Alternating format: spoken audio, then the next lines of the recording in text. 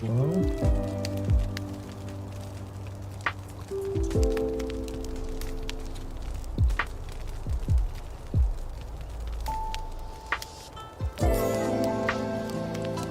Hello, please. Happy Sunday. Music's a little too loud for me. I'll turn that down just a smidgen.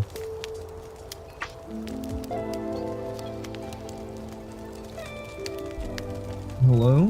Hello? Twitch? There's Twitch. Hello, please. Oh, happy Sunday. Get out of here, YouTube. YouTube doesn't remember that I want its volume turned up.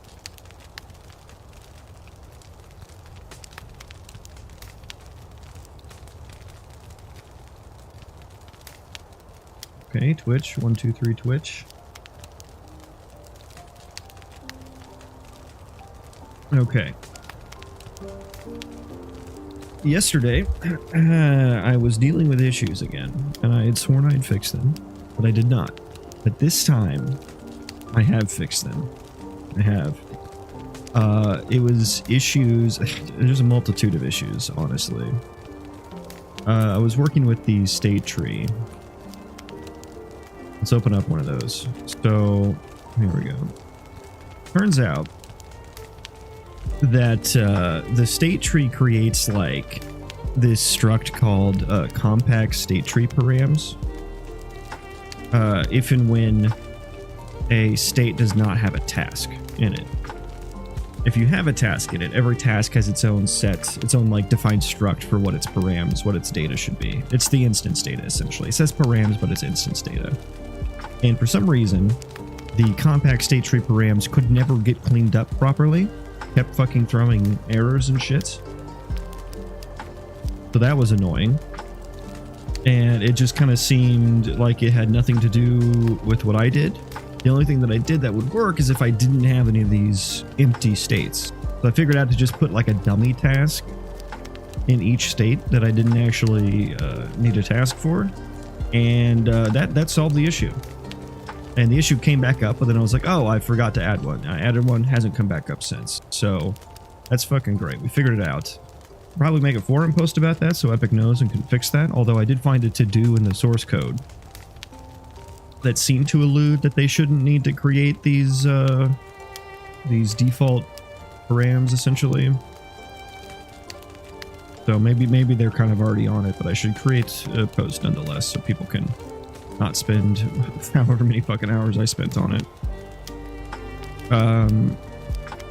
There were some more issues that I was dealing with after that offline that I ended up fixing as well. What was it? Oh, it was getting the entity data. For some reason, like find index by hash was throwing an error on the map. It's like a map is backed by a set, essentially a set of a pair, and no matter what you call on the map, it's essentially at some point going to call find index by hash. And that was getting like incredibly wrong indexes that were, you know, egregiously out of range. And I figured out the issue was, even though I was only reading from the map, it always seemed to happen. I looked at the data and there was always something in the process of being added. And so I figured out that I needed a scope lock. But I had the scope lock when I was adding and removing from the map. But I was like, wait, why does it still seem like I'm trying to read from the map? Even though there's a scope lock during the add and removal. I was like, it doesn't seem like it's working. And so shot in the dark, I tried to put a scope lock in this function, which is where the error was. It was throwing the error on this line. And I was trying to find from the map. Not find. And you can't do that in const methods. You can't do a scope lock. I'm sure there's like a special kind of scope lock you can do, but I'm not well versed enough on them to know which one to use. So I just did a const cast here. And this hopefully has fixed the issue. It was a very inconsistent issue, so hopefully that fixed it. Also a ton of other like random things, just not checking validity and stuff. I changed a couple things to weak pointers. off stream last night, and it's a lot more stable now, hopefully. And thus, I have switched over to working on the attachment system. I've just been kind of tinkering around with it this morning, but I think I've figured it out.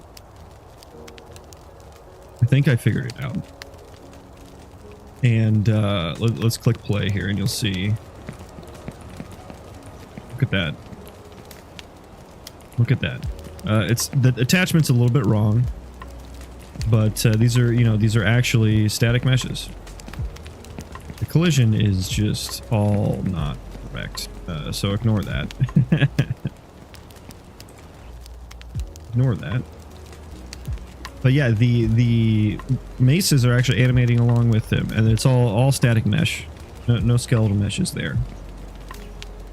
And so I'm going to go through the process of like trying to get all my shit animated on there, all my weapons at least, where they need to go. I mean, essentially what I just need is... It would be nice. So the flow that I'm doing is that I have to go into my VAT data asset here. I have to change... Let's actually delete this. I figured out what I need to do here. So delete that. SM mace VAT pivot. Okay. So you have to put the static mesh in here that you want to animate. You have to put in a new bone weight texture, like a blank one. Wait a second. Why is bone rotation texture that?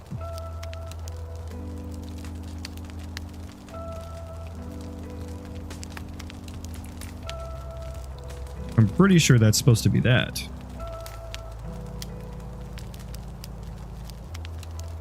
There's a bone rotation texture, bone weight texture, bone position texture. Okay, interesting. It does seem to be animating correctly, so maybe it doesn't need that. Maybe it just... From what I was reading, and from what I figured out, is that you need a new bone weight texture passed in,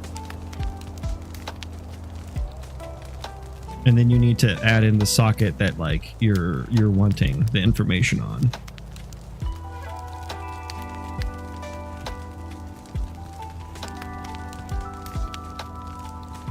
Let's save that. Get the state tree out of here. Don't need to look at that today, I hope. What happens if I bake again with that info? Okay, it actually it maybe looks a little bit different. Does it look a little bit different?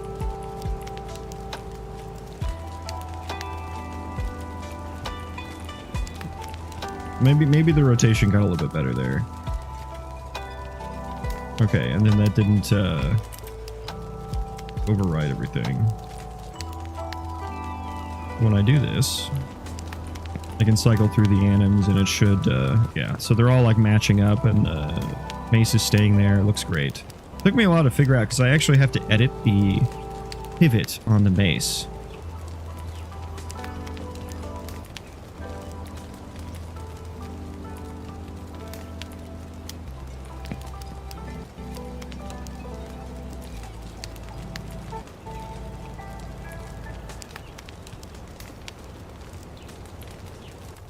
And I'm kind of wondering if there's a way I can get around it. Because I don't want to have to do that for every single static mesh that I want to attach.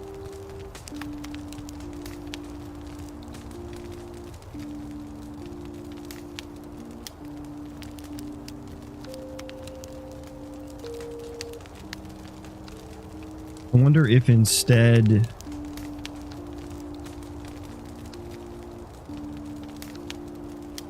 Let's see what it looks like when I just go back to the,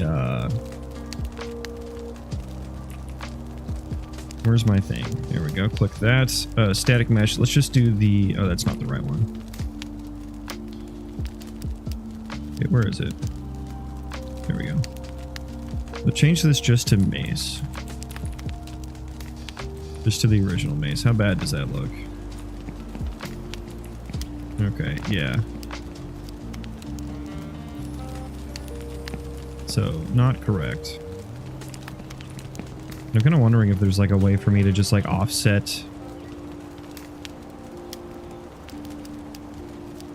and these are two hierarchical instance static meshes here.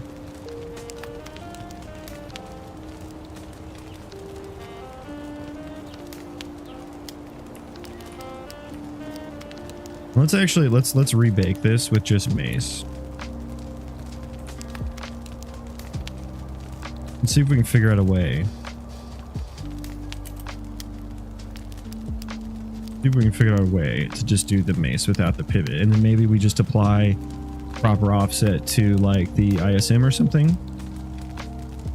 Maybe it would have to be on a per instance. You have to be on like a per instance transformer or whatever.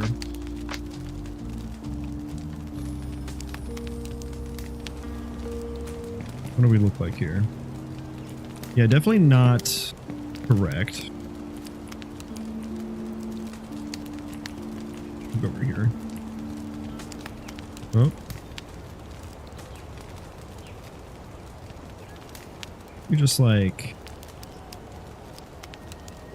Oh, the rotation. Oh, yeah. It would have to be on like a per instance thing. Okay, let's try something experimental here. Where's the VAT test? Edit VAT test here. We can get rid of some of these. I will need the skeletal open. Do that. You can close. Might need you open. I can close the materials. Yeah, maybe keep those open. Okay. So I think maybe let's just add, let's strictly define these ones. His higher is going to be, we'll just strongly define those.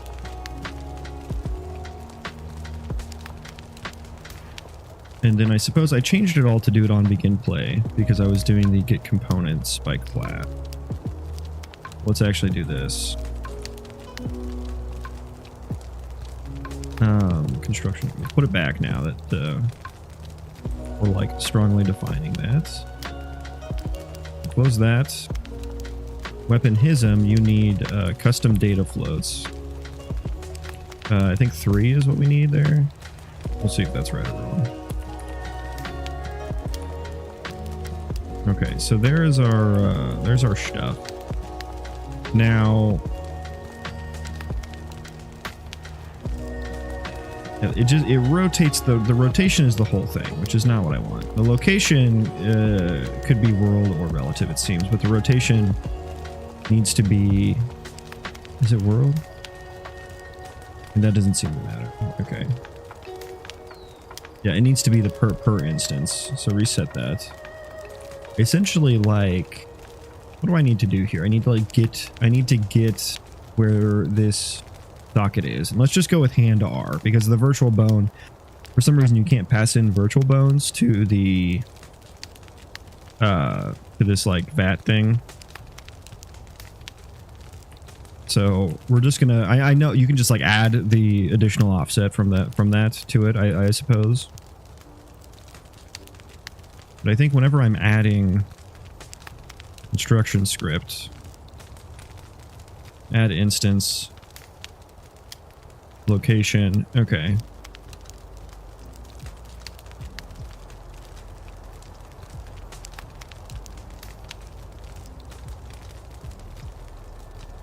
Let's make a function.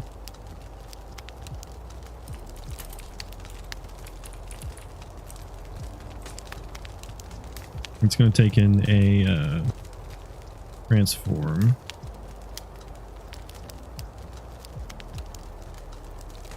Well, no, we'll just keep it in here. We'll just keep it in here.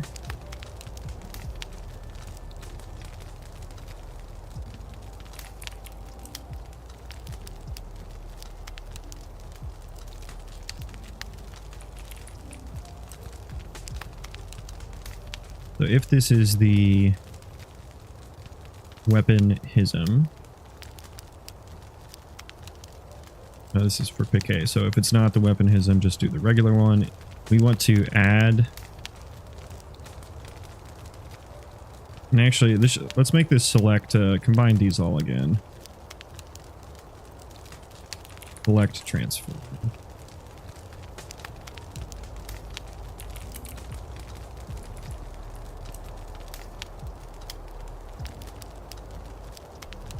Okay. Boom. Okay.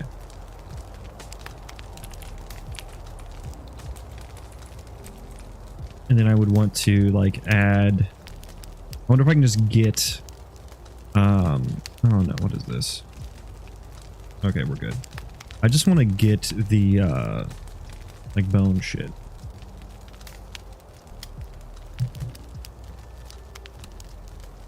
So let me maybe just I guess skeletal mesh, like components or object. I think I just need an object.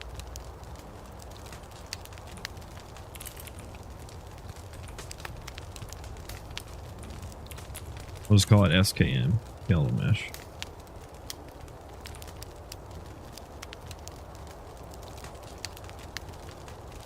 Add instance, yeah, we need that to. Okay.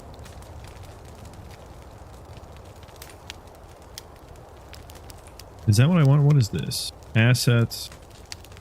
SKALS. This is skeleton versus skeletal mesh. Does it matter? Can I get the information I need regardless of which one it is?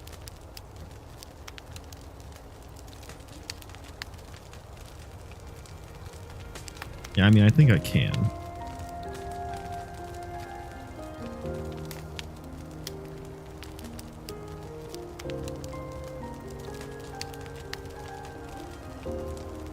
Okay, so what, like get bone, animation tracks, get socket by index. Okay, let's try a skeletal mesh component.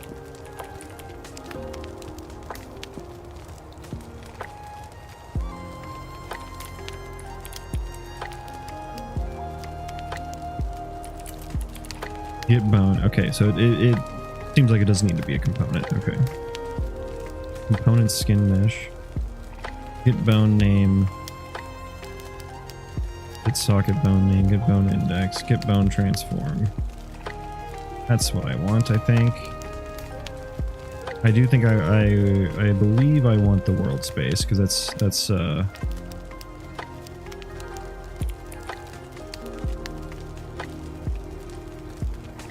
what I did in the editor one.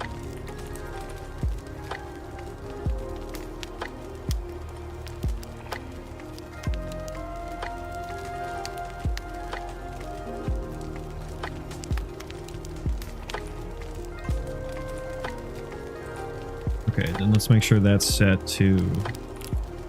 Oh shit, I can't even do it. Wait, why can't I get bone transform from here? Get bone. God damn. Do I have to like set scale that skeletal mesh asset?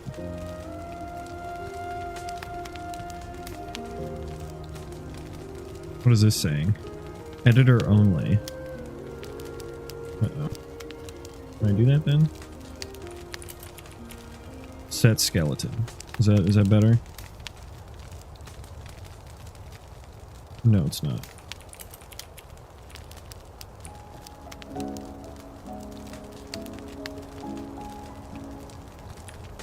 Okay. I think this is good now.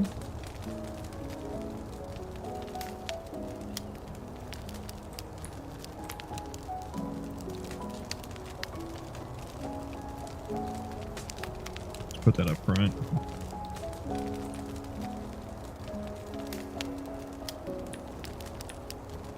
Okay.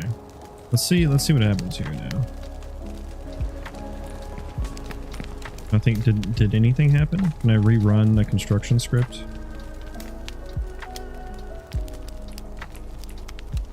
Nothing seemed to happen.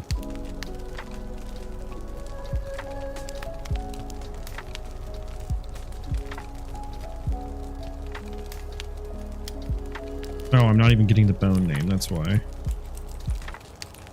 And R. Okay, still no change. Didn't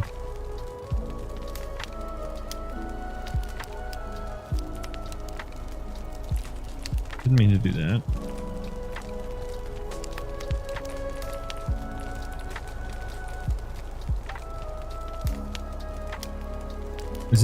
Is it running the construction script? The construction script?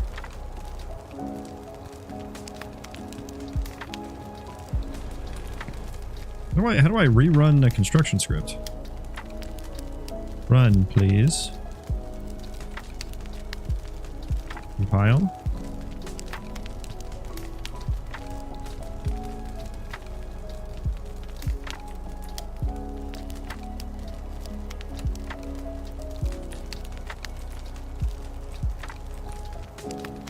Compile.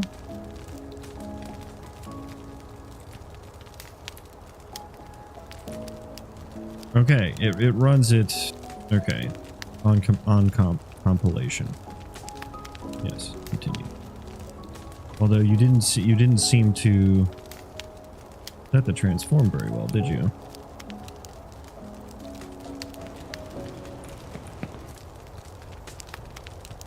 Okay, so I can just click compile without changing anything. Good, good. Okay. Oh boy. Okay, let's actually dumb this down, because let's dumb this down.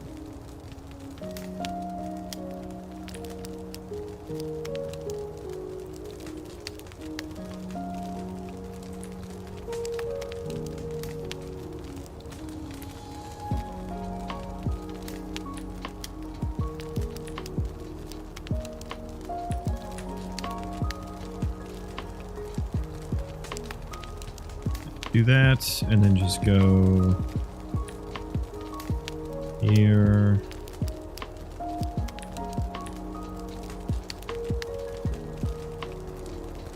Okay.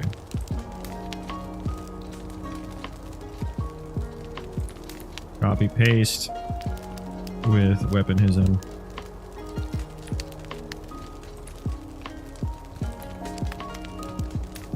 Okay.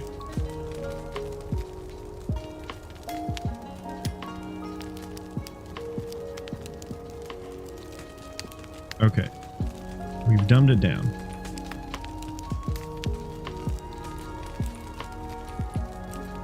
No more loop-de-loop.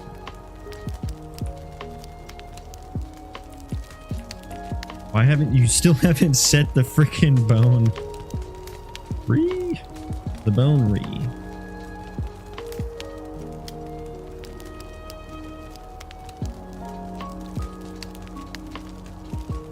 Okay, there's no, can I breakpoint in here or something?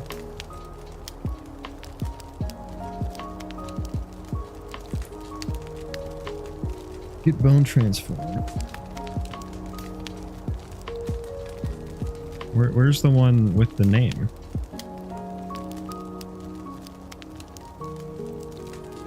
Wait, is that where we go? Okay, no, we go to get bone transform.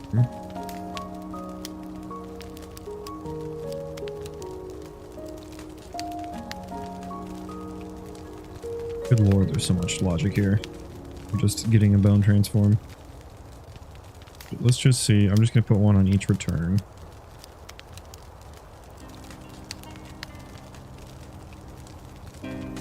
Step, step. Okay, we got here, which means what? We got here? Bone index out of range, is that?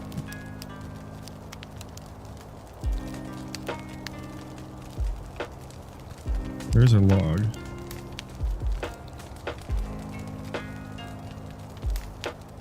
Okay, new plan. We're gonna check logs.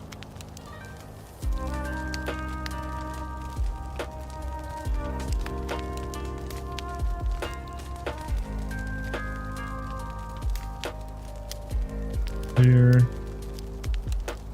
File. I saw no logs. Okay, new plan, print.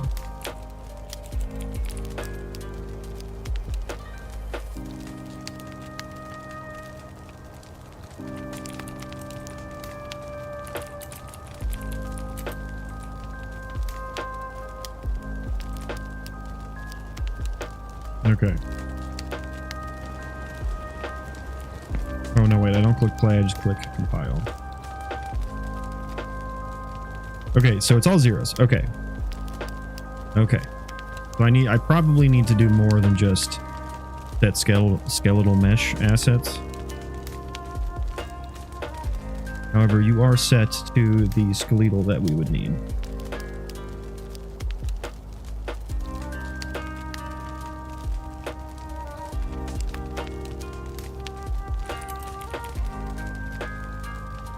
That skeletal mesh asset. What more do you need? No, why can't I just get this information from the skeletal mesh asset, huh? I mean, all this logic is on the skinned mesh component.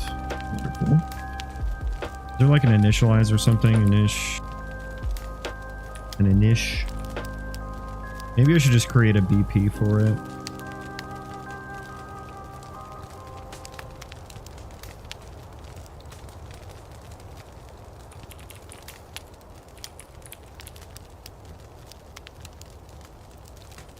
Skeletal mesh component.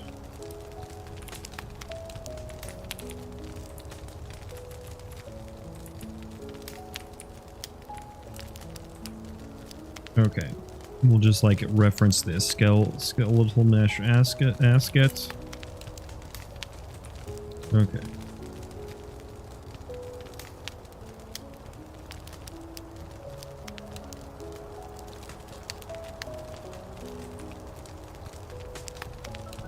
Okay. So we have that. Can I just then... No, I can't.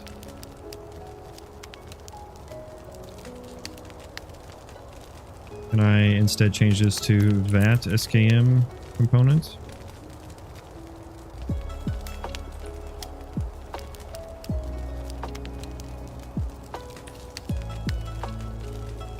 I mean, I guess, is this just null?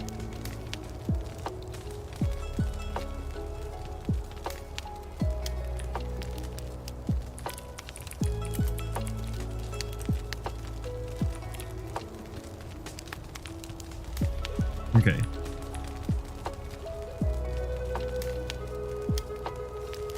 Do a little transient object here. Try that.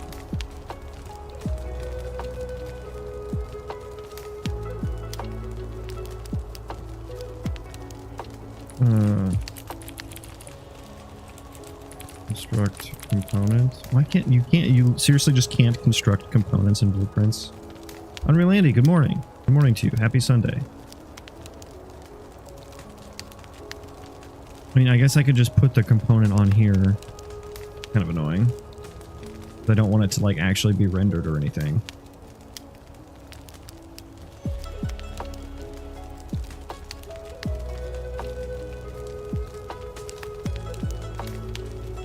I'm currently, working on Vertex animated attachments. I've kind of figured out how it worked, but now I'm trying to handle like the correct offset and stuff without having to actually edit the static mesh pivot manually.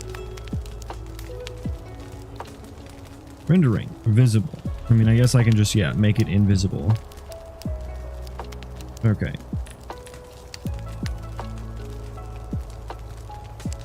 So skeleton and collision probably needs to be tick, no collision, no, tick, no.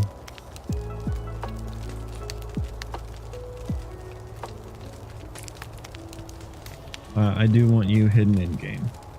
Hidden in game. Visible, you are not visible. Okay. Okay, now can I get the correct bone? Bingo.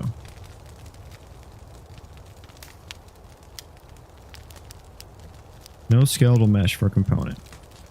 What? Oh, yeah, that makes sense. Yep. Technically right. Technically right.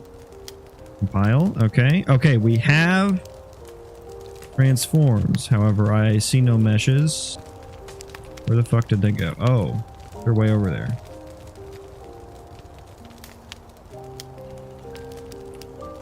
They do seem to be like rotated the right way.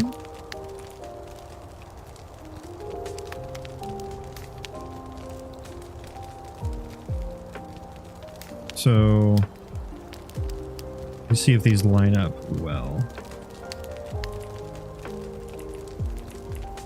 I just slid them over a little bit. Yeah, I think they do. I think they do. Okay, so I just probably have the wrong RTS world.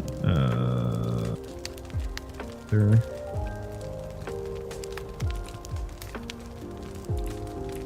Hello? Oh yeah, let's probably reset that. Aha! Okay. Do they animate? Well, now none of it animates. Okay. None of it animates. What did I break? What did I break?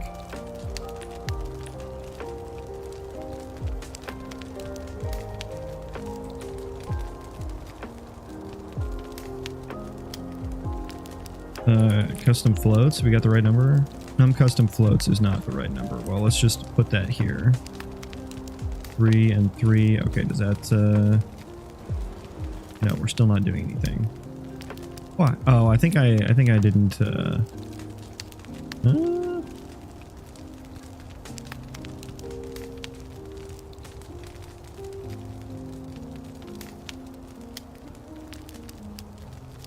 what the F?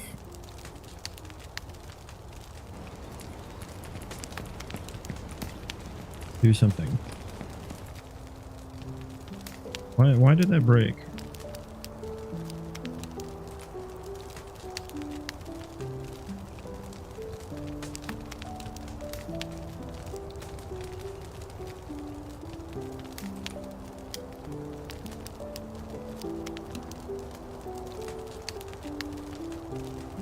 Uh-oh. What did I break? No.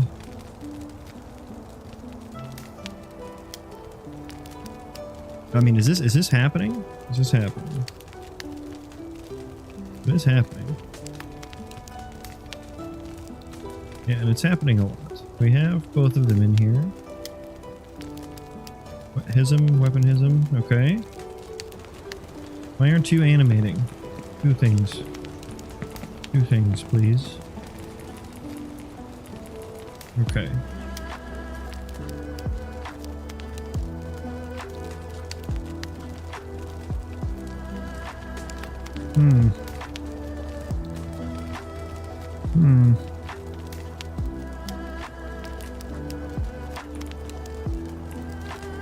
Why aren't you guys doing things?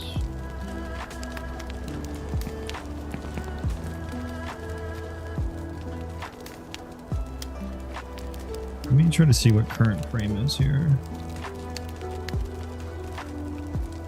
These actual numbers.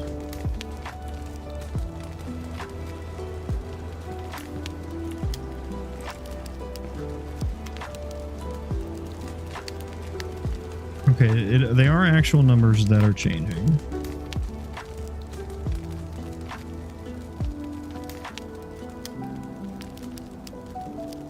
What the hell did I just fucking do?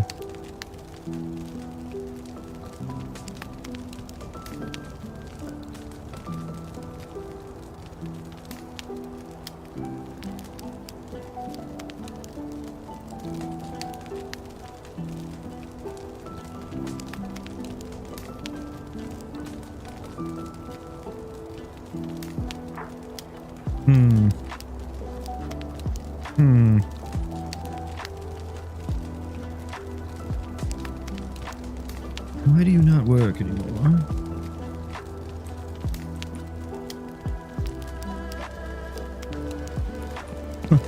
No! I swear it was just working.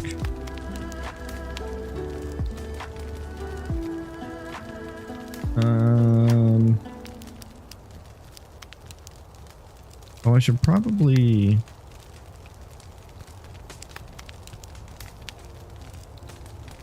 reset the instance counter. No, because that doesn't change. No, that'll be we're fine. Okay. Why doesn't this do nothing?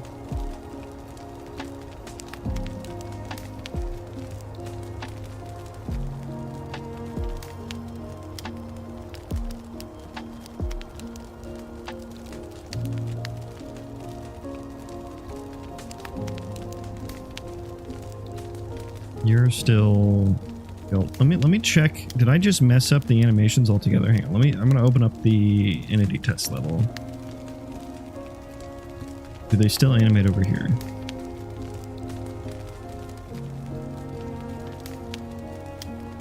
Okay, no, they're completely invisible. It's not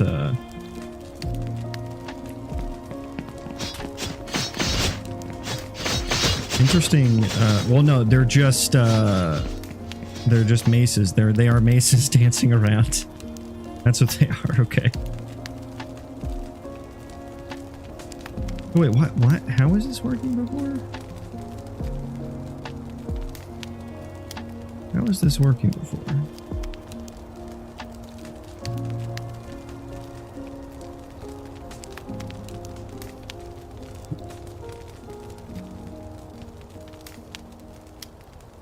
This is just adding instances. So like this, that was the only thing I changed.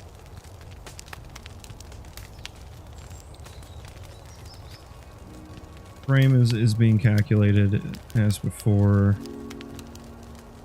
This, I supposed I changed slightly with the for loop, but it was working when I had that. So what gives?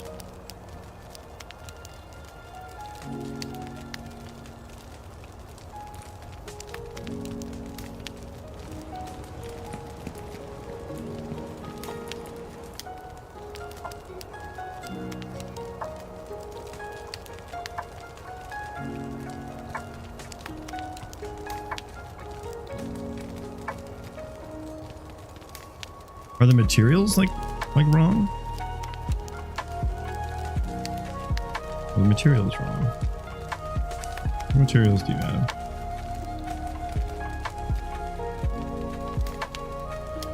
Oh. Did you get like changed or something?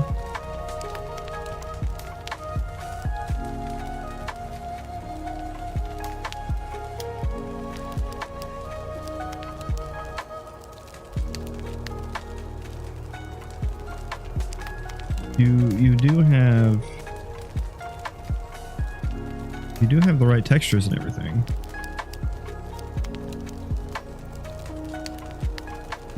I am turning on use layers, correct? Yeah. Yeah.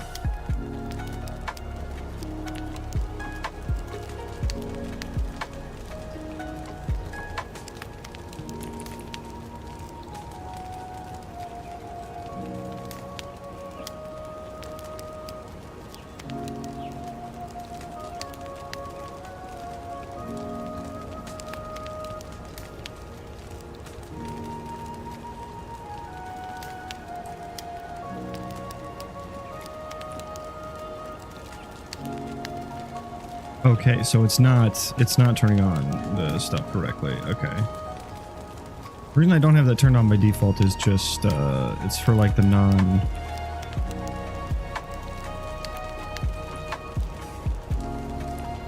That's what happens to non-Vertex animated things when I have that turned on by default. What node did I forget here? I must have deleted a node on accident. Can I just undo, or did I already that ship has sailed, I suppose. Uh-oh, I clicked undo and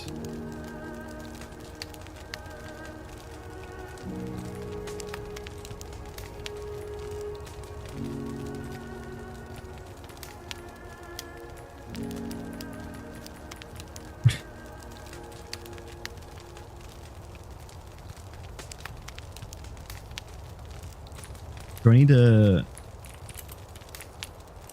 I need to do this?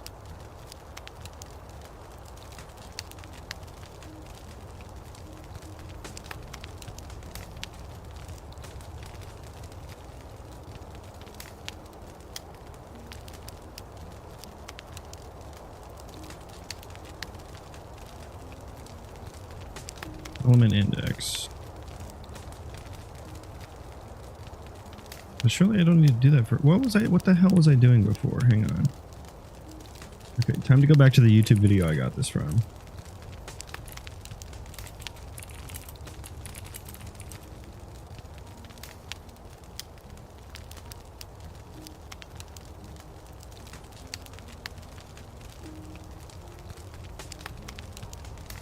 Oh, AAA. Okay, I don't need to hear it. I just need to see. Show me the construction script.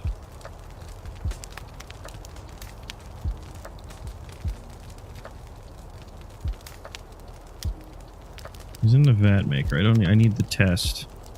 Is it at the end? Does he go over it at the end? He does. Okay. Show me construction script.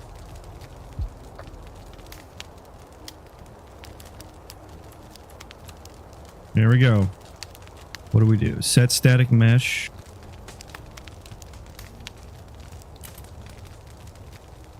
Which I'm just doing by hand.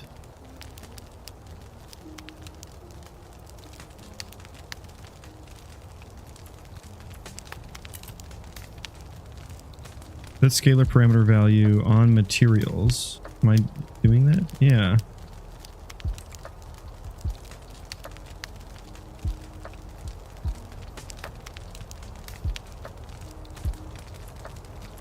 I am doing that.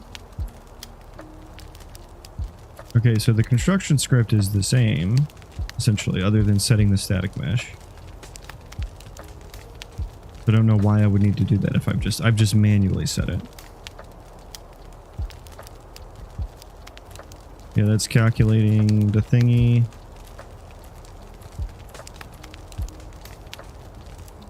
Yes, yes, yes. Show me mass preview. No, I don't care about this. Click on that mass preview, please.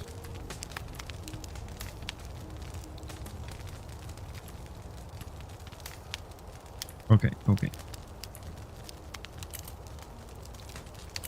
Dude, I have the same shit.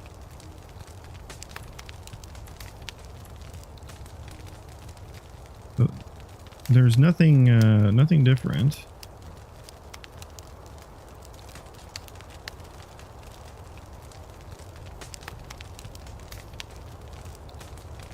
Why isn't this working?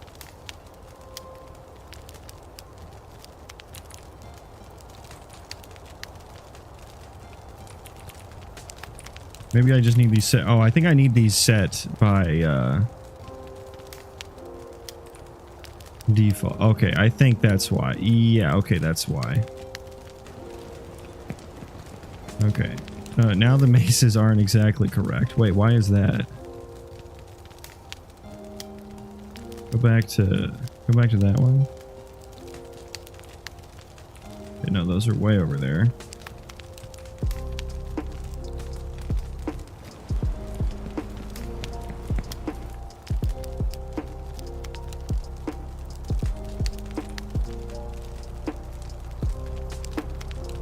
Wait, now that's all wrong. I mean, they're animating now.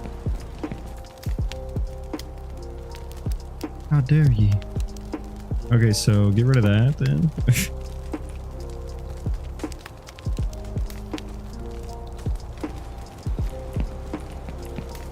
I gotta change that back now.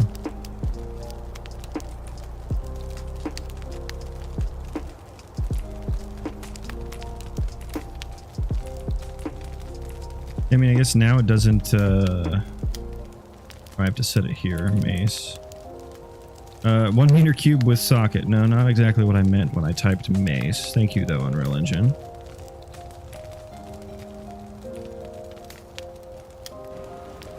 Yeah, okay, and now those aren't animated. Okay, so I do have to like set them here. Mace.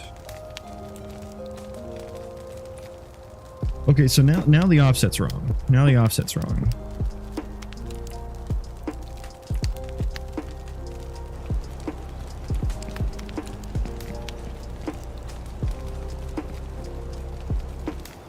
That doesn't even seem, it doesn't seem right.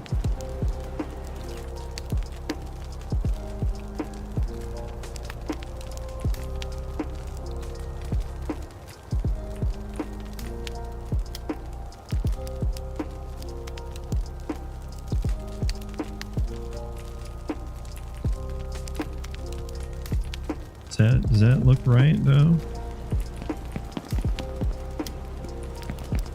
Like if I just shifted those over,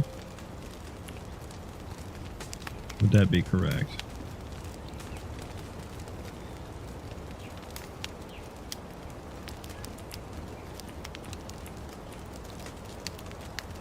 No, it's not even, no, it's not even close.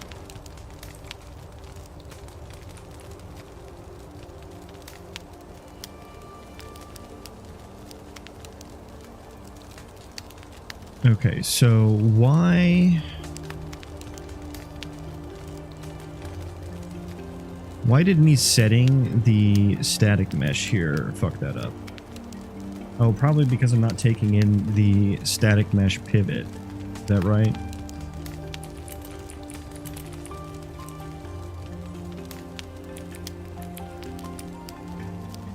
Get pivot offset?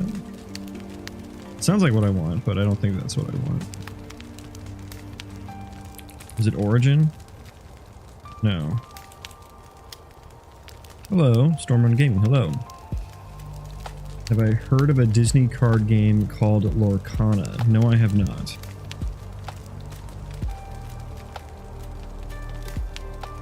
Weaponism. I want the static mesh. Like what is it called? Like the origin, right? Is that what I want?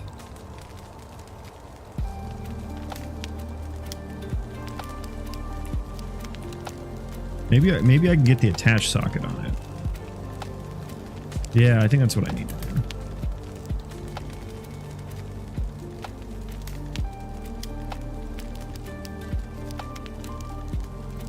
That can be closed. Wait. Open that back up. It's actually good like Pokemon, but goal is to get to 20 spaces on the board. I made an entire board game companion app for the game. Nice. My girlfriend might like that. She plays Dreamlight Valley, another Disney game if you've heard of it. Get sockets by tag. Uh-oh. So wait, I can't just get a single socket?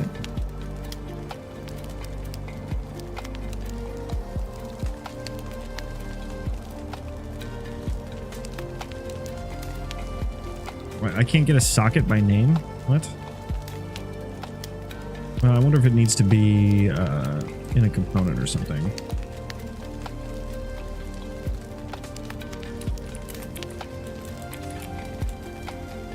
Get socket location? Yeah, I think this probably...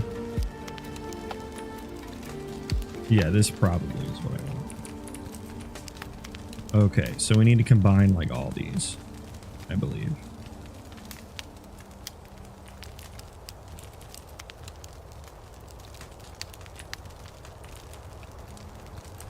Wait, can I not add rotations together?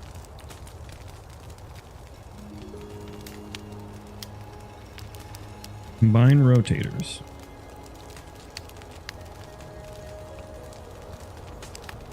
Is that what I don't know if that's what I want or not.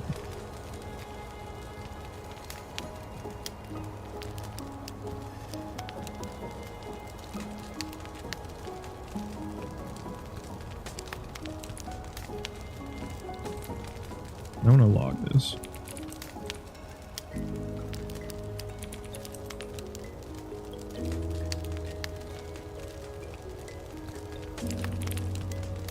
Weapon sockets.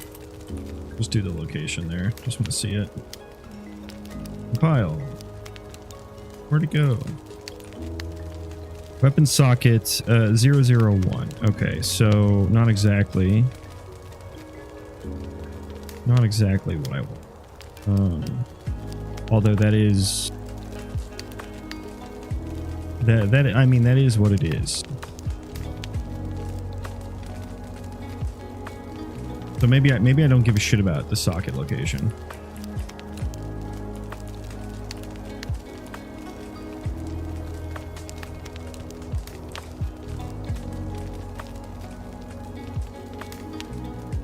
Okay, let's get rid of that for now, just to make sure that that's not fucking us up at all.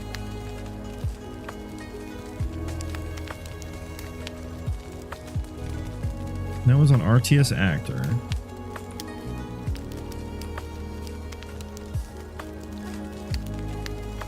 And the rotation wasn't anything either, right? Yeah, the rotation is zeros. So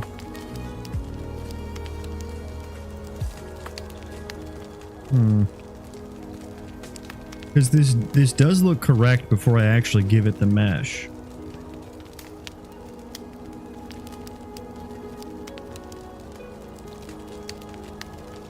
So why does that fuck everything up?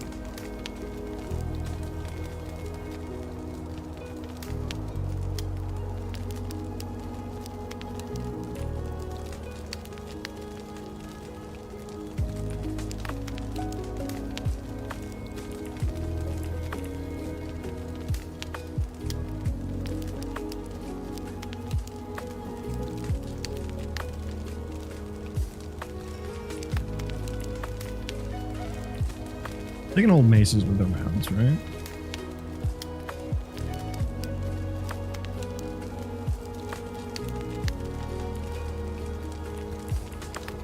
Parent bone space. Interesting that puts it on the ground.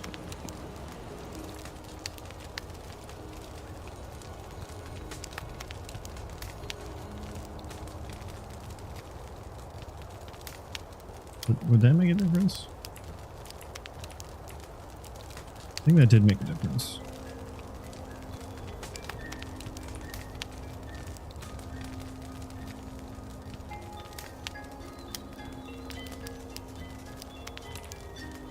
It's like probably way, yeah, it's way over there. Okay.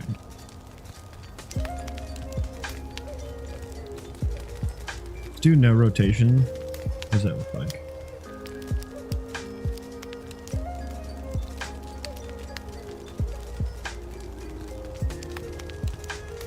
So actor components are the same. Parent is like kind of weird.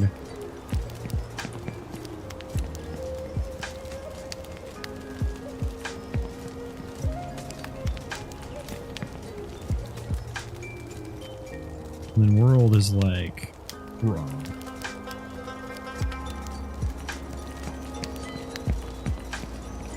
It looks like a like some scene with like Merlin is like cleaning his house, but he's cleaning it with maces.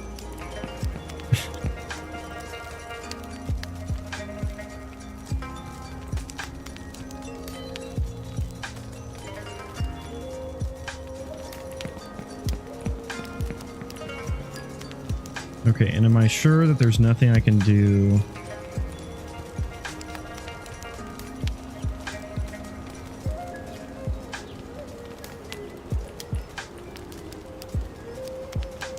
Yeah, I mean, that just doesn't even seem close to right.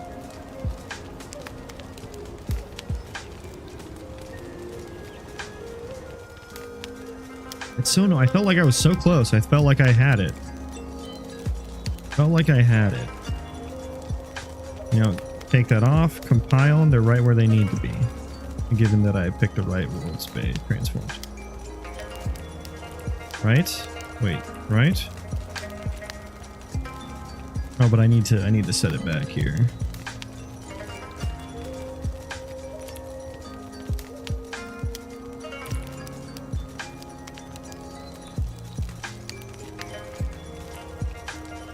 Almost.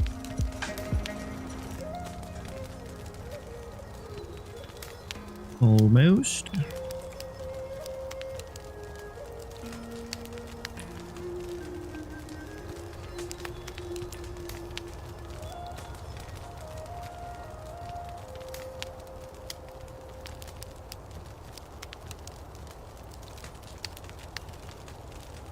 Wait, this was like right. Oh, it was right when they weren't moving at all. Because that's where their like T-pose arm was. Okay. Oh boy, okay. So what does that mean for me? What do I need to do here? What do I need to do here for this like offset issue?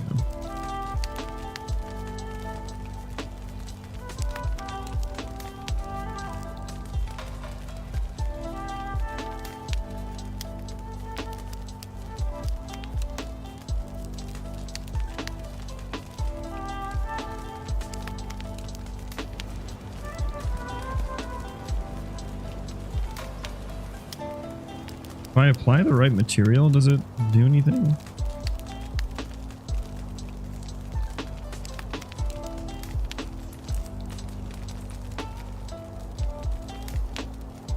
Uh-oh.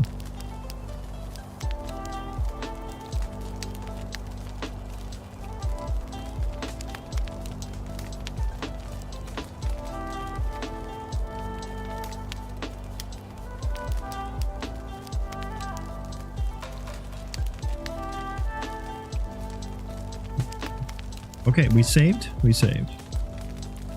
Yeah, when I do that, it sticks it through its face again. Okay.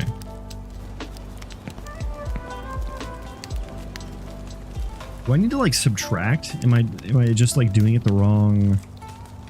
I need to subtract? I switch to subtract. That would be a nice feature. I highly doubt subtract is what I need to do here, but we're going to try anyway.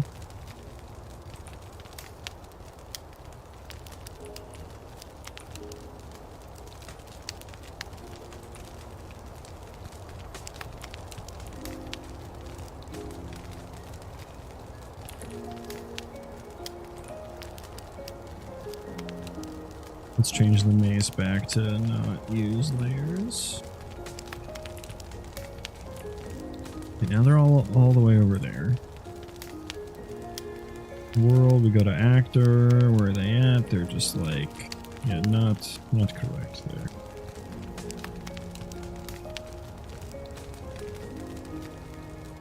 Okay, yeah, I don't think subtract is correct.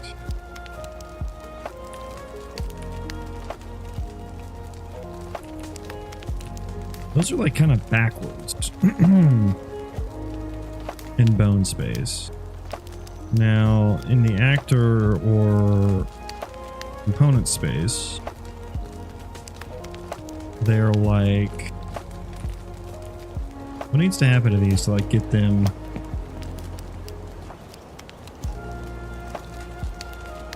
What if I don't do the rotation?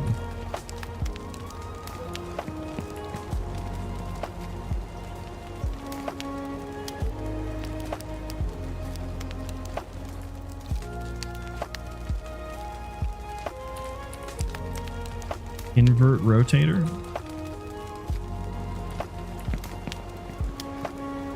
Doesn't seem right either.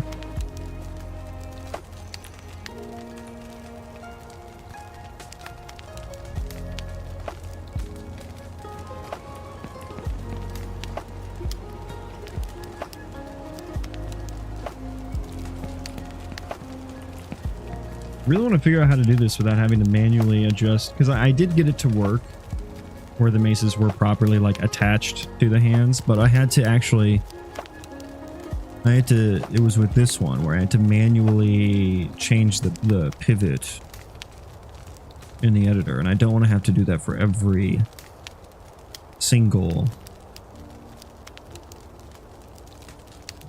attachment that I want. I'm trying to figure out like what this needs to be here. And if I just do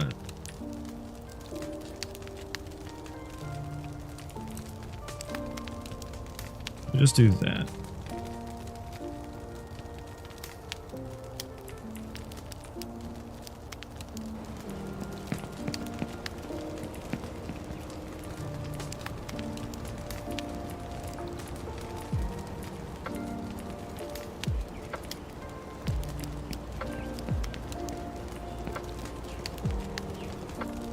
What if I just do rotation?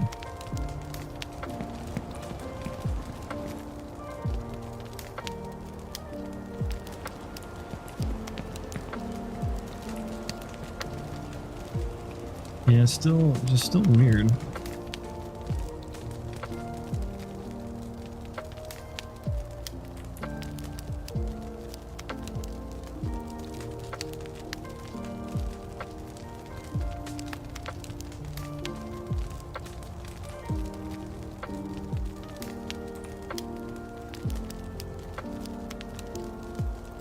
Rotation doesn't seem to matter. That rotation. That's a different rotation.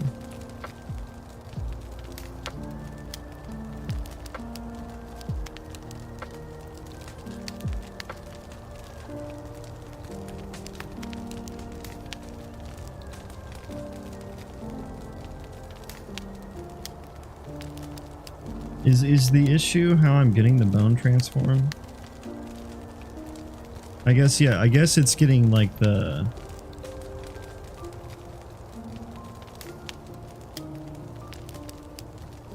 I feel like the default T-pose offset, which I mean, like, I feel like that's what I want, right?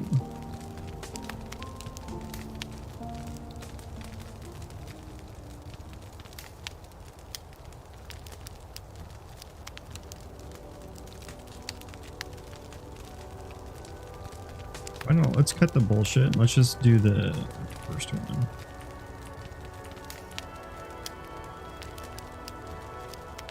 And then, like, what needs to happen to this?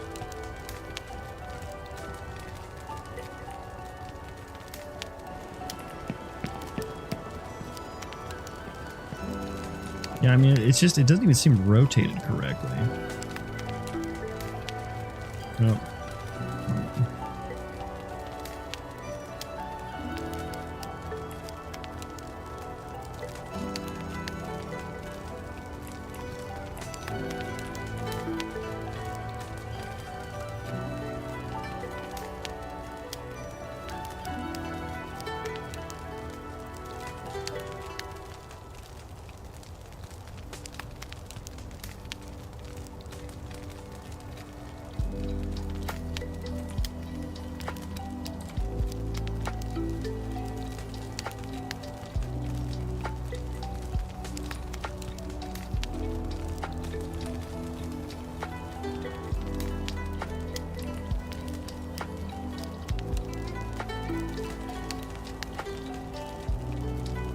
And that doesn't seem right.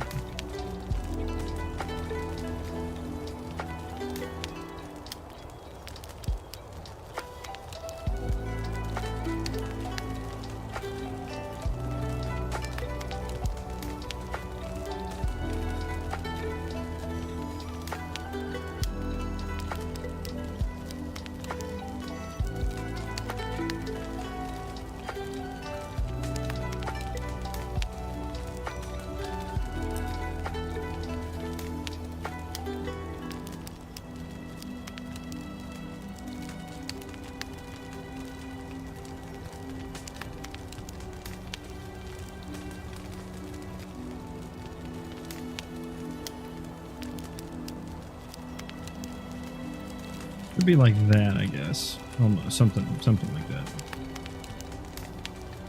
Should be like, it should be something like that.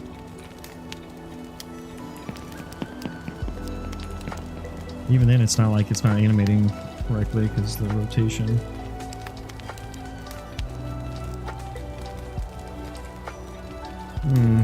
Well, I had it set to the rotation.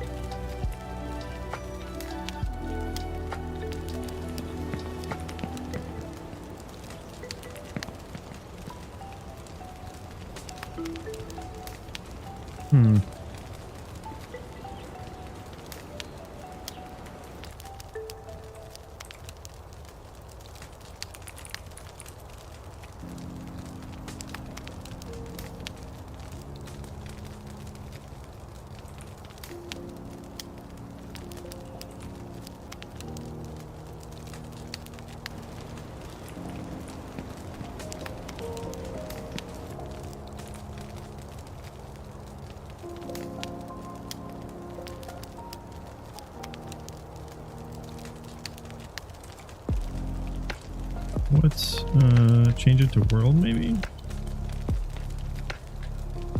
Well, those are way out there now.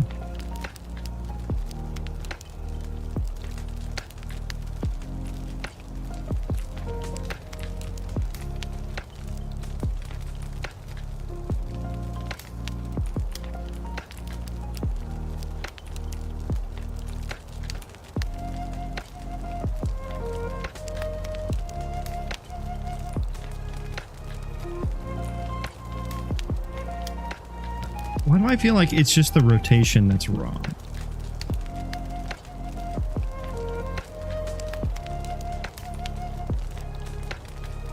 I feel like the rotation is wrong.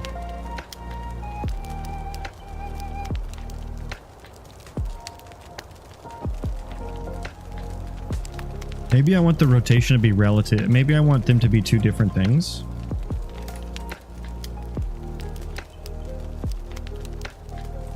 Like world rotation. I actually did show. Yeah. The rotation's the same no matter what space it's in, right? World. Actor. Components. Parent, bone, rotation. That one's different.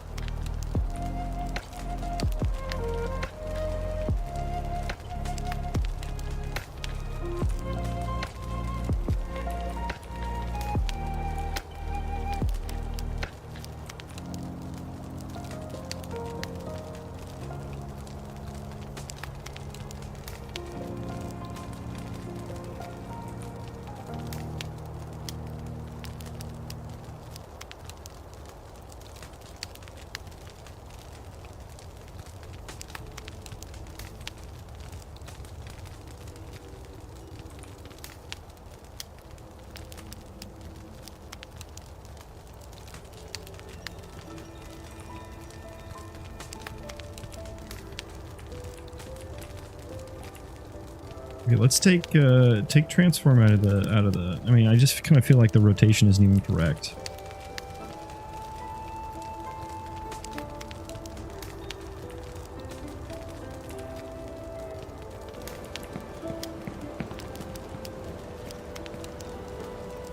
Yeah, I mean that doesn't even seem to like.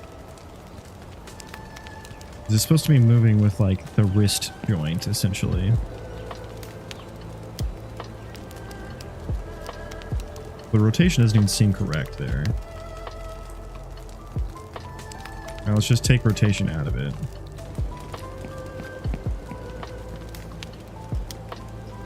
I don't know, does that seem more correct? I don't know.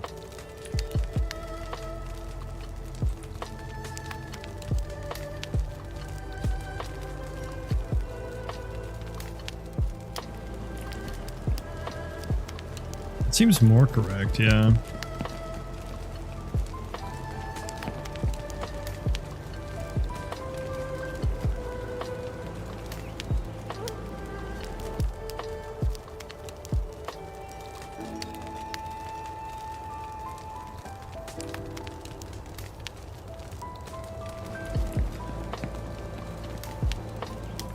I don't know.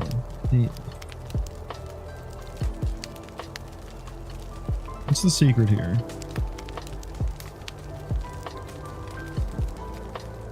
What's the trick?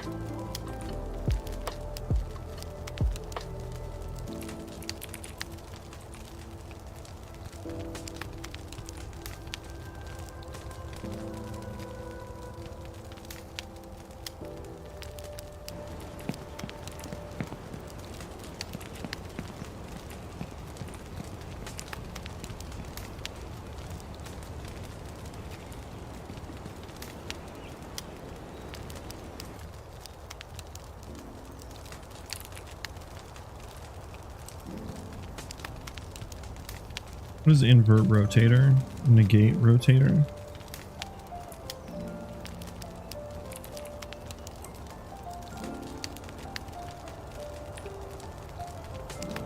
Does that do anything meaningful? Wait, what did that just do?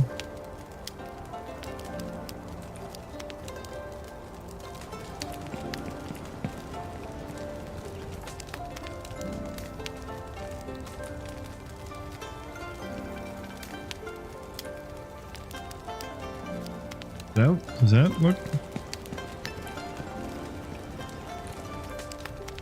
Oh, what does the rotator do?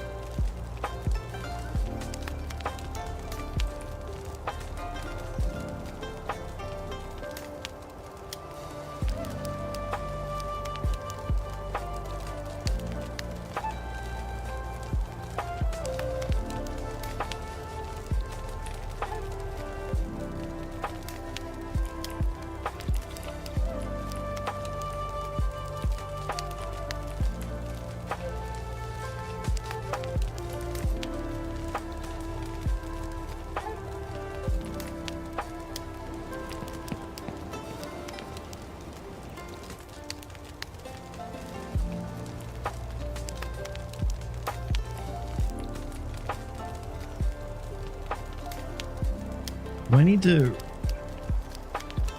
If I rotate the whole HISM, and then apply some rotation to each one and then do it? Does that make a difference?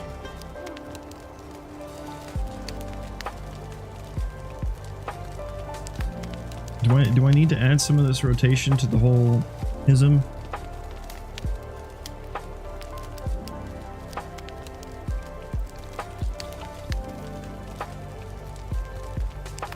Okay, so here's where they are. Okay. And if I were to do this,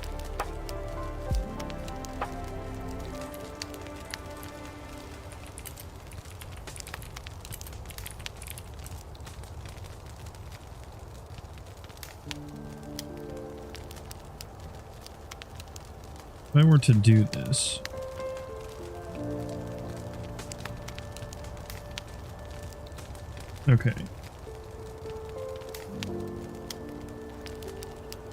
I mean, how bad does that look? I feel like that it should be relatively the same.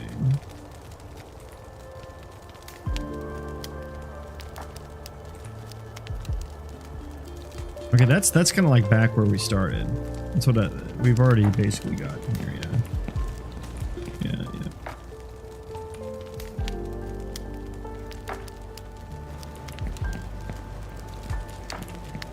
Yeah, the rotation just...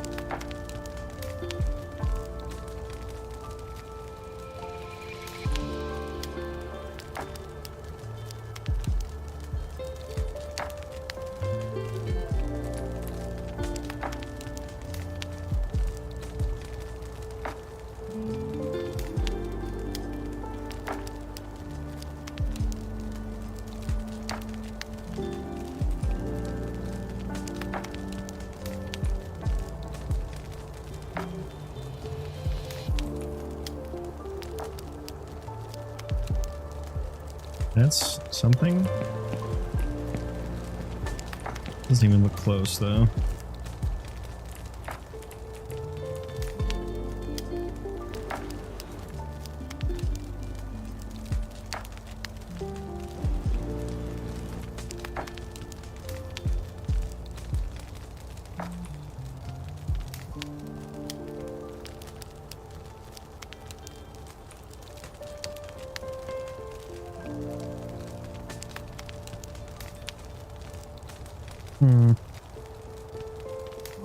Yeah, I feel like applying the location to the overall HISM doesn't really change anything, as if I just added the location to each one.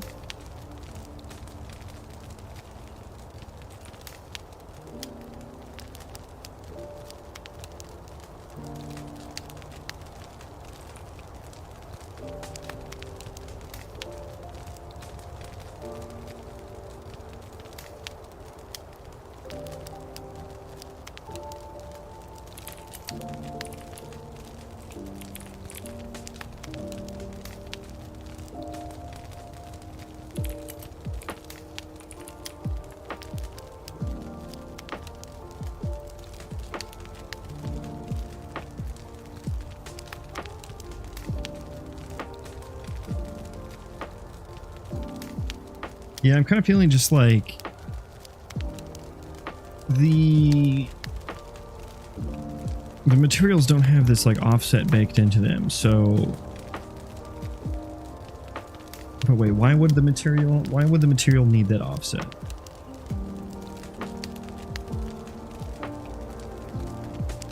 Show me what it looks like with no difference.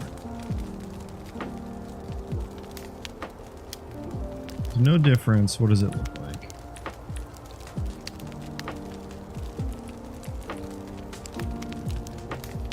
Interesting that it kind of like sets it to the side a little bit.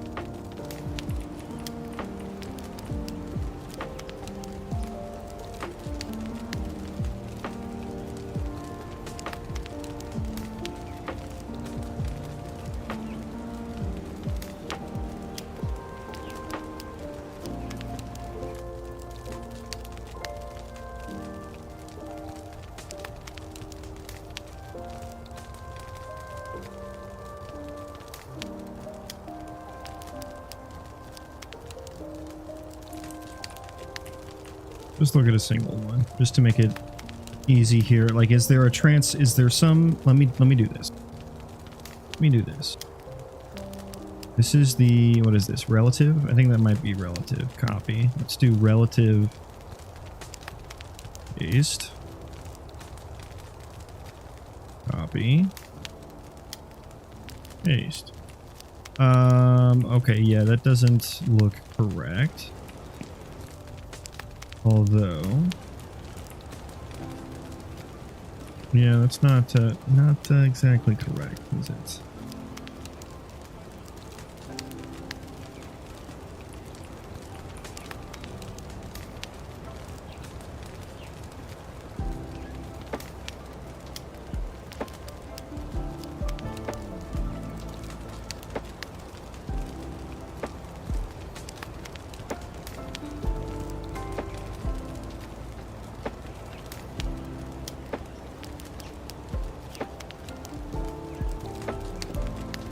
Why is it? Why upside down?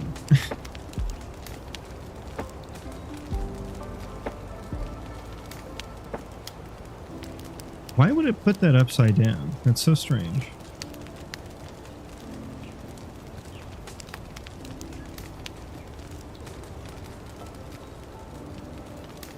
Let me look at my attachment logic.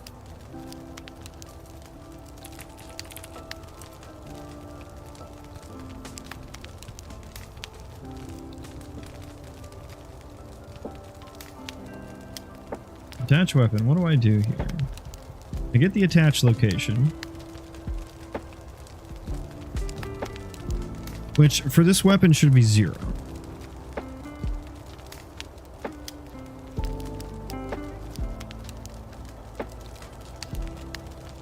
I get the component rotation of the weapon mesh.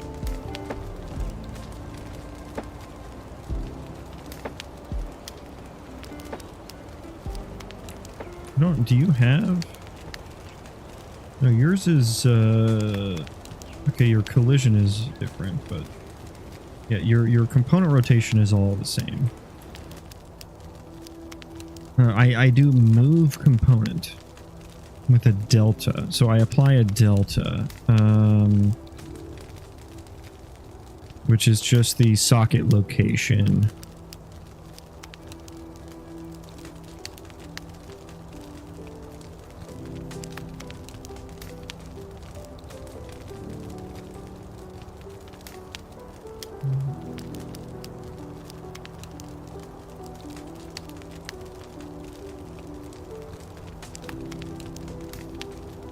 How is a delta applied here?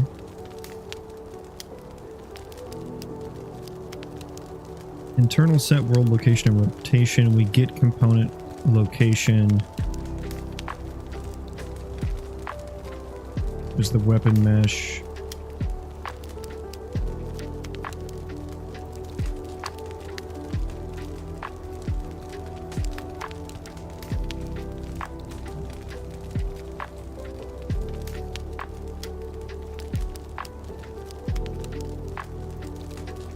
Yeah, so I mean, move just sets location with a current location plus.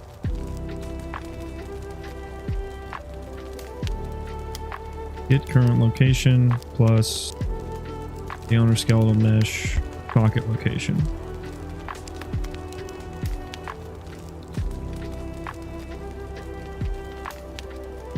But I guess it's the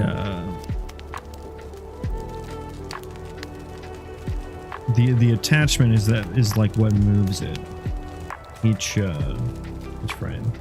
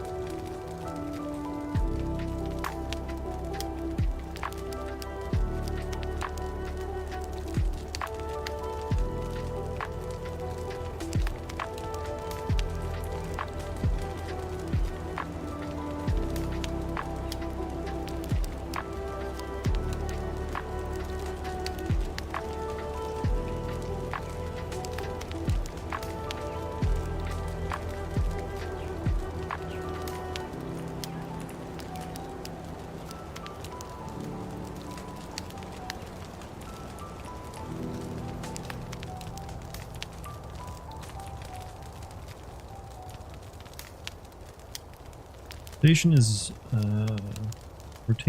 that. If it's 0, is that any better?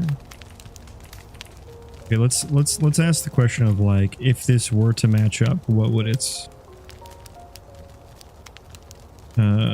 transform look like?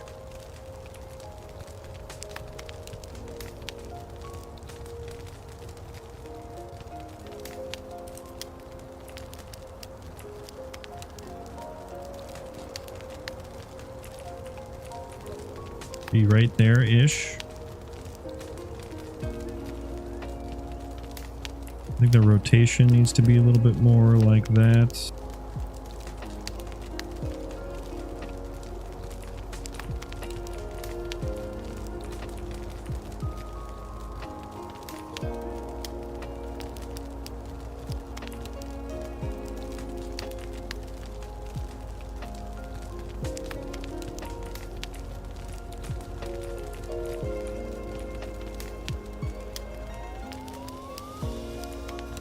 Something like that-ish.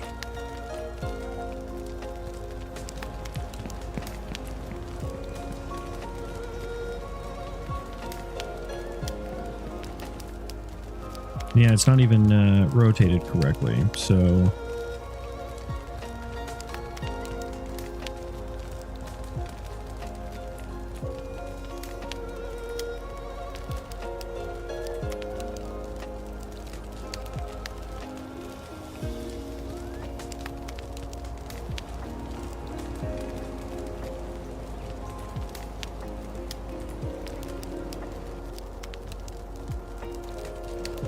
Simulates, oh wait.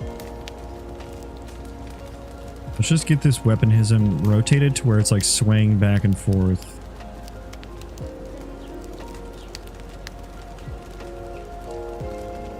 That almost looks...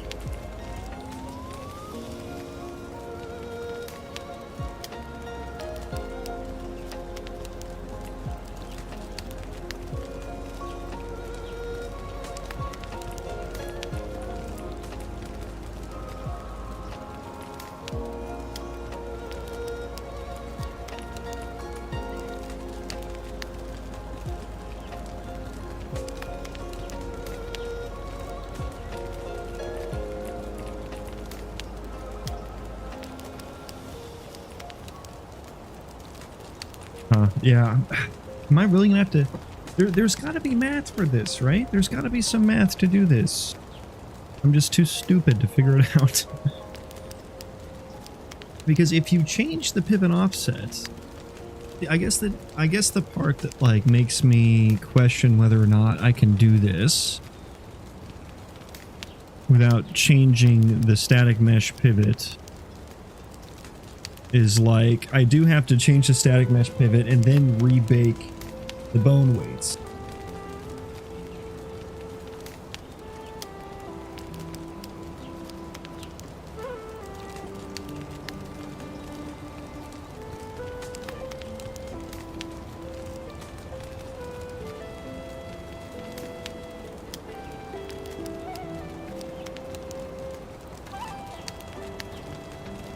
If I'm understanding how it works, like it just bakes the, because I gave it the right hand, and if I'm understanding it,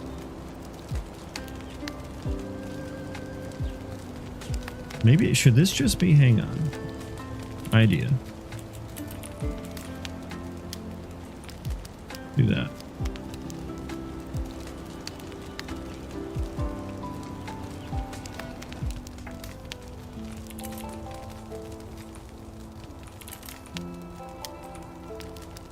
This is gonna be, dude, if this works, this is gonna be so big brain.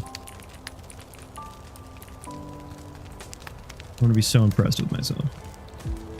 Bake. Biek.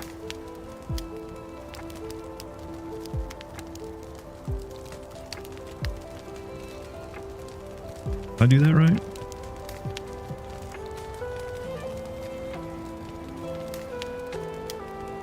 Okay, oops. Okay, so... Oops. Okay. That actually makes sense.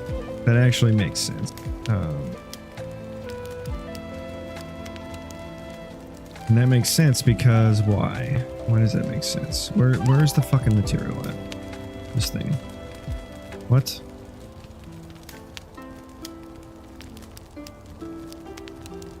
Where's the material at? Where? Here it is. Okay. This guy, even though I told you to basically use that one, don't. Use the old one. Your eyeballs are fucked up. We'll leave those fucked up for now. Now this guy, you still use main hand? No, because now it's all stretchy.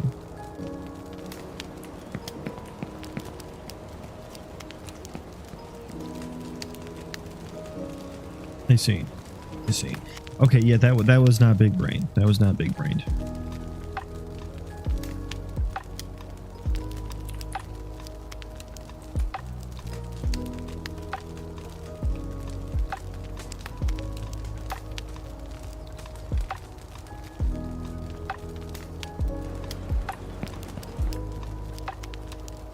Mace.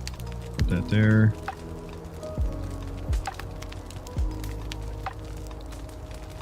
And go back and change you to the right one. Okay, now we're back to normal, I hope. Uh-oh. No, we're not. Oh, no. Oh, no.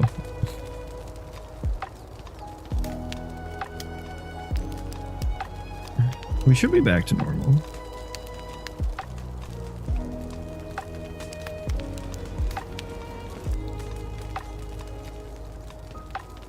Oh yeah, you're using the wrong one. You just need to be recompiled.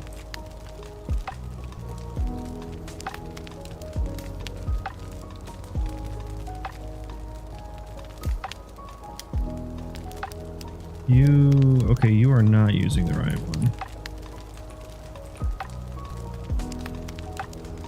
You both are using the wrong one.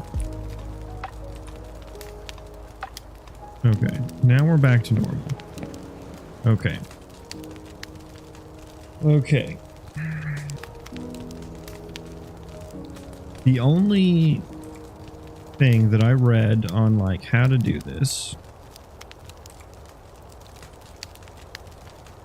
was this guy.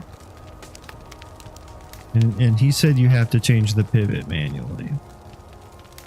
That's why I was doing that.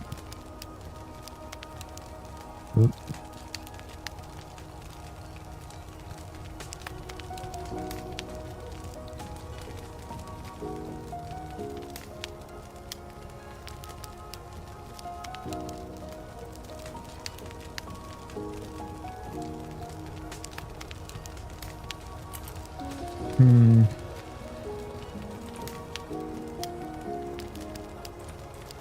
Do I do anything? What's my logic here? Do I do anything with the... I don't do anything with the rotation.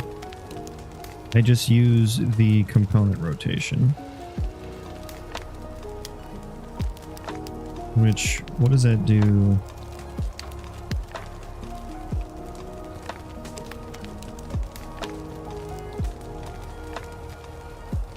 I attach and then I move it.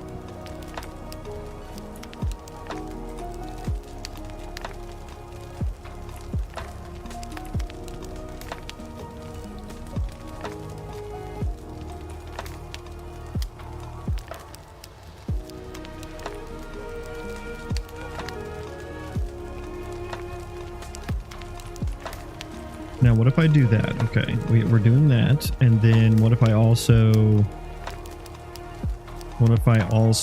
take, what was I looking for? There it is. What if we take this, huh? What if we take that? Okay.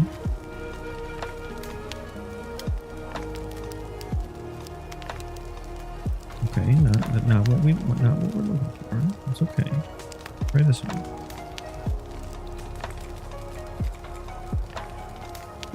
Try this one. That's just like completely upside down.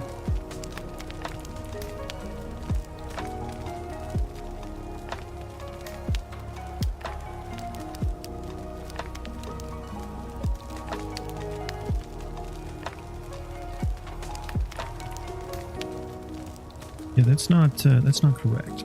That's what I would call not correct. New world space here. New world. Yes. Where is it? Nowhere to be found. Okay, that's fine. Parent bones. Okay, that looks sort of close. Let's go back to the relative.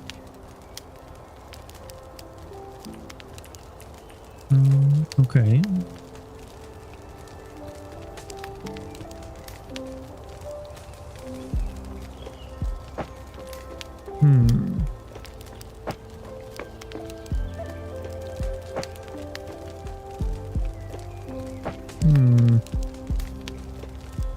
This rotation seems to be much more correct.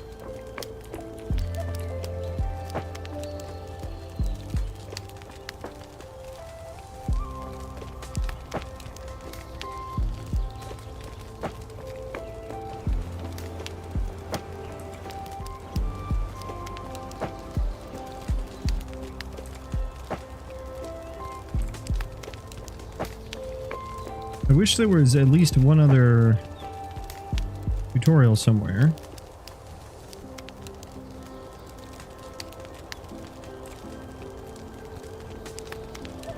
That I could have watched or read, see how they did it.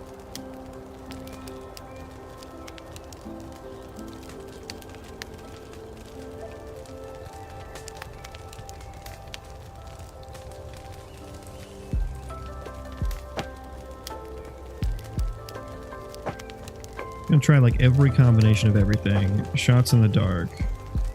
That's like sort of close, I suppose.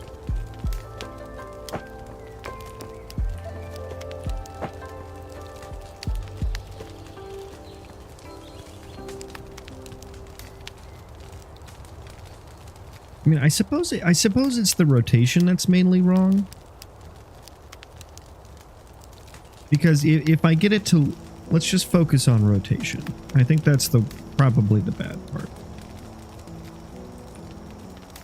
The part that does not work.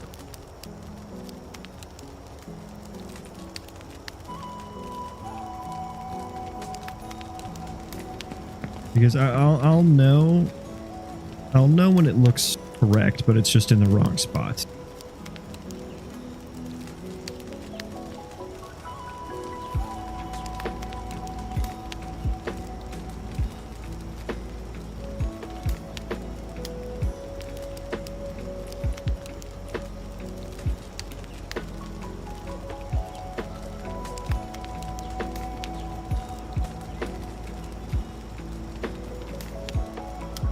But I mean, like,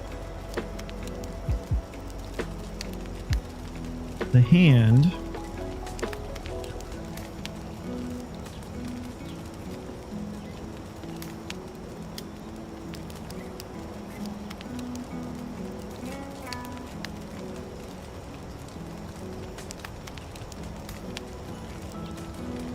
Okay, and I was testing this over here. With my shift. Ignore how bad the mesh looks.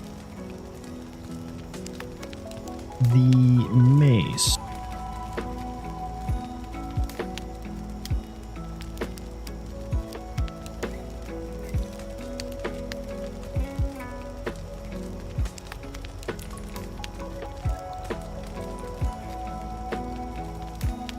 Now, if I take these...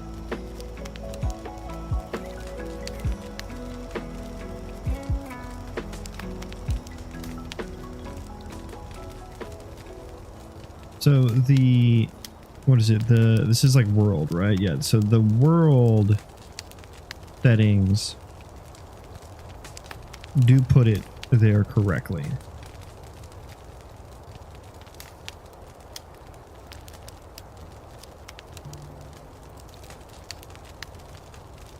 And that's like,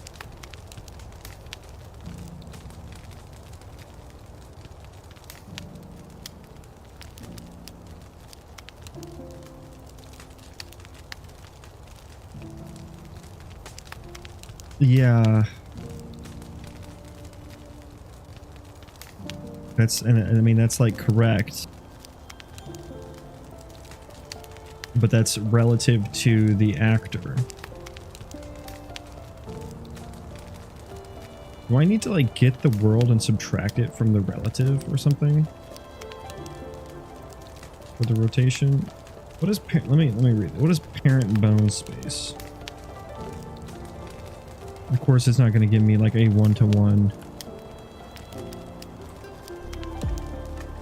function.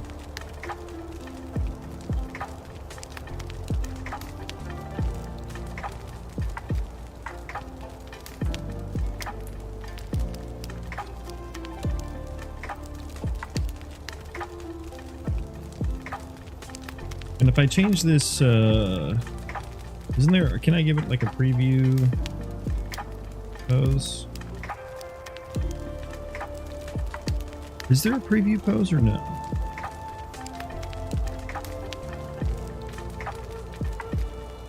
Or I can run an animation. Okay, hang on.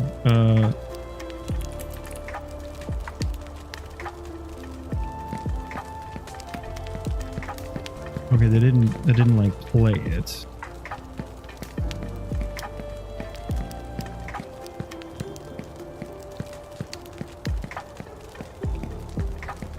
Okay, so the rotation, I see.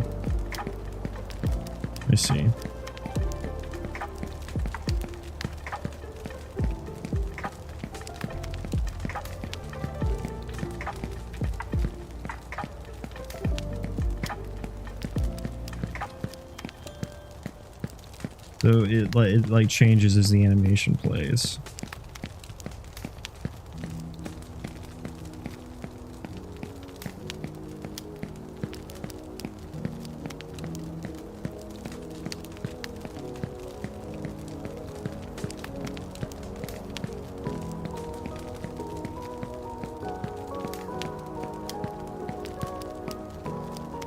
I feel like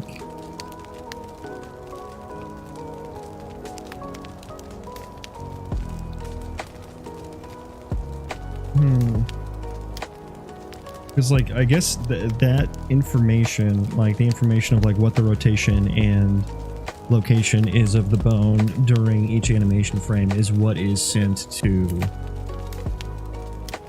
the material.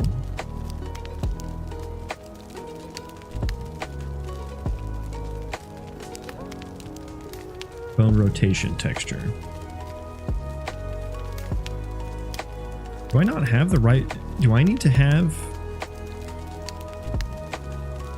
Hey, Mr. Famous, how are you, buddy?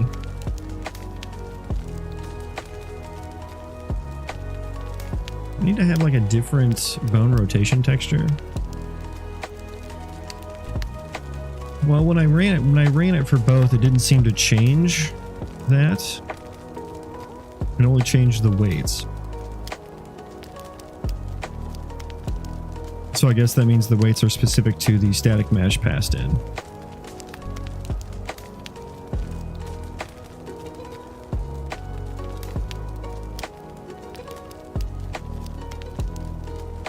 UV channel.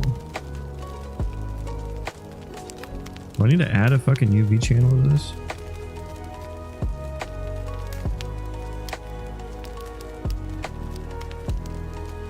Oh, I do have the UV channel there. I was looking at LED. Okay.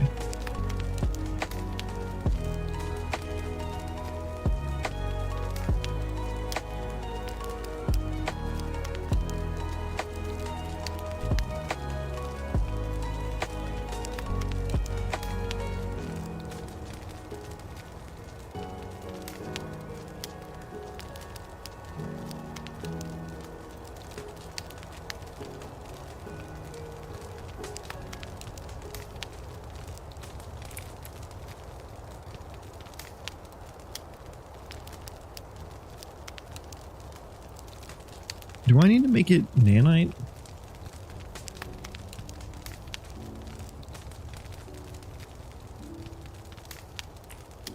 Because my other one's nanite. Surely not. Surely it doesn't really make a difference.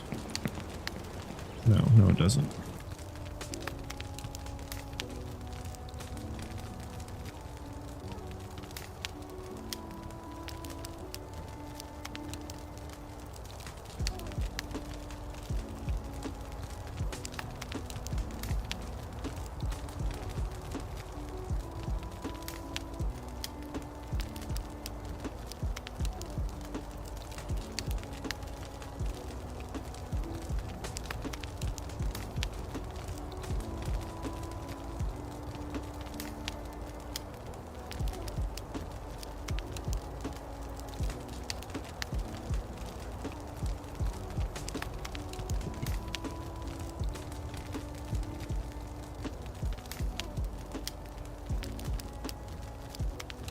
Why doesn't this work, man? I feel like I should have just been able to add them. I should have just been able to do this. And this, what's it right there?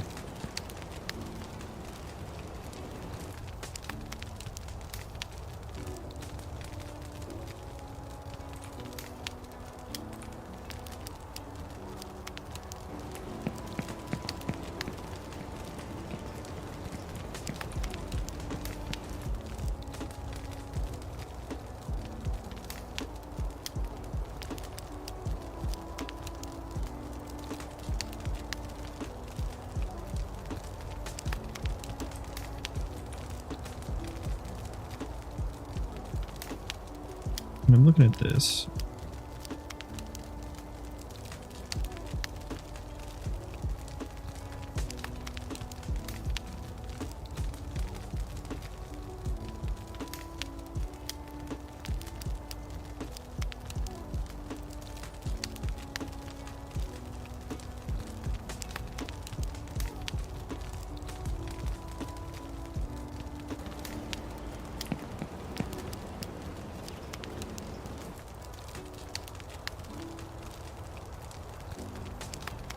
Oh boy. Okay.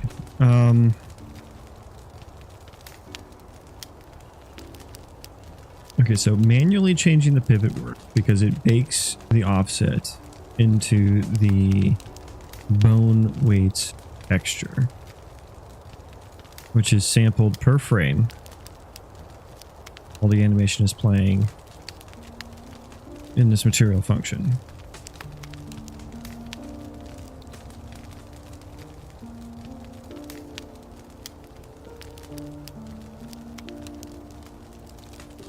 Bone weights.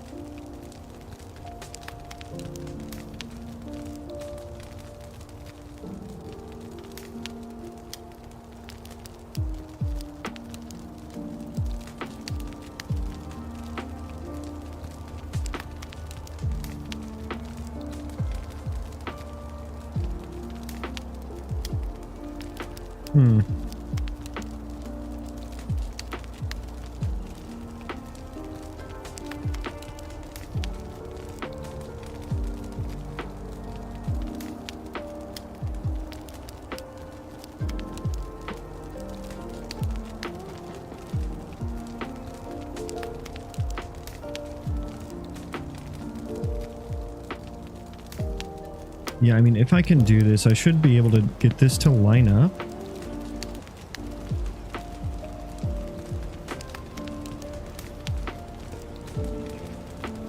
I feel like I should be able to get that to line up. If this is possible, what I'm doing, I should be able to get this to line up.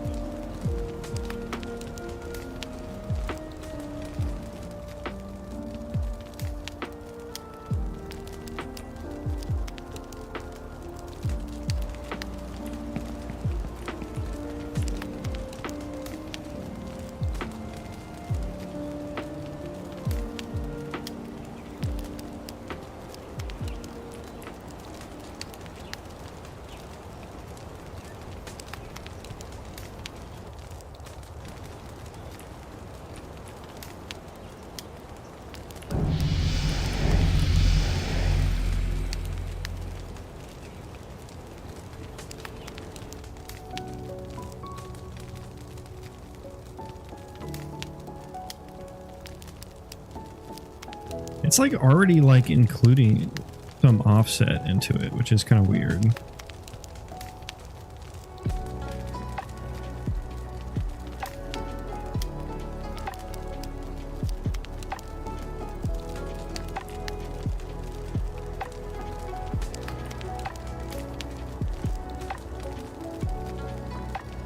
Yeah, let's change it to like the idle. That might be a bit easier to match up. See, that looks like it's right? That looks like it's right.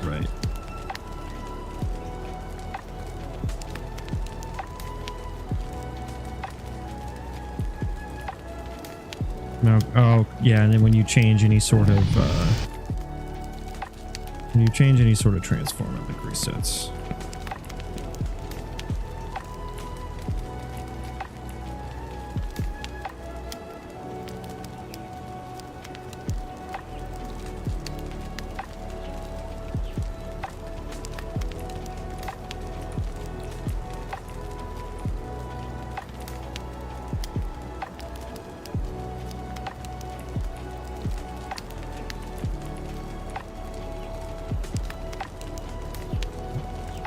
It really does look like it's moving at the right rate.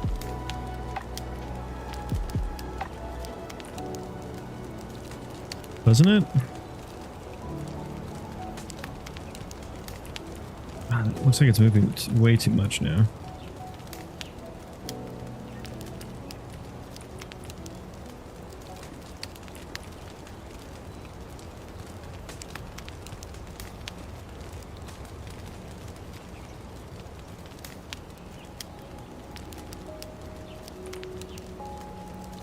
Yeah, that's like going backwards.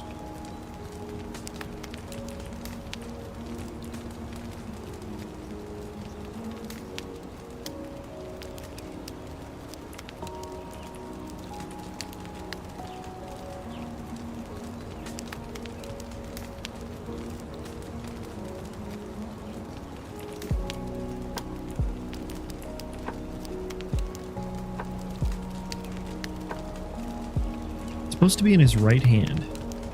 That's moving way too much for that, right? Because right hand is actually not moving that much.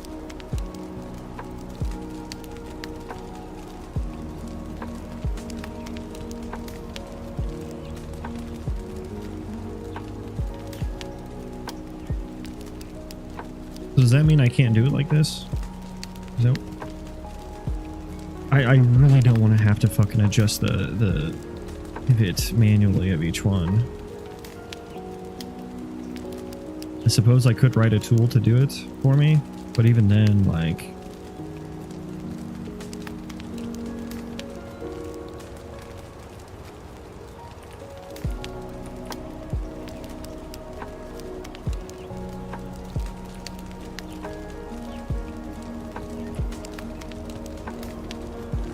I feel like the head of the mace almost like moves the proper amount.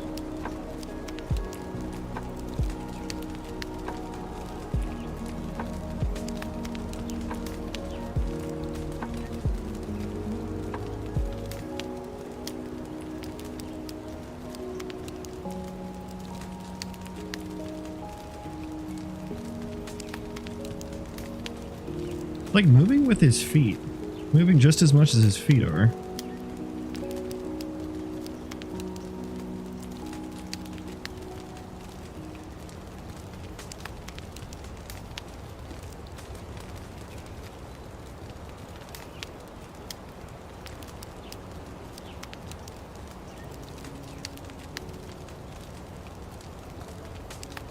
Yeah, I kind of feel like it's not possible based off of just how this mace is moving.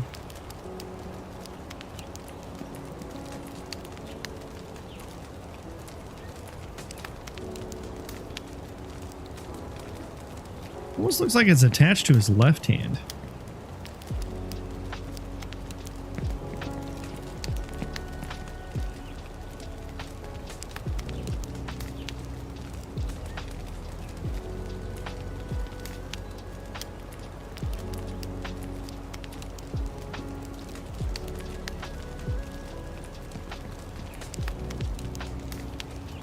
That's just like...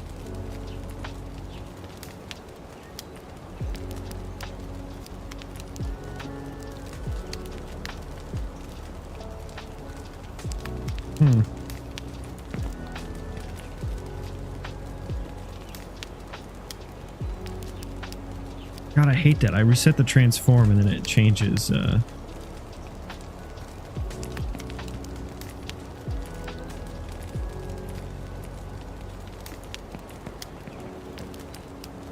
Yeah, I mean, that's moving entirely too much.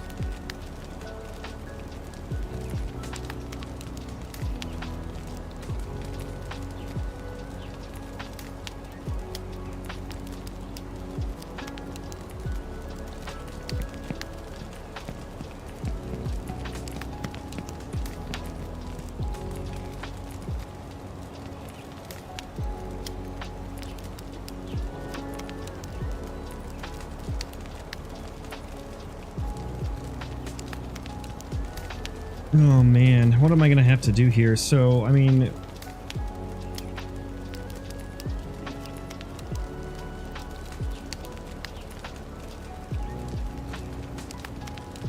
what does this, if I can't do it this way, what does this mean for me? It means I'm going to have to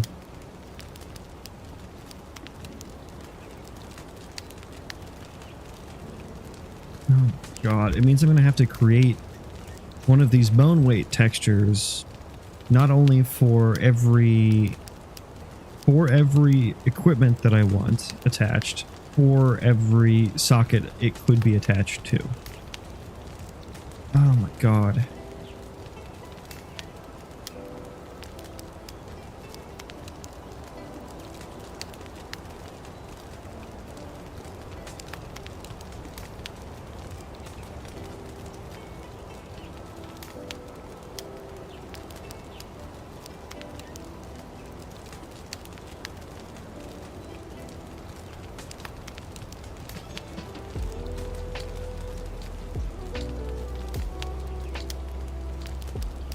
I mean, like, if I created a tool to make those for me, like, I suppose that wouldn't be horrible, but that's just going to create so many goddamn assets.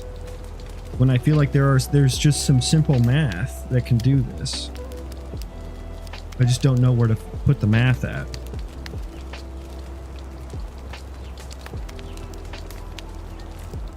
Maybe I should look at the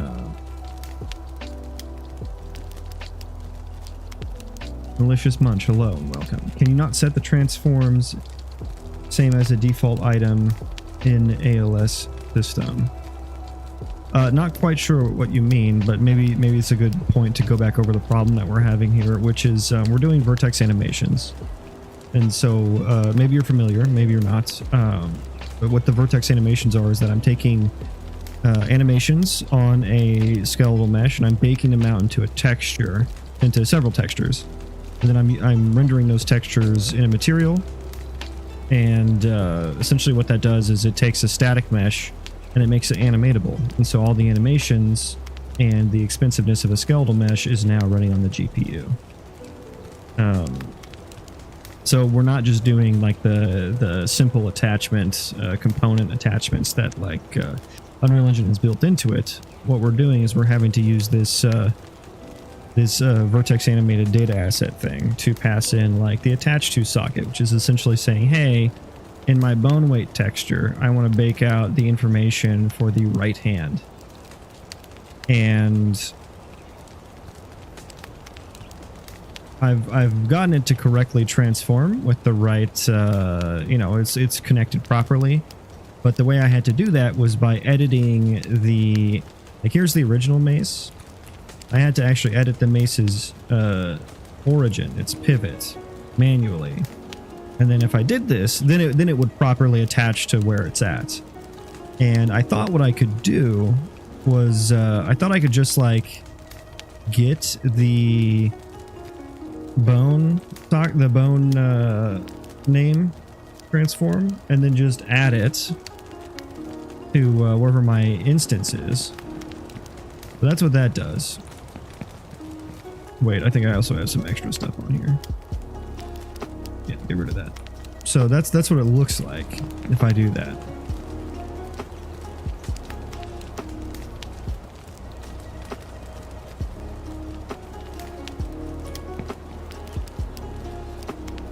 And so this is with like just the default pivot baked into the texture. And what I don't want to have to do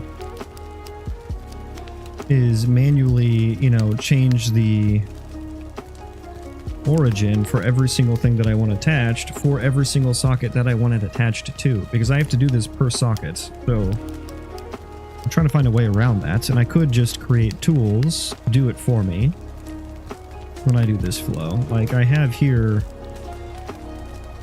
what is my original mace? Yeah, so when I apply, like, if I copy the bone transform from here, because this is the hand R that we're passing into the Vertex animated texture flow thing. If I copy paste that here, it does line up properly, right? And then that's how I manually adjusted the pivot here, was I just set that in there and then set the pivot to 0. So, which I could, again, use with tools, but it's just gonna, like, for my one-handed weapons, they're gonna be attached to either the main hand or the offhand. So that's 2 textures per one-handed weapon, and I have to do it for every one-handed weapon.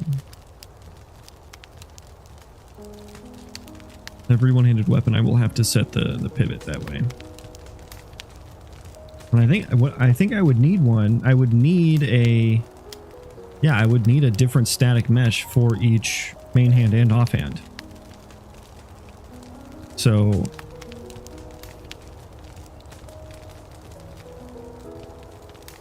yeah, that's a little bit of a pain. And I thought I thought there would have been some math that I could do.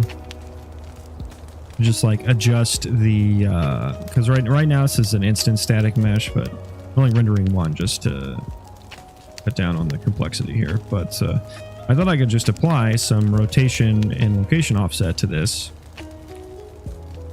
to get it to where it needs to go in relation to the character.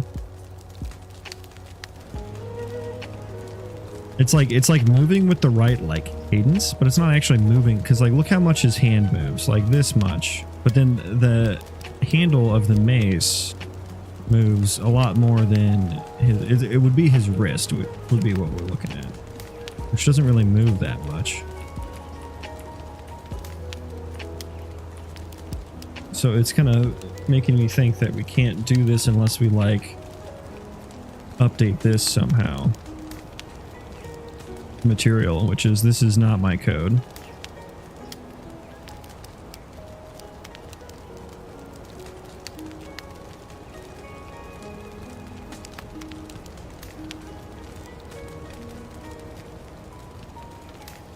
So this was mostly copied.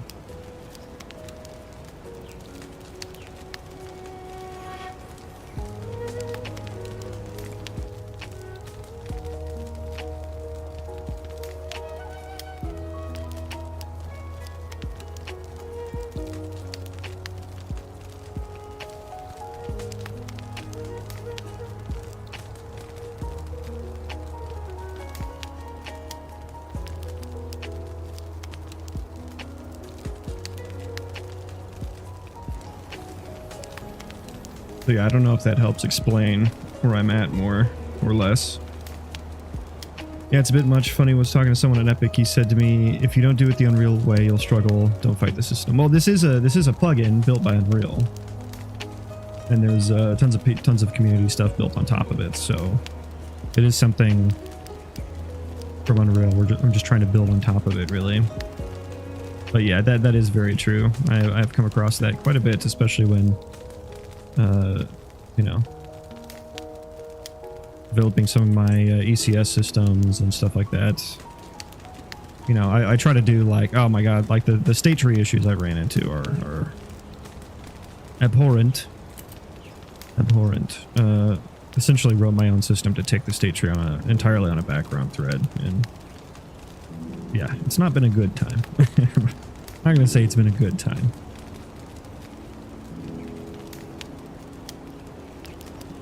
Can I create a new static mesh, like, with a tool? Is that possible? I mean, it creates new assets, so probably. It definitely seems like the transforms are not lining up. Yeah. I mean, it's not just the transforms. It's more than that. I was just trying to sit here and like get it to line up.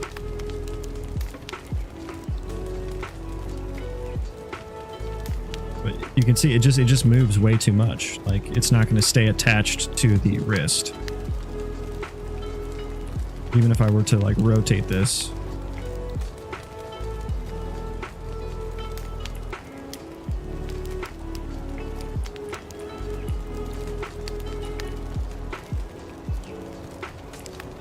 That's like kind of the right.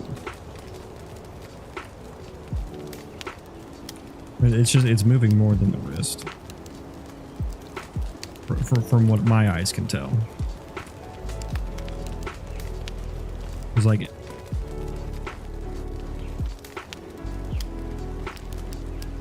I mean, it's close. But like, you see how it's just going, it starts from behind his wrist and then ends up in front of it. So it's just moving way too much.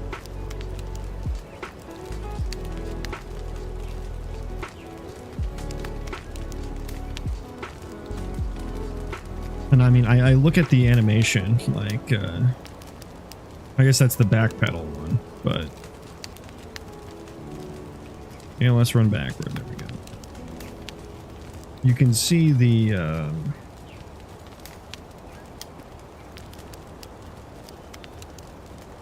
rotation like changes. I guess that's just the world rotation. Let me copy here. Copy. So we're gonna just copy the stuff. Yeah, I mean,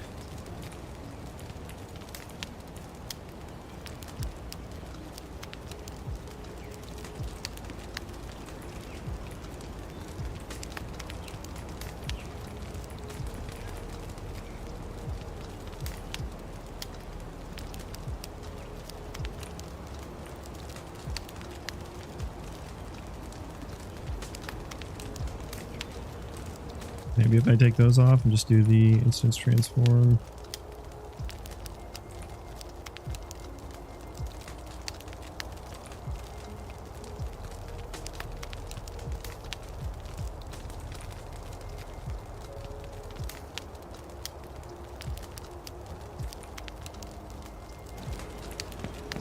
I mean, yeah, that's what happens when I just use the bone transforms, bone relative transforms.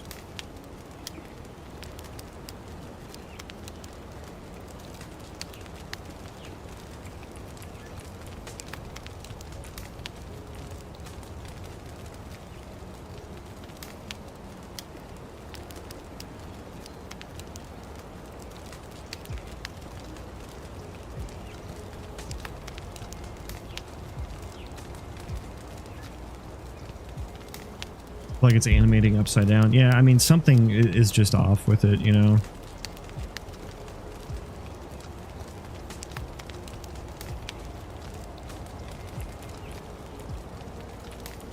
And yeah, if you think about it, like the rotation,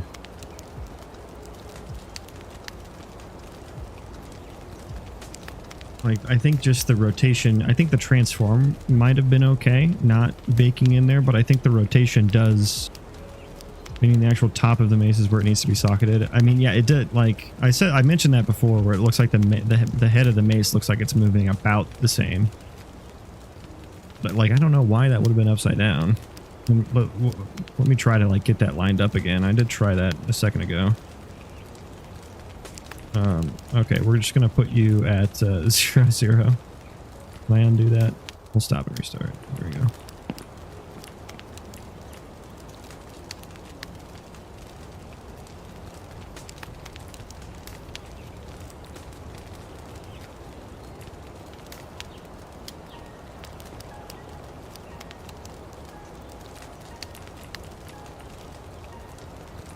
Yeah, I mean, it's definitely close, if not similar.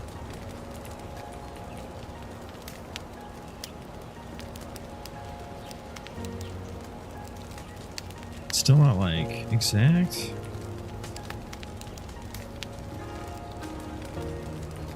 Rotation is so hard to tell what it needs to be. Maybe I should just pause.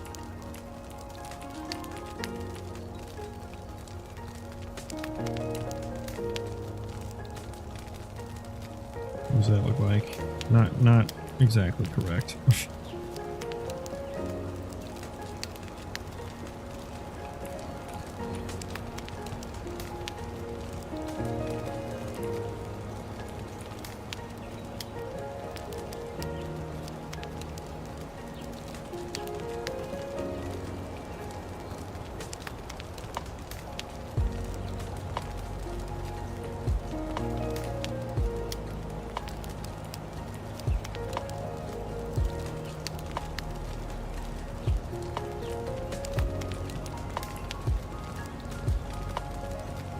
It's gonna be so hard to line this goddamn thing up.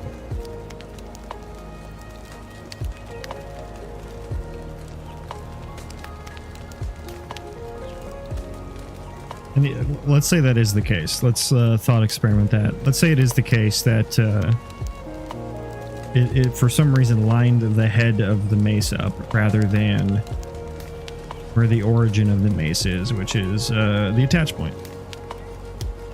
Coincidentally happens to be where we want it to be attached. What do I even fucking do about that? What do I even fucking do about that?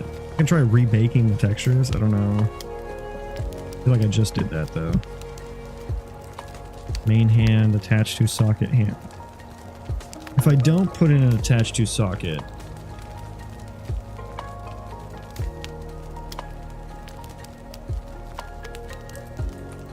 what would happen? I mean, I can't imagine it would be correct at all.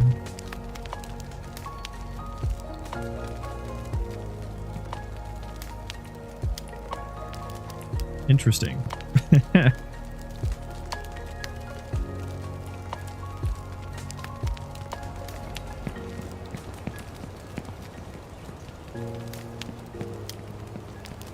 Like animating with his feet.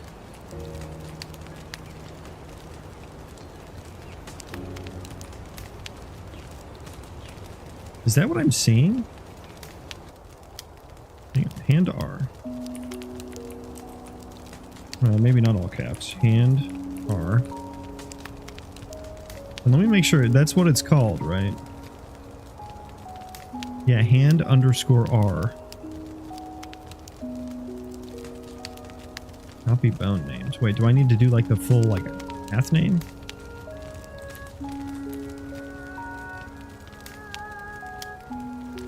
No, I don't think so. Okay, bake.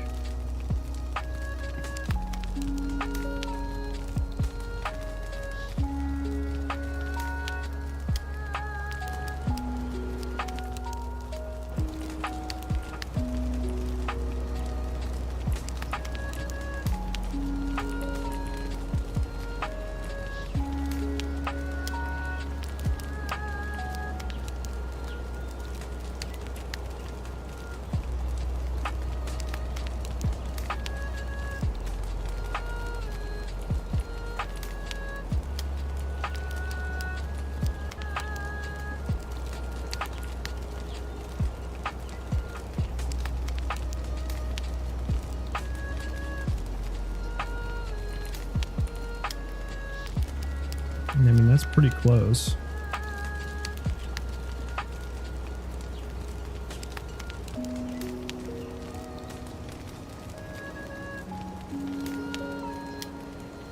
Pretty close.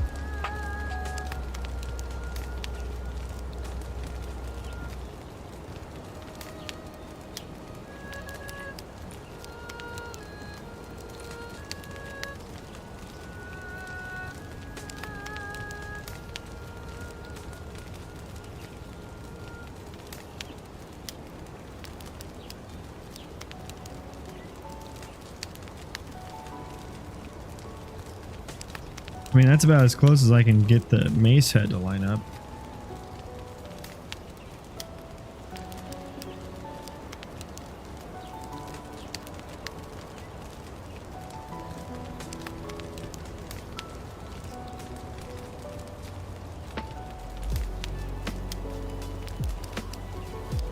Maybe it needs to go up a little.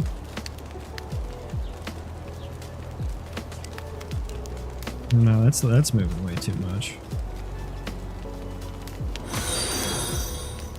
Oh, thank you for the follow, mate. Appreciate that. Save the pivot point separate so at least you can revert it and manually move it on the model itself. And well, I mean, that's what I was saying. I already did that. I've already manually moved it on the model and gotten it to work. And I have two different versions of that.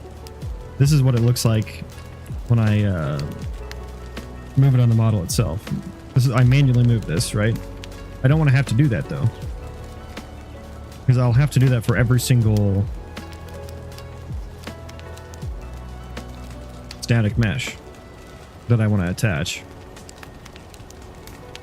Right? Am I thinking about that right?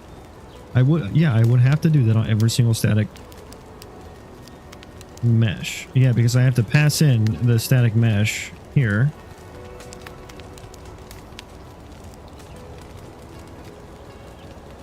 In order for it to like take into account. Alright, can I pass it into this? I mean, not that that makes it any more or less difficult.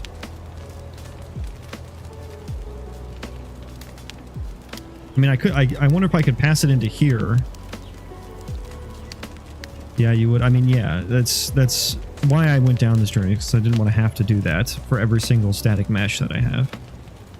Let me try this.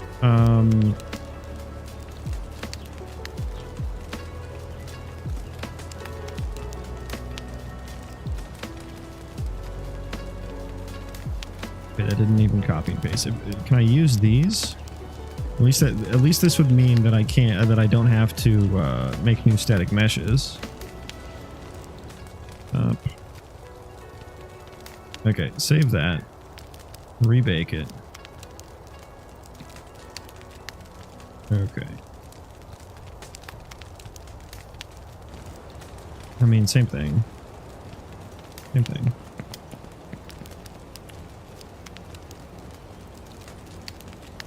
That didn't even seem to make a difference at all, did it?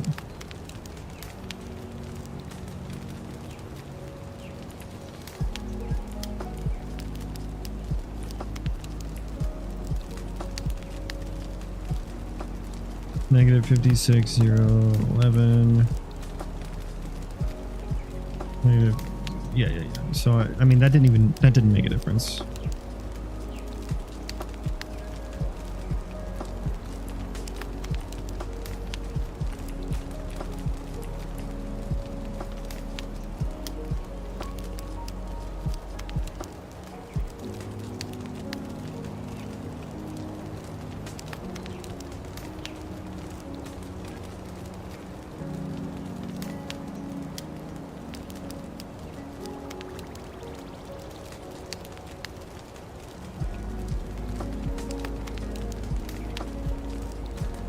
Yeah, and I'd have to do it again for the, if I wanted it equipped in the offhand as well, which is, I mean, you know, 4 assets now.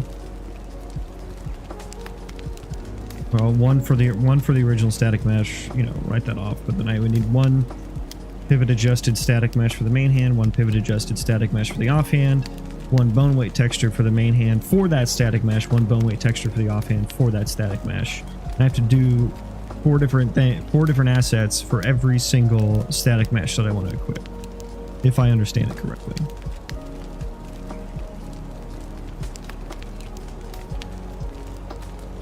Which, yeah, like I've been saying, I could create tools to do that.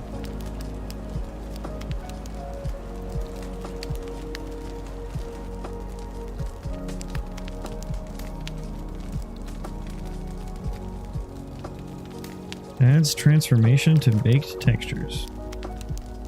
Can be used for adding an offset to the animation. I mean, that sounds kind of like what I want. Do I need the... Let me try the relative one.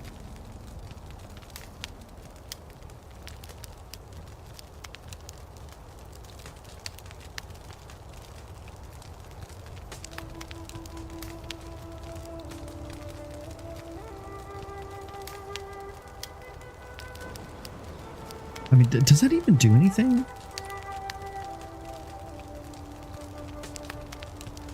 Did it even do anything?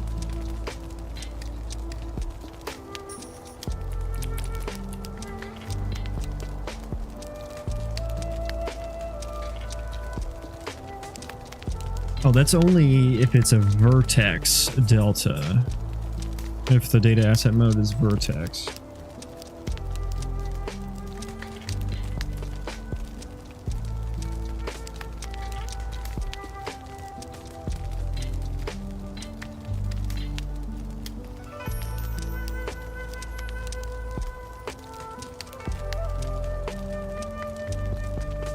I mean, I know to attach it to a bone, I would have to do the bone one.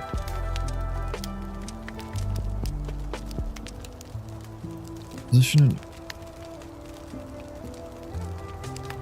Vertex deltas and normals. Okay, let me actually. Fuck it, we're gonna fuck it. Oh, okay, never mind. Undo that. That's a completely different thing. I'm not ready for. Not ready for that. I was gonna say, let's try Vertex and see what happens, but then that just like fucking changed everything, didn't it?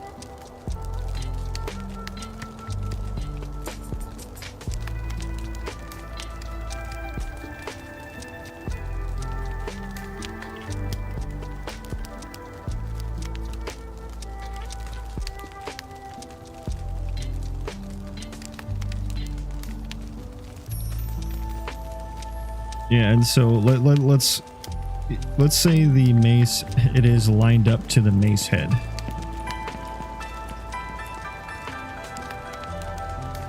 Let's say it's lined up to the mace head. How would I fucking fix that?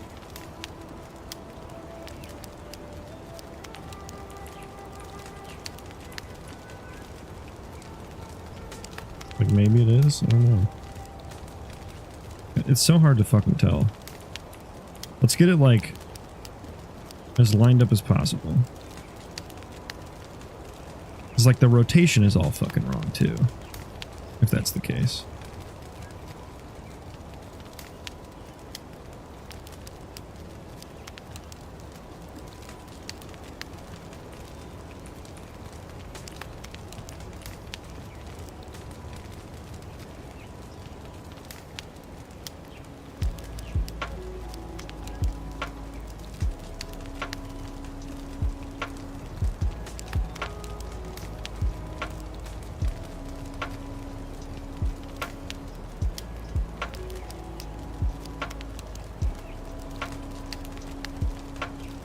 I feel like that's like as close as I can get it. I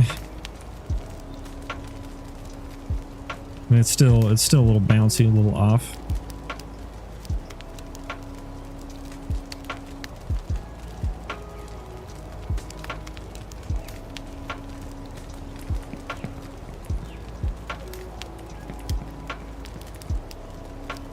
Yeah, I mean that one just went completely.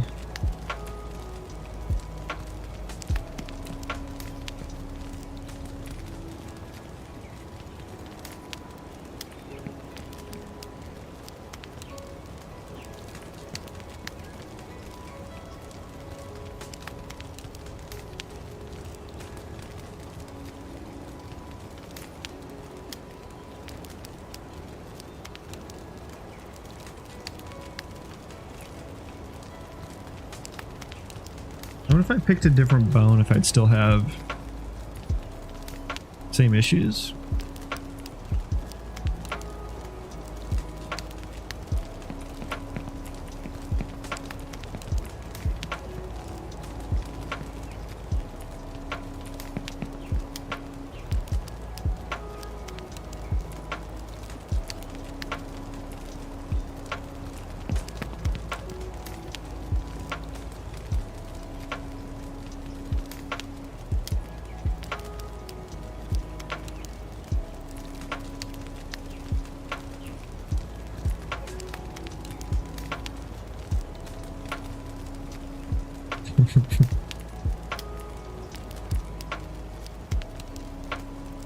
That one's kind of like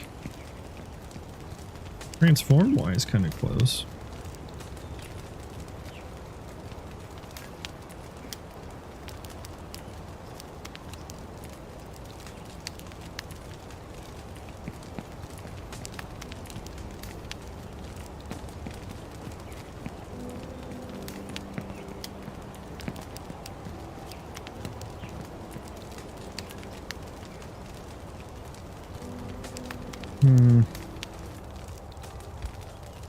What other options do I have at this point? I already did a good deal of searching for people doing this this morning before the stream.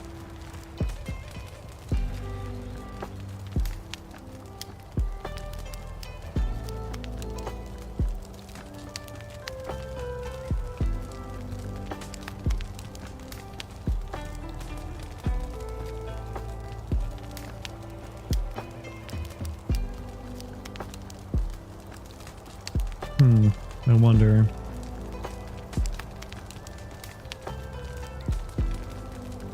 I wish I could like break point in a material.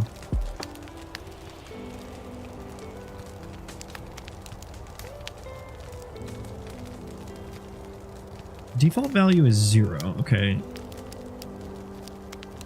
So this shouldn't even be factored in. I was wondering if it was like,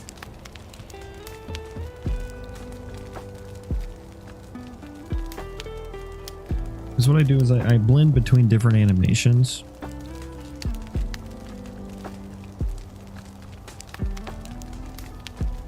Let's just like let's not do that part. Just current frame. Okay, now you just don't even work. That's... Why would that be the fucking case?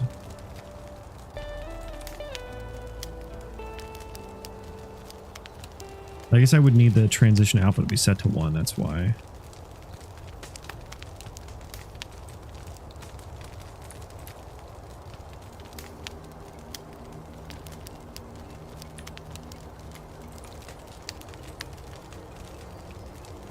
Wait, what? What?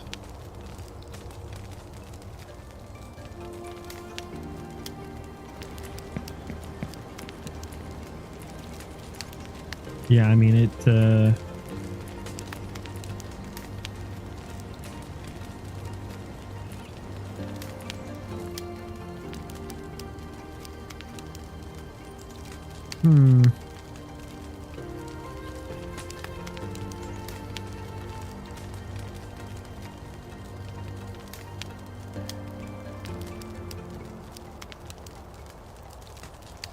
I wonder if there would be a...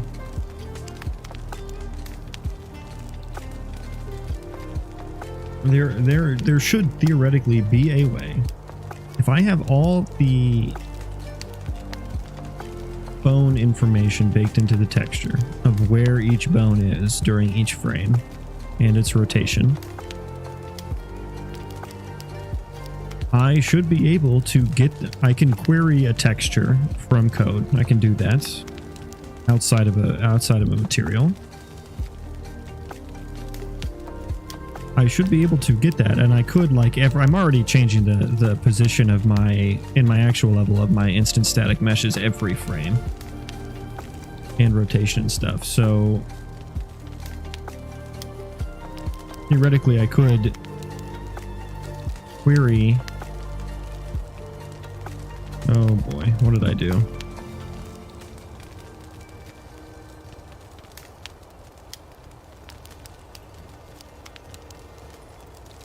What is this? More state tree issues.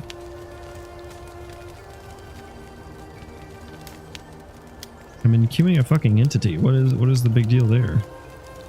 Just because the execution context needs to destruct and it can't?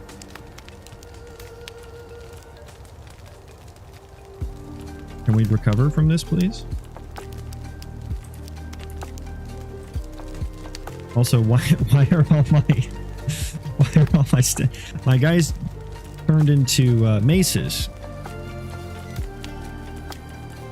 Please let me continue. Okay, we're just gonna have to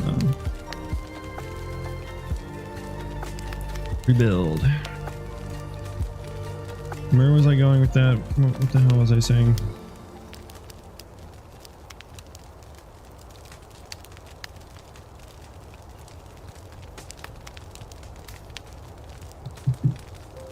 Are we building? Are we going here? Yeah, I could theoretically query the position and rotation of the bone and do the math on the CPU.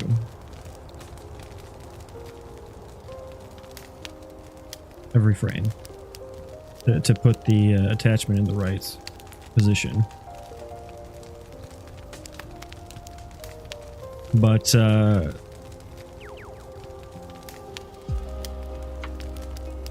mean, I wouldn't even need the... Would I need that? I guess the bone weight factors into it somehow. I don't really understand fully how the vat textures work, but maybe I would still need a bone weights for the mace.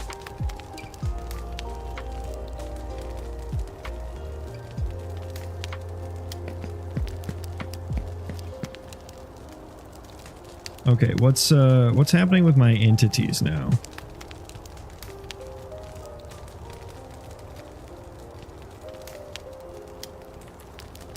What did I break here?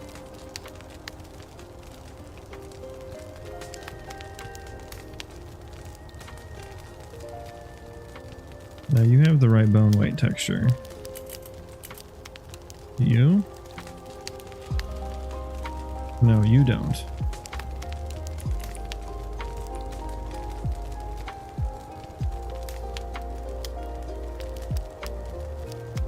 So your eyeballs were incorrect.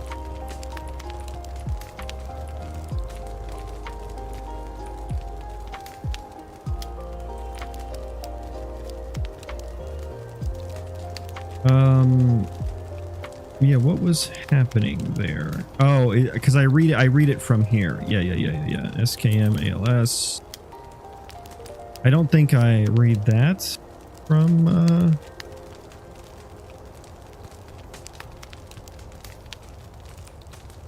I don't read that. Let's just spawn one.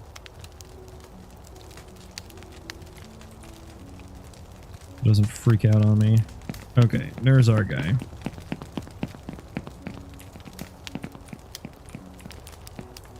Okay, let's spawn 100.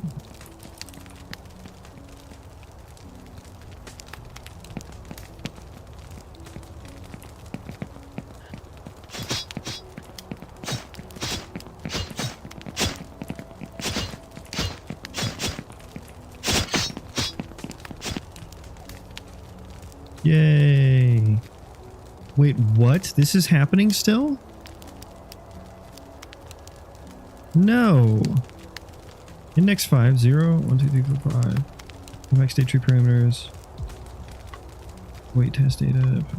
Bars. Uh-oh. Did my fix that I thought fixed it not actually fix it? Oh no, this is such a bad day.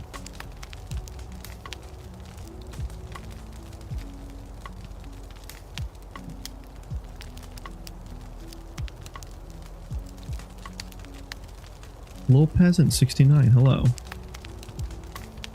Welcome to the struggle bus. Are you a SWE? I am, yes.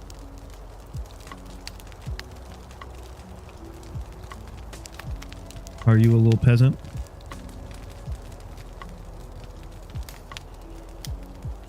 Okay, state tree time, yay. I rant about my SWE struggles, sure. I'm sure I'll be able to understand where you're coming from. Which one of these does not have a weight task on it? That should.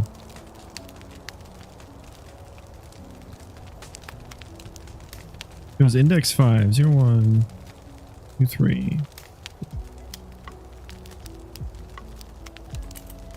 For some reason I thought he was asking if I was Swedish.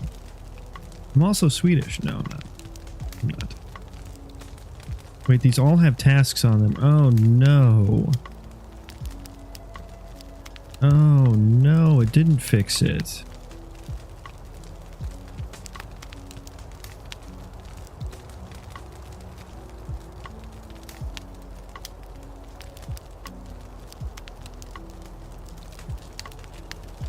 This is a horrible day.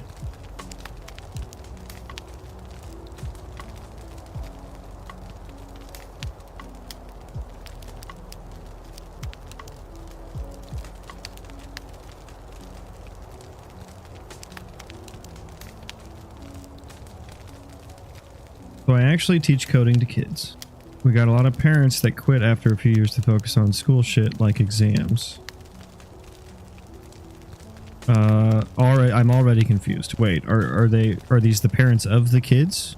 Or are these parents that are also trying to learn coding amongst children?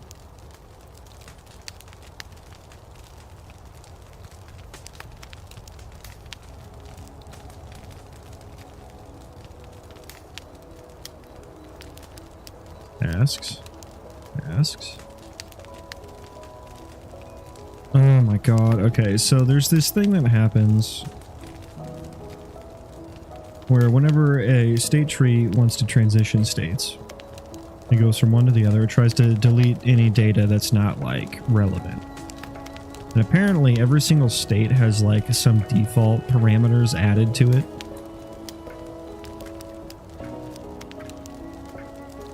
Whether or not, I guess, I thought it was only if you didn't have a task in there. But all these have tasks.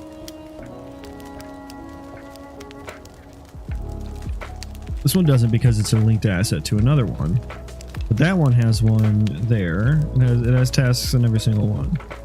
And I don't know, for some reason this, like, it's called default state tree. What is it? Compact state tree parameters is what it is.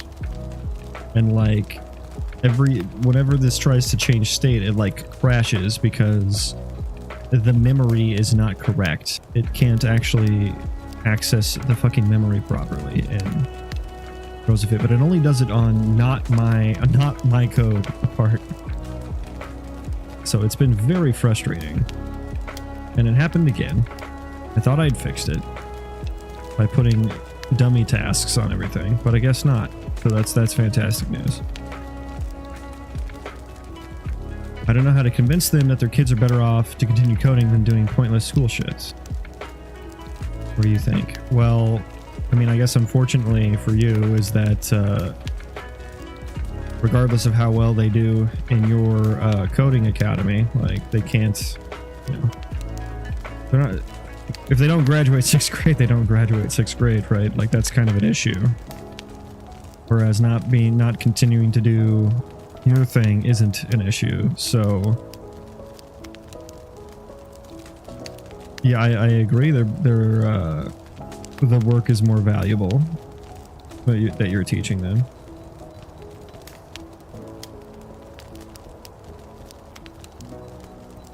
These kids are all gifted. They ain't struggling. So wait, why are their parents pulling them out? Why would the parents, if they're not struggling in either school or coding, why would the parents be pulling them out?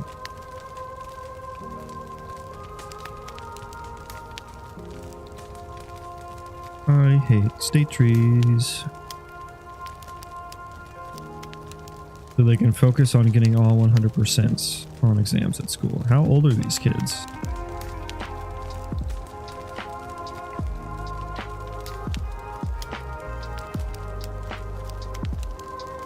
Parents are obsessed with A++s. Yeah, they like want their kids to be valedictorians or some shit, I guess.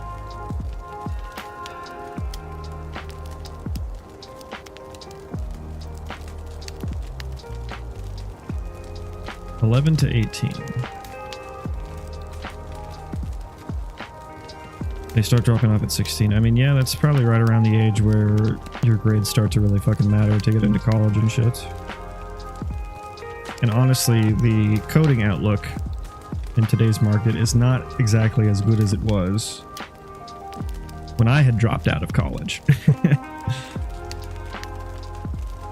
So, yeah, if, like, I would understand, I mean, I understand where you're coming from, but, like, I would think that you were much more righteous 10 years ago, which is when I started teaching myself how to code and eventually dropped out of college. Like, I didn't need a college degree to get into it, to get a good job, right?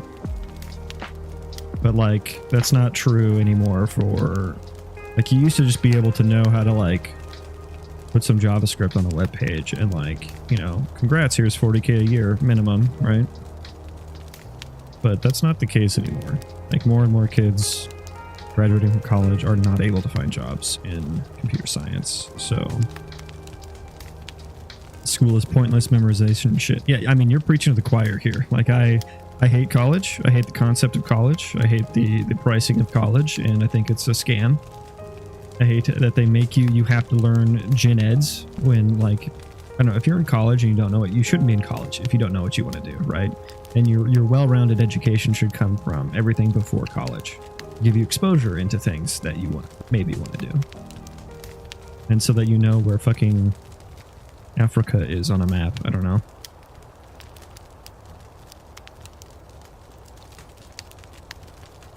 But yeah, school just makes you memorize shit. That's it. How do people not see that it's just hoop jumping? I mean, I think most people do see that. It's just kind of like the way things are, which I understand your frustration because I hate when people tell me that as an answer. Like, even at my current job, like things should be better. They're like, yeah, they should. And I'm like, okay, why don't we do anything about it? They're like, okay, good luck. And it's like, yeah, it's like moving mountains it's a larger cultural change that would need to be required to get what you're wanting. This is not like a micro. This is not a micro level thing. It's a macro level societal change. So.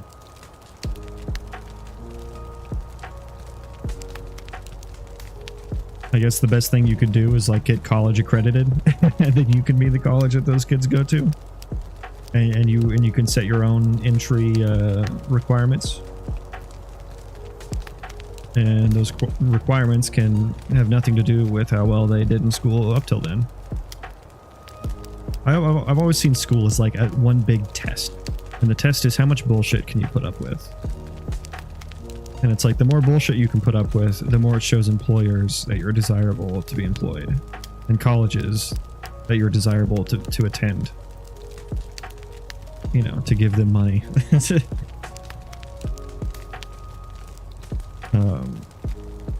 And you pass the test by just memorizing shit and regurgitating it onto a test.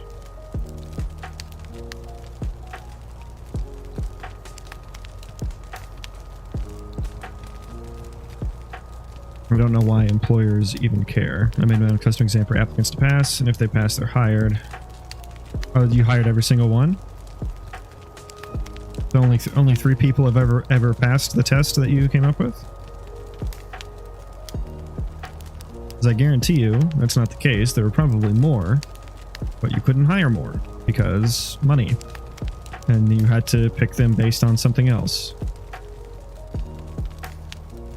And that something else for a lot of people is some of it comes down to GPA and stuff. So, I mean, I would say the same thing about like LEET code type interview questions, right? Which I had to do a lot of to get into Google. But the truth of the matter is, it's like the best we got.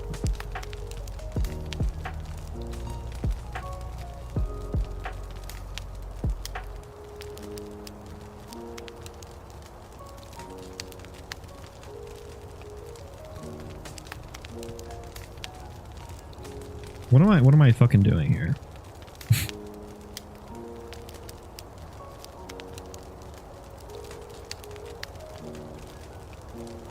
I mean, that didn't crash that time.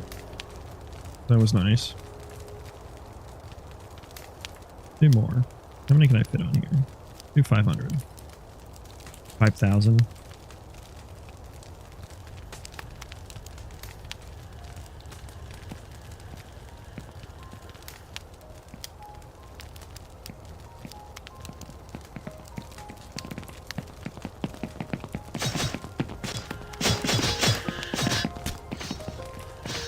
Oh man, that fucking sucks. When I was still in uni, I needed a new job, interviewed, tested, placed by a team, but before they shipped my laptop, HR, background check showed that I didn't have a degree yet and denied. That's so rough. What year was that? Because, like, I didn't have a degree when I got my first job. Still don't have a degree. But, I was just like, yeah, I don't have a college degree. I'm still in college. Well, I think at that point I had dropped out, but I had been doing a lot of side projects, so I had plenty to show that I could write code. and I got hired.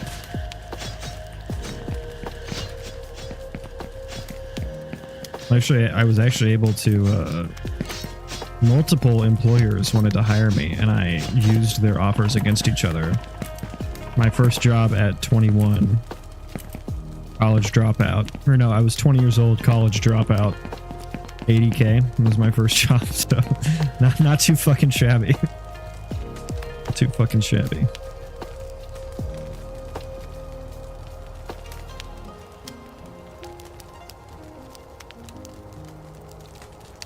They just scavenge all the talent that don't have degrees, which is massive. Yeah, but I think what's going to happen is with an excess of talent now, let's say you have two people, one of which, I mean, maybe you just do this based on your values, but, you know, you have two people who do equally well in whatever entry criteria you have for your position. And one of them has a degree and one of them doesn't. You know, which one are you going to hire? And maybe you say the one that doesn't because it aligns with your values more, but for a lot of companies, they're just going to take the one with the degree because that means that person can put up with more bullshit.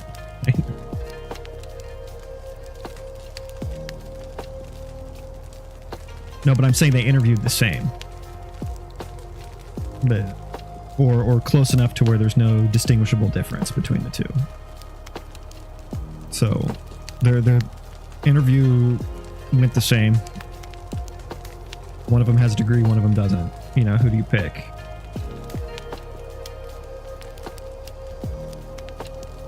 Can't interview the same, just make harder tests. I mean, if that's the case, then maybe you just don't have very many. I'd just give them a harder test. So they both did really well on the interview and you're going to reward them with a harder test. Is that what you're saying? I hired both. I mean, it sounds like you work at like a magical place where you can hire however many people and fire the shitter after a month.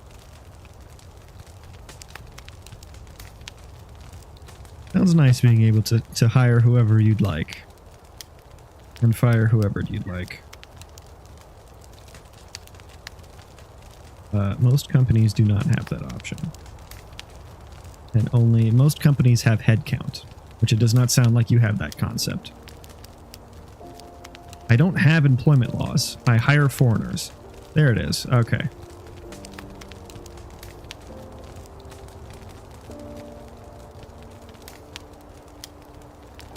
Yeah, most companies just have a headcount that they're capable of filling, so they have to make a choice.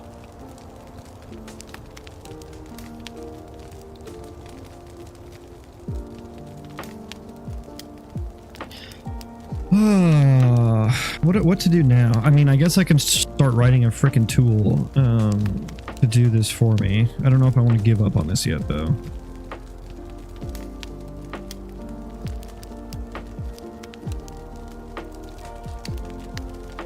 I don't have employment laws. I hire foreigners. Kind of based. Kind of based. Sounds very illegal, though.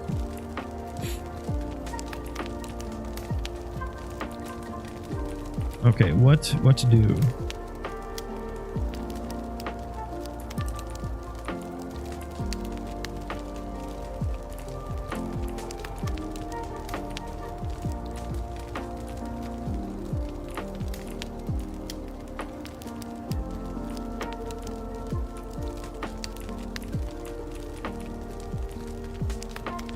What do you want, mister? All freelancers, yeah. Contractors. I did contracting for several years. The at-will contract.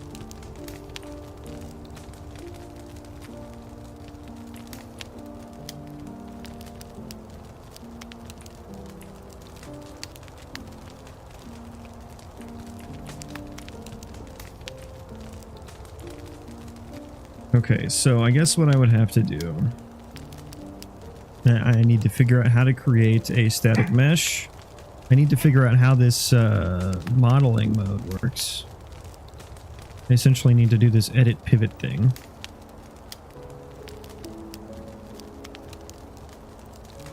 You guys need to go outside. Okay, I gotta take my doggies outside. They're getting a little rambunctious.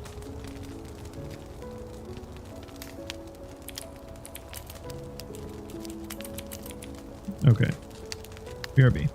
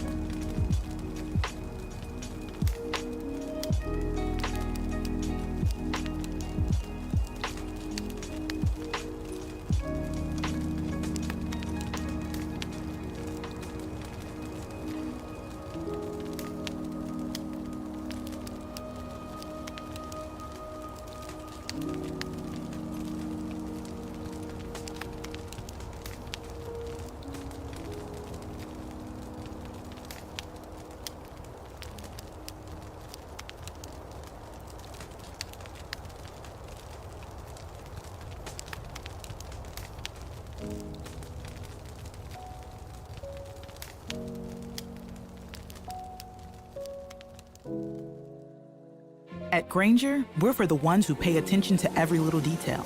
The ones who fuss, tinker, and sweat the small stuff. Because you know the tiniest thing can make the biggest difference when it comes to keeping business moving. We get it. We're the same way, offering access to product experts to help you quickly and easily find what you need. So whatever your industry, you know you're always getting professional-grade products.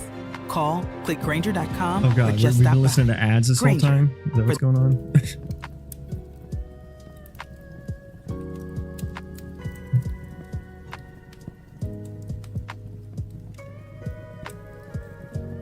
Okay.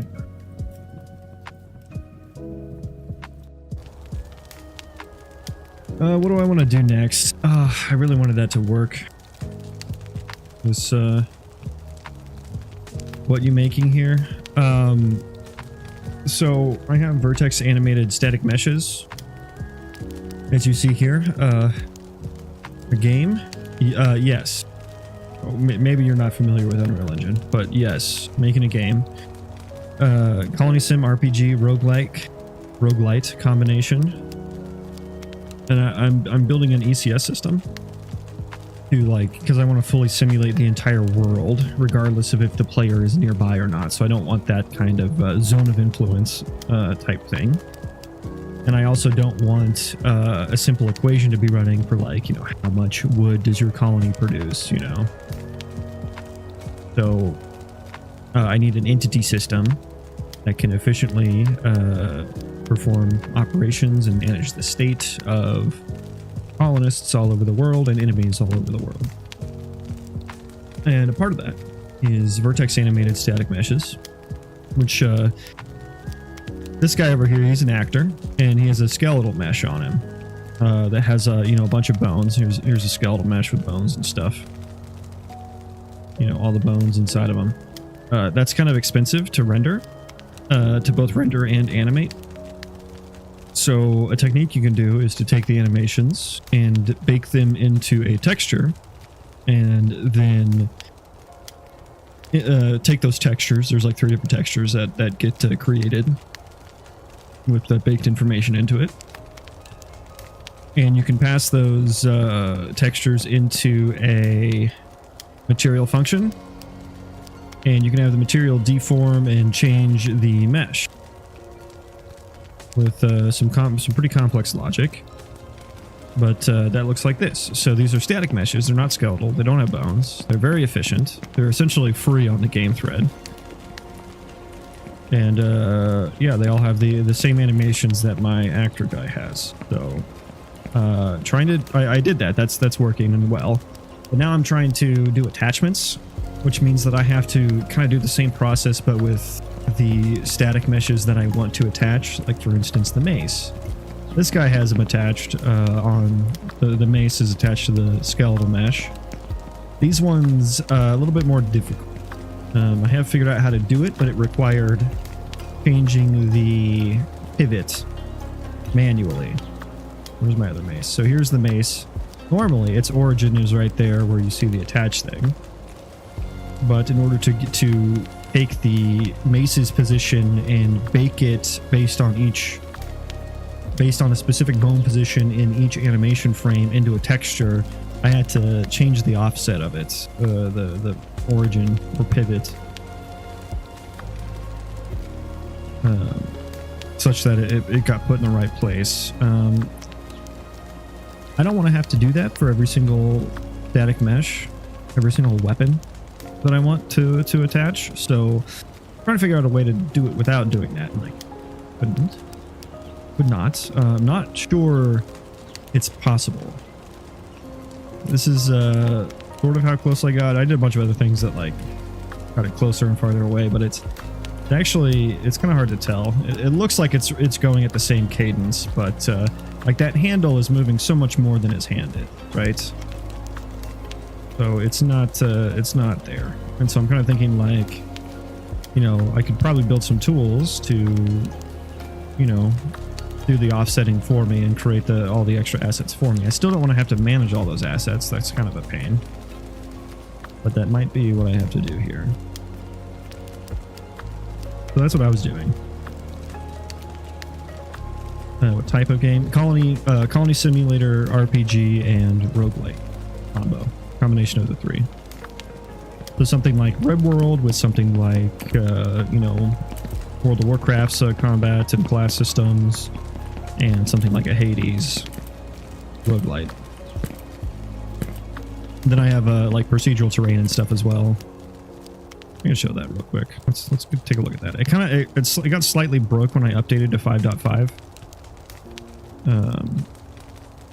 But it still is okay. The biomes are kind of broken, but they look fine. And you see the mountains. You can kind of see through the mountains there. The meshes, the terrain chunks don't line up perfectly on some of them for some reason. You can see some of those gaps, but on those ones over there, they look fine. But for some reason, there's some gaps there. So yeah, this is the world getting generated procedurally. So this is runtime generated terrain chunks. Procedural mesh component is what I use for it. And then on top of that, I use PCG to spawn a bunch of assets. And there should be differing biomes, but again, 5.5 broke that part as well. So now the biomes are just rendered on top of each other. So now it just all looks the same.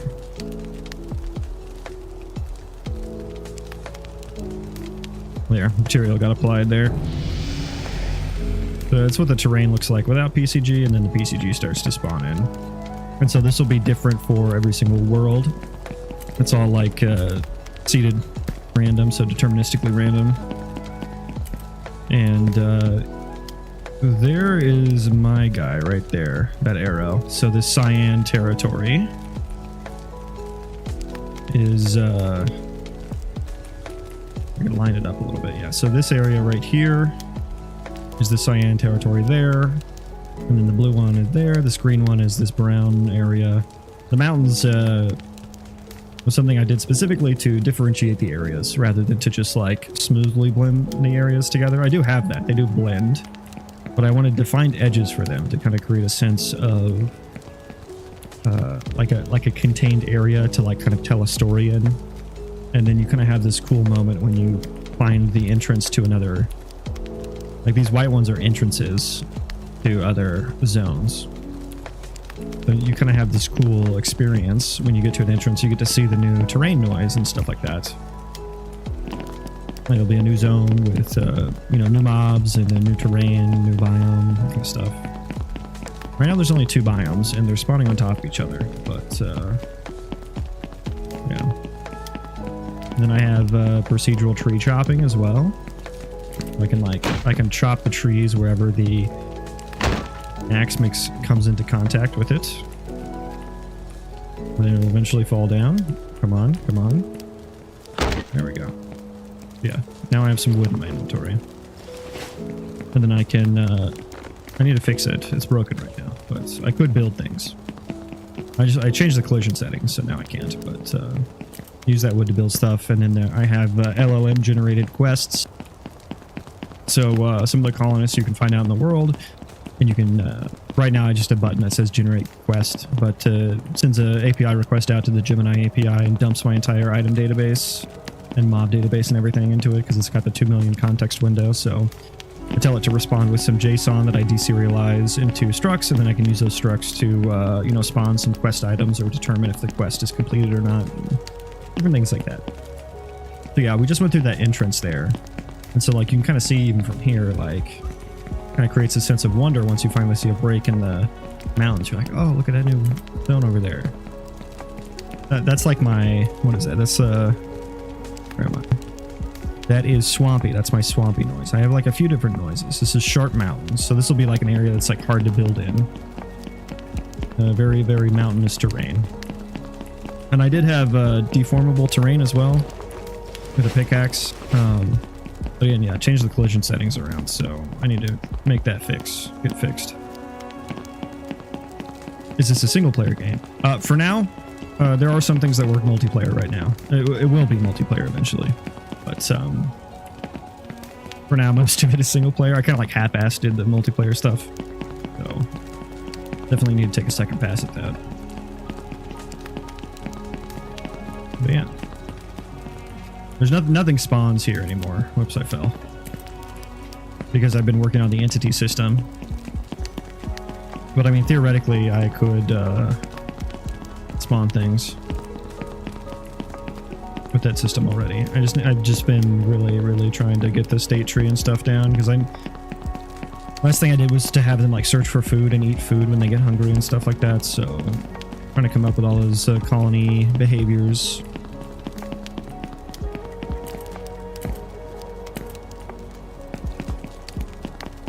You know what games I'd like to see being made? A realistic version of Mario Kart. Like a Need for Speed? Like Death Race, have you seen that film? Or like a Twisted Metal almost?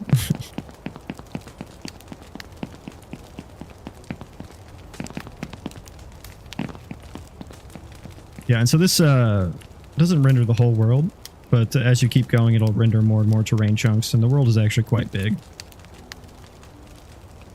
It's actually pretty fucking massive. Because like I can only see to like, I think right here is probably as far as I can see. And you don't, like that's pretty far. That would take me like 5-10 minutes to run over there. Yeah, I can like barely see into this blue zone. So yeah. And then this map is different for every world.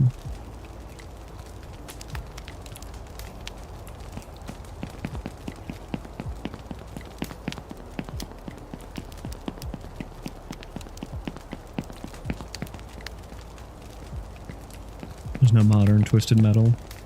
Yeah, I mean, I don't know how much, like, marketability racing games have. I feel like that's probably a lesser genre today, in these days. I can see in the future we can generate a whole game from a single prompt. Yeah, I've seen some people doing that. And, you know, these companies are coming out with some... Like, Google came out with some video game generator. It's all, like, pretty simple stuff.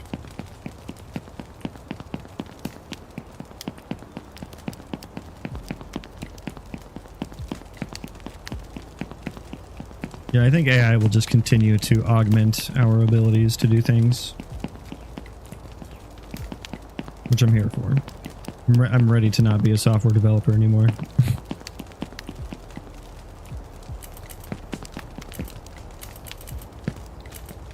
Nice little lake. Nice little cozy lake with a rock. My assets don't match up. It's a very realistic rock with stylized grass and trees.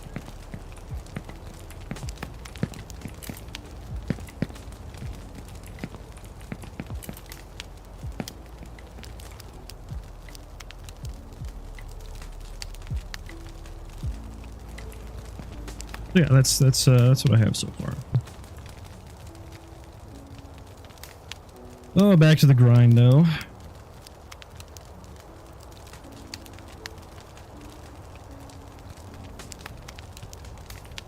Whoa. Yeah, so I guess I need to kind of augment this tool. Get rid of some of this shit that I don't need here.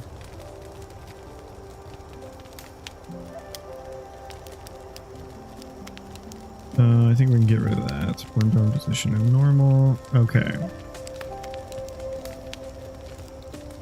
So let's just put it for now back to the one that works. So like the mace that has the pivot on it, the pivoted mace. Okay, so pivoted mace, hand R is good. Okay. Let me open the utils here.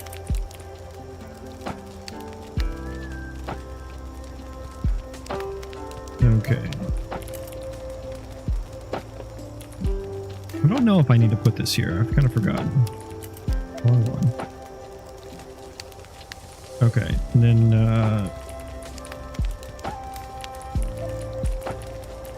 put the right path there. Okay, so let me double check just to make sure this looks good.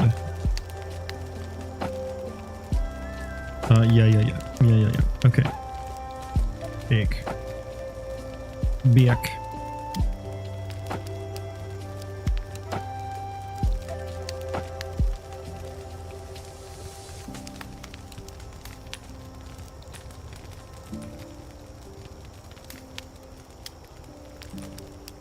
Then I need to use the right mace on here as well.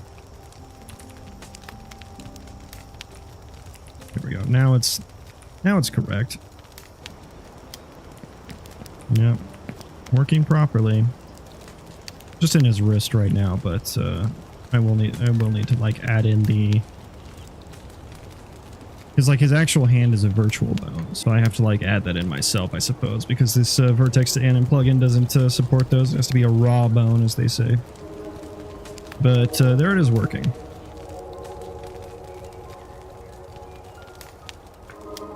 There it is working. So I suppose I just need to open the code for this.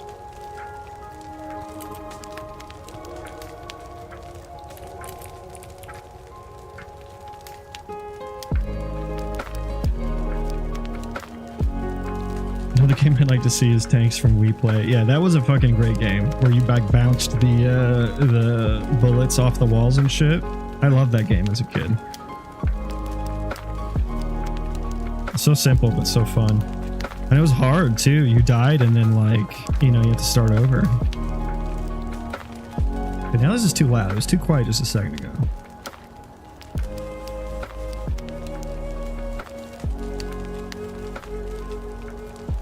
Okay, so let me just kind of get into the flow of things here. Bacon Biak the data. Okay, data assets. I suppose it all happens in the anim to texture. Okay, so I may have to override that.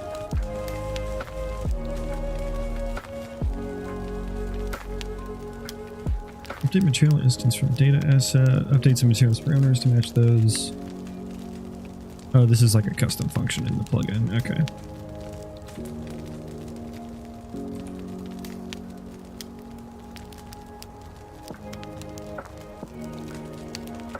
Yeah, so this is the juice right here. This is the juice of the plugin. And then let me look at the, what is it called? Attach socket. Attach to socket. Okay.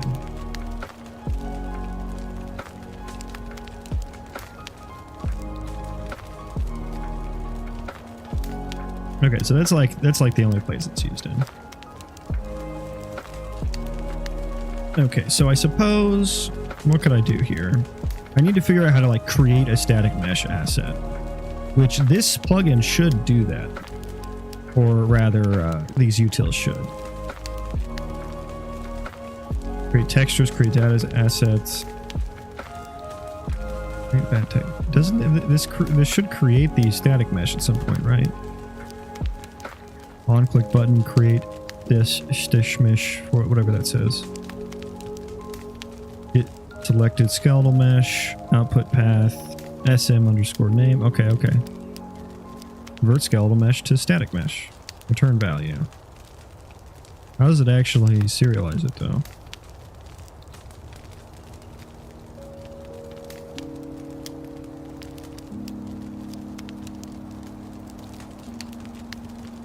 Create temp skeletal mesh components. Good, good. Okay, makes sense so far.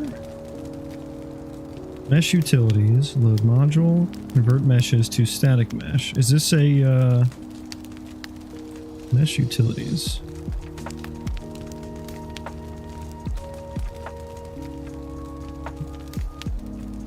Okay, this is just a part of the source. Okay. Lord of the Pies. Welcome, mate. How's the game going? You know, a little bit of a 2 steps forward, 1 step backward type of situation. Had a lot of issues with the state tree that I thought I fixed, but then they kind of came back, but I'm not sure if they're back, but maybe they're not. And then I've been trying to come up with like a scalable way to do Vertex animated attachments, like equipping static meshes to static meshes based on the skeletal mesh bone position and rotation that's baked into the material. So there's like a built-in way to do it with the plugin, the VAT plugin, but it requires me manually changing the static mesh origin or pivot, and I was trying to find a way to get around that, and I couldn't quite find that. That's what I spent the last about 2.5 hours doing. So now I'm going to just try to make a tool to do it for me and create a bajillion assets.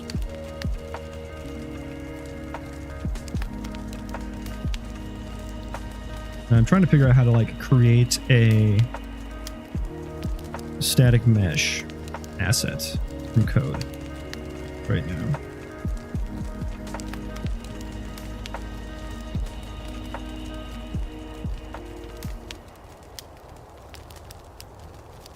If it doesn't exist, convert meshes to static mesh.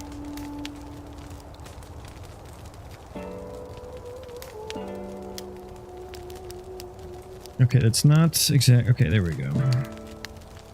How do you create a static mesh asset? Oh, I guess you can just, okay, so it's just passing in a component, root transform, package name. And it does the rest for you. It creates the asset in that package. Okay, if so, then I can just use this function. Mesh component. If there's a skinned mesh, do a thing. Just getting the max LODs. Then what are we doing? Static mesh to raw meshes. Yeah, I think this is probably good. I'll try this and see what happens, I guess.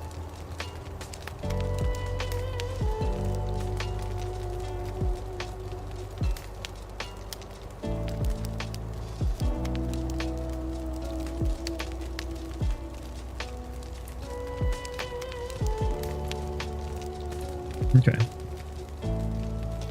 And then this, remind me again what that did. That just kind of like wrapped it.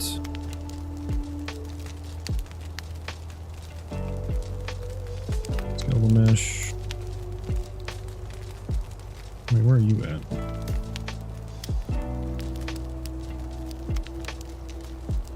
Oh, there we go. So we just set it on there. Okay. Okay. Maybe I should create an extension of this, my own, before I start changing everything. Although, can you override these? I forget in blueprints. It's public. Can you just override things by default in blueprints?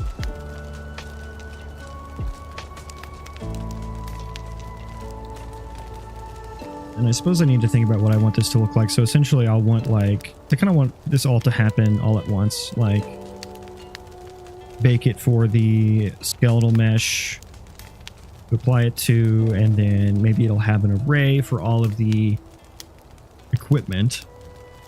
Oh my God, I'm going to put every single piece of equipment in an array. Well, I mean, maybe I can just use my data tables for that. Yeah, because I wanted to change all my weapons from actors to components anyway, so I think, let me look at that data table real quick. Items, equipment data, what do I have here? Items data? I suppose I'm just storing the class. Here, yeah, I just store the blueprint. And then that blueprint class has like a, this is for the pickaxe. It's a deformed curve. That's nice. Forgot I added that. Yeah, and then it has a weapon actor representation. Okay, so I would want to change that to just store the static mesh, I think. And then I can just get it from there. And then that way I don't have to like manually add every single new thing to the this list, or what really should be this asset. So I should probably extend the anim to texture data asset to have some additional fields in it. Do that. Okay. Where do I want to put this? Probably, let's make a new thing for like that.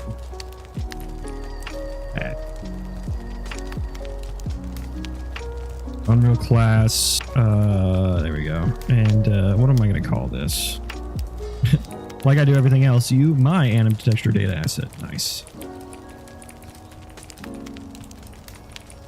When I actually come up with a name for my game, I'm just going to need it to match up with the word my. Maybe like an MY type of name. Magic yonder. Write that down, write that down. Okay, so I want some additional fields here. Edit anywhere. Let's put a category on it for like, what's the category here? Static mesh. Ooh, maybe I should just add it to these existing categories. Skeletal mesh, static mesh. Yeah, so let's put it in the static mesh category.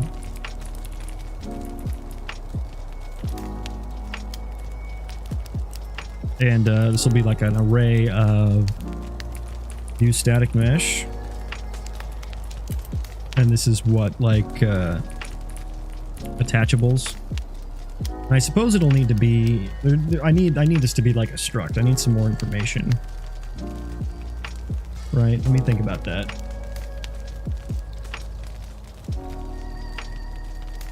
And what I want to edit anywhere, I don't think I want to edit anywhere. Maybe I'm just storing, because I wanted to programmatically do it from the data tables. So this should just be a handle to the data tables.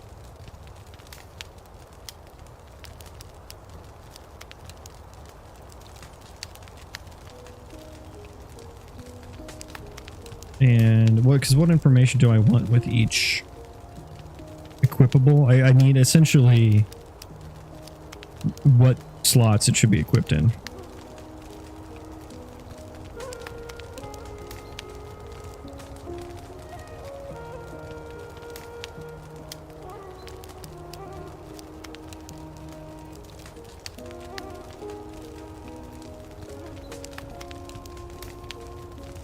Okay, I'm kind of thinking about this actually a little bit more because I was thinking about my cast stuff, like cast projectiles and stuff.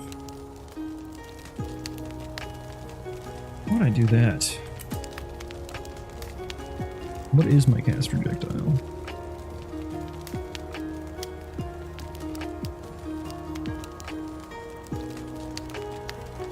You're just like an actor with like a root component. Okay.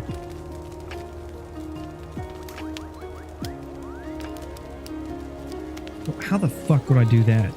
Do I actually need to query the textures and get the bone positions from them?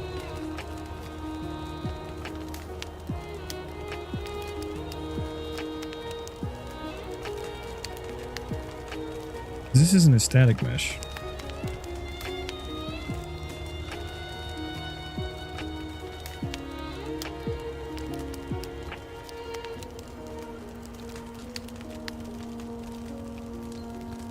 Fuck, I think I might actually have to do that.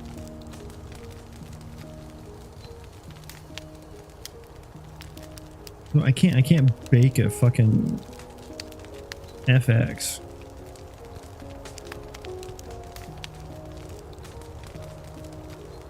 But like what would happen if I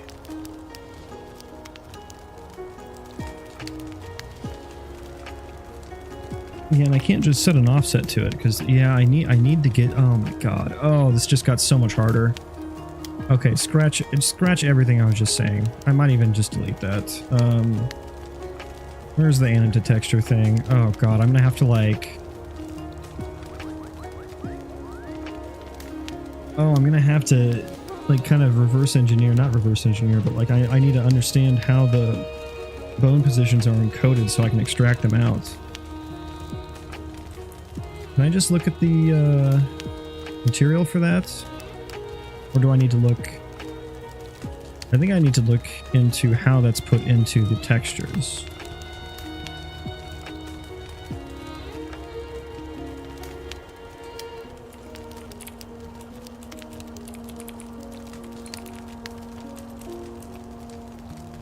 Where is that function that I cared about?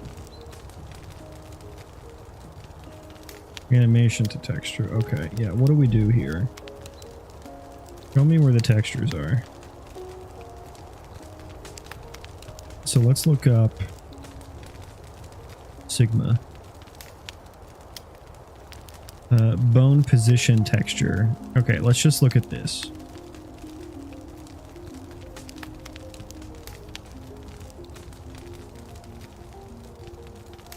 Wait, we write to it? Oh no, that's just me setting it, I suppose.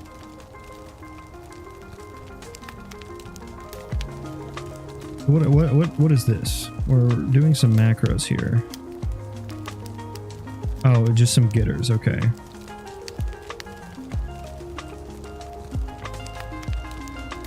Okay, so get bone position texture. Right vectors to texture. God, my eyes are getting so itchy for some reason.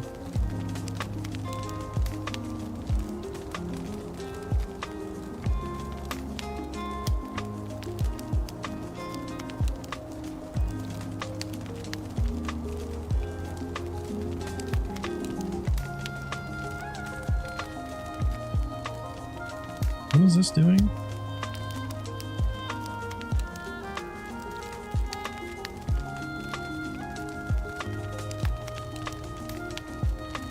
Right vectors to texture.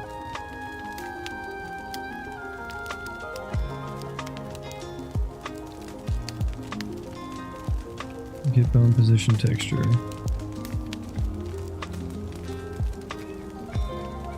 Right width. Yeah, let's read this. Right vectors to textures.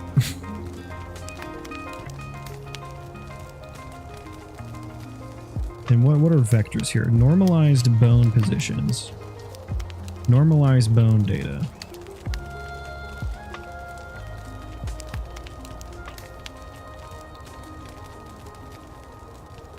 Bone positions. Where do you come from?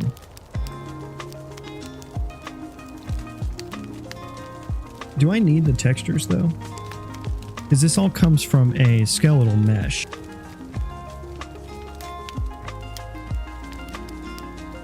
And maybe I can come up with a better way to do this that's more scalable. Hang on.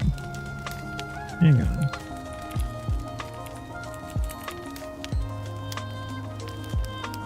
Okay. Just show me a...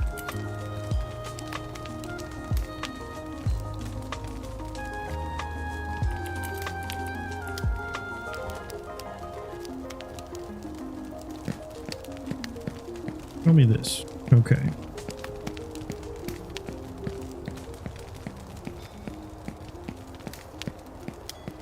Show me main hand.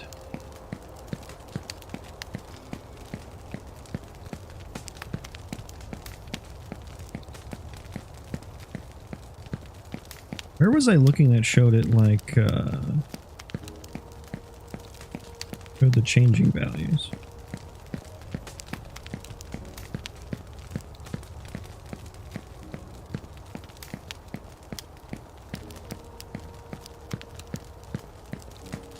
There, I mean, okay, so I guess it's just the virtual bone. Okay, okay. Well, I guess I see how the rotation is changing here. Yeah, I kind of need these values, right, during the animation.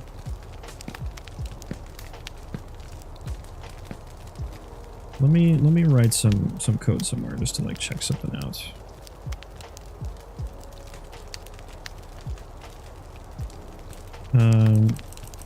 Just sketch this out real quick. Isn't there a anim pose? Anim instance, anim asset, anim sequence base. What do I have here? Anim.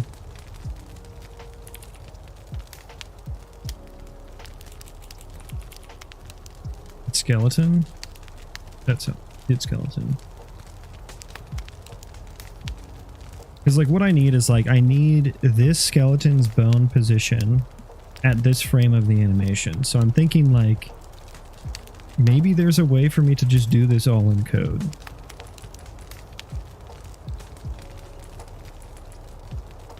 anim sequence base, and I know there's like a pose assets.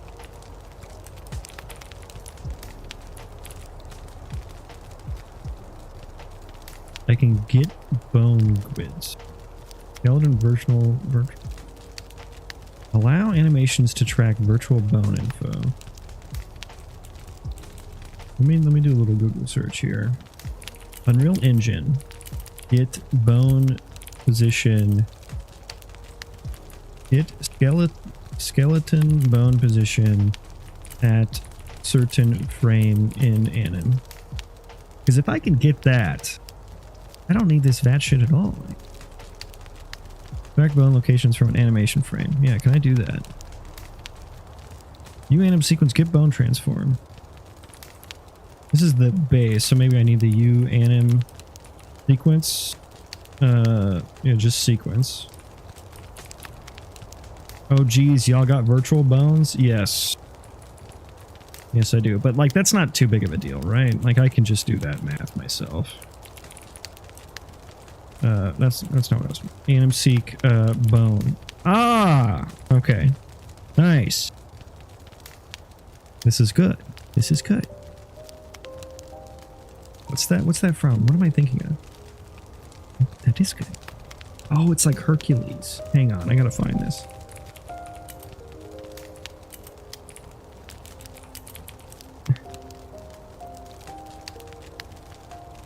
Oh, God, what is the... It's like with the... That is good? What is he saying?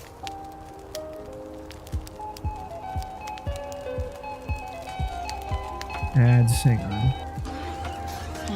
What is it? It's a 2-minute long clip.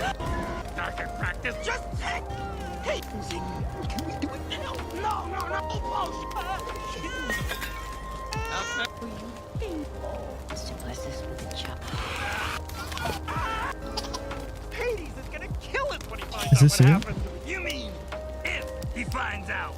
Of course he's gonna put. If is good. If it's good. That's what I was. That's what was happening in my head, and that's just where that ends. Okay, that's fine. That's what was happening in my head. Thanks everyone for sticking by me during that. I know that was. I know the payoff wasn't worth it, but we appreciate you standing by me. What is bake out virtual bone tracks? Is that a setting? Is that a setting on the animation?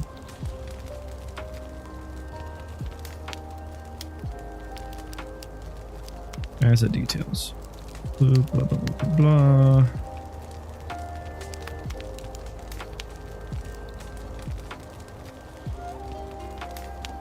Enable motion.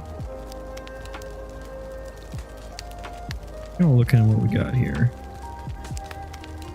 Import settings. Probably not. Don't care about import settings, probably. Per bone custom attribute data. What is even that for?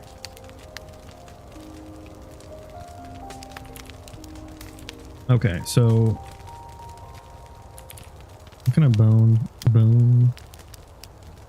Yeah, okay, so nothing really super important there, but I guess I can get bone transform. Get bone transform of the time given relative to the parent for the track given. Okay, what does it all mean? The bone, I would need a bone index. I can get that, I think.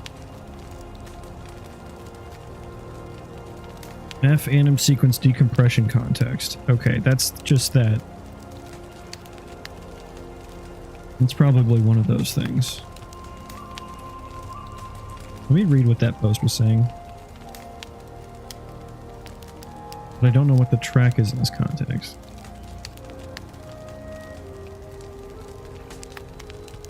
Let me actually do this in my instant static mesh actor, where it will eventually probably be used. Process entity instance. Yeah, so here is it where I'll need to get like the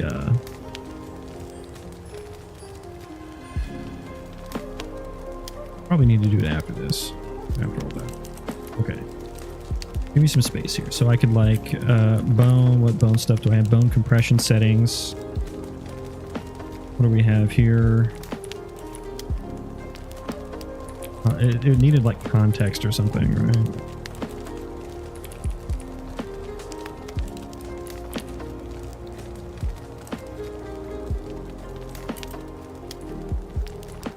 Hit bone pose for all required bones. Okay, that's not really what I just need like a specific bone, I suppose, which is probably what get bone transform would do for me. So that's strong contender there. So that takes like a out transform.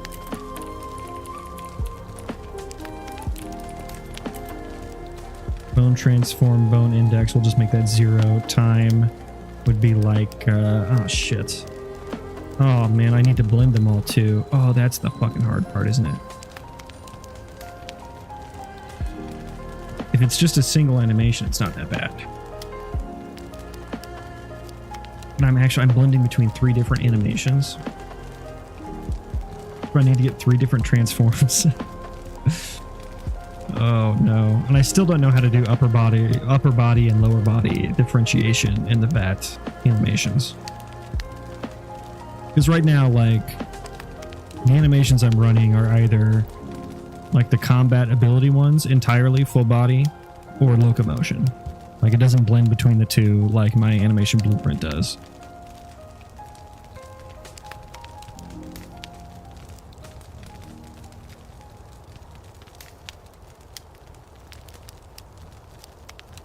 Okay, well, I guess there was a version of this that didn't need like context or whatever. How many versions are there? There's 2 different versions. Yeah, and one requires that context that I don't know exactly what it is. So we'll stick with this one. This one can work, and I guess I just need to kind of like think about what the logic is in the materials, which I'm pretty sure is just a lerp between the 3 different frames, current frame, pre-frame, and other frame and those alphas. So that maybe won't be too bad. Oh, this is deprecated. Oh.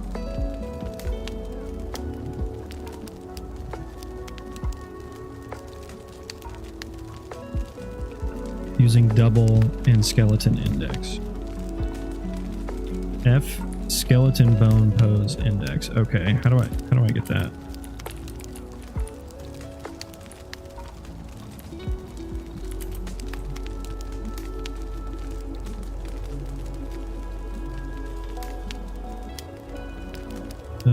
Out atom. Okay.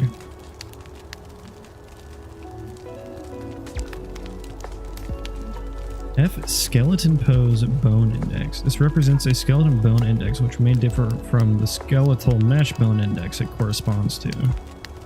Why? Why would that be the case? Is there a bone index function?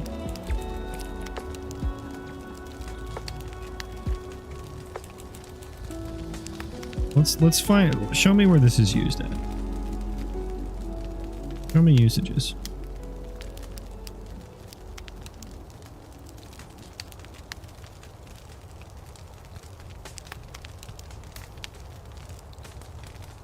It's just passing an index into the constructor. So is this just a handle, really? Is that what it is? It feels like a handle.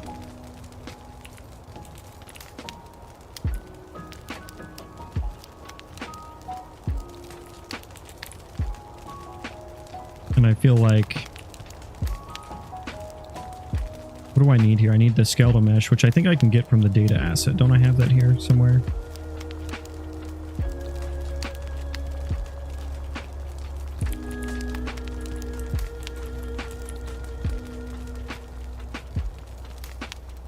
I think it's on my...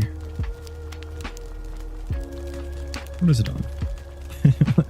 What is it on? Am I blind? Avatar entity data. That's probably what it's on.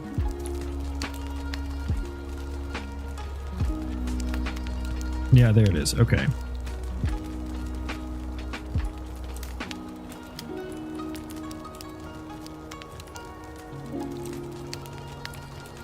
You went 32 thing equals avatar.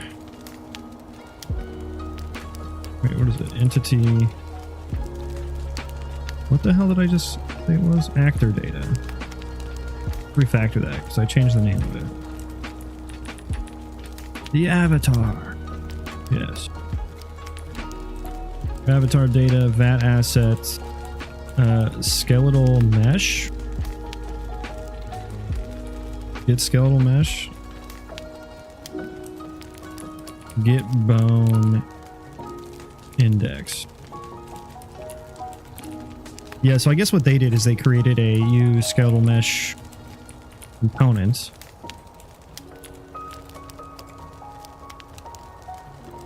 What? Okay. So I think what I'll need to do is I'm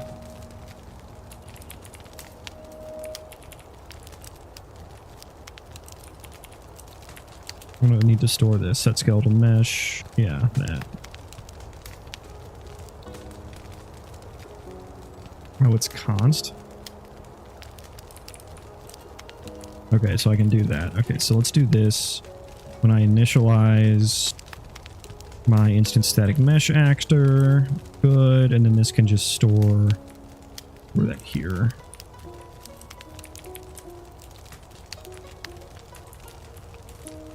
Okay. This is very experimental shit we're researching here. Called skeletal mesh component as well.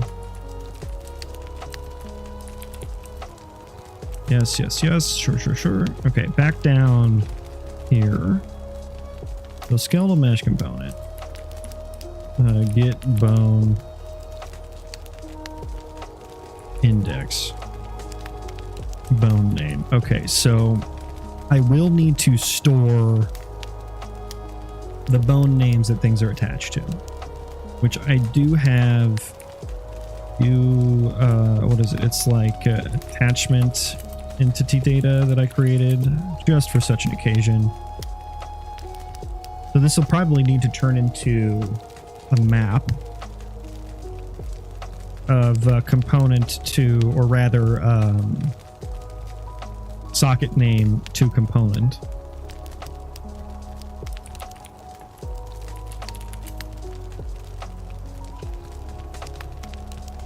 I don't know if I'm going to do attached actors anymore, but we'll change that.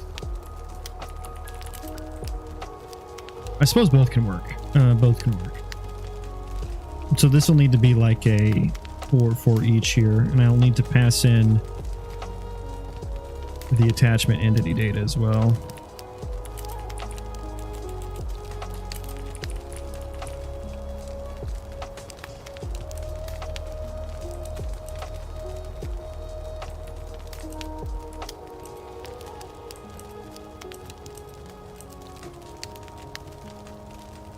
Wait, why am I scanning so many files? Hang on. Change signature. Yes. Oh no, because how much did I change right there? I'm also just going to rename this init ISM actor. I think the reason it's searching so much is because it's a pretty generic name. Okay, we're just going to copy and paste now.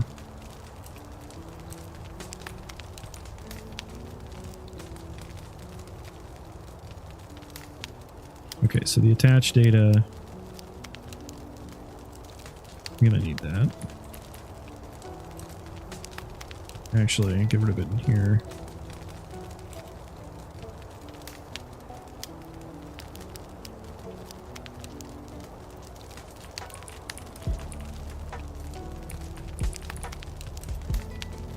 Yeah, put the include in there. Attached data.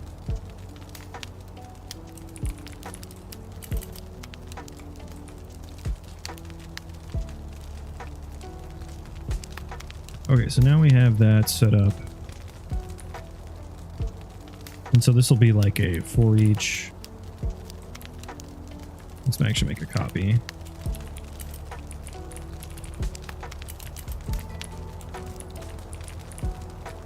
Attached components.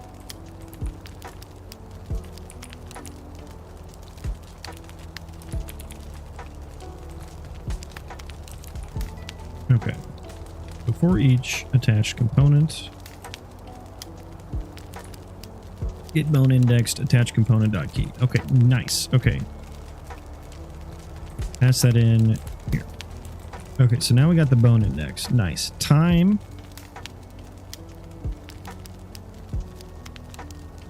Time is a valuable thing.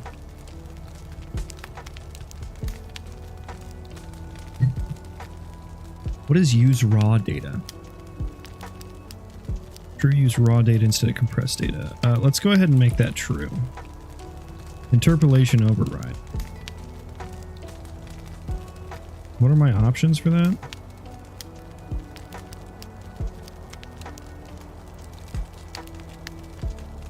Linear or step? And the default is what? It's an optional. Okay. I'm just going to leave that blank then. Okay. Now, does this work for virtual bones?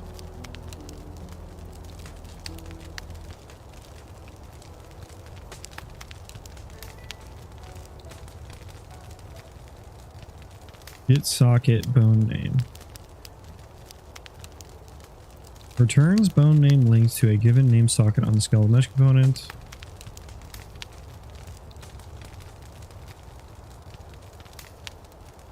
Yeah, I guess I don't know. I don't know which one to use actually.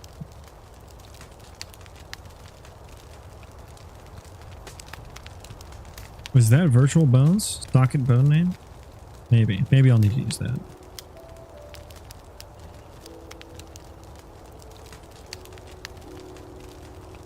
Will require some troubleshooting. Okay, get bone transform. So we have a transform. And so what do I do with that now? I guess I just need to set whatever the attached component is.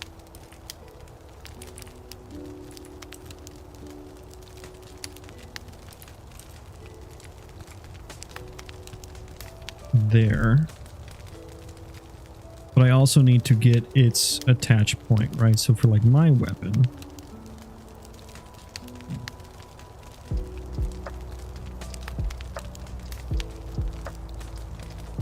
what's the logic I use here? Attach to component. Oh, right. I get the attached location of the thing.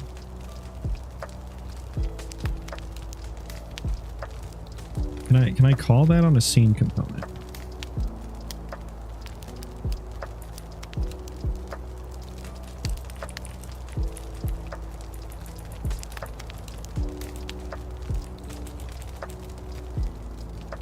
Oh no, dot value.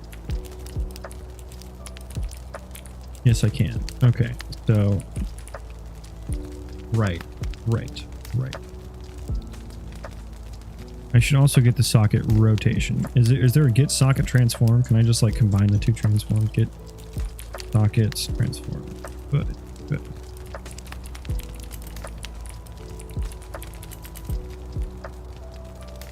I mean, it's probably there.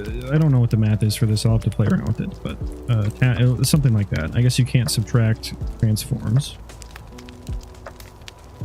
Is there an F transform accumulates another transform of this one with a blending weight? I don't think that's what I want. Multiply. Add translations from the two and returns the results. Find cat rotation.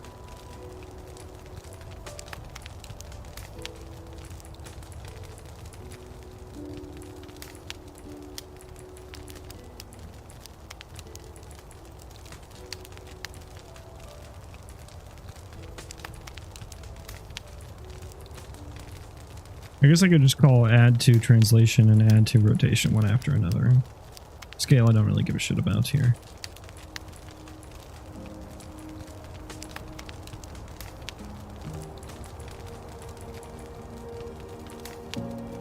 Combine. No. Add to.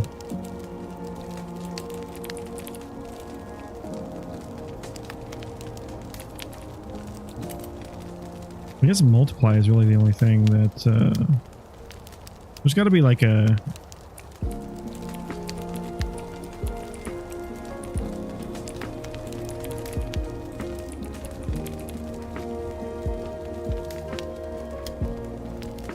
there's got to be like some sort of built-in function for like combining transforms or something, right?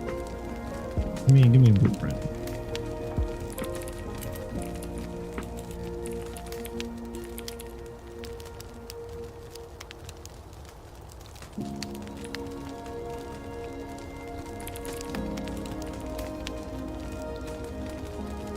No, is there not? Is there really not? Okay, there's probably really not. Okay.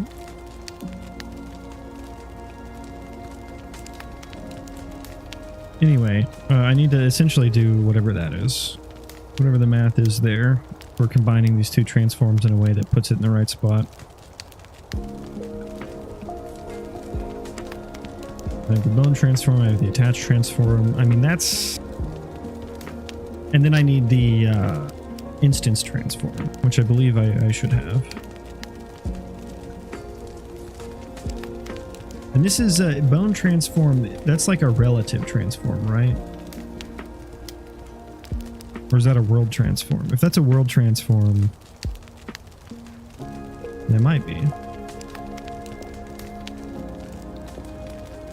Wait, it says get bone transform of time given relative to parent.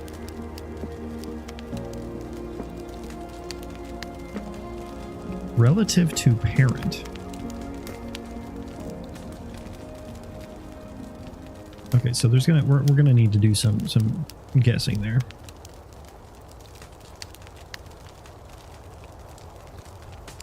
as to what we need to do.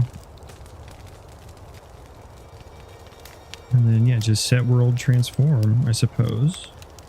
Well, right now they're actors. So let me do the attached actors.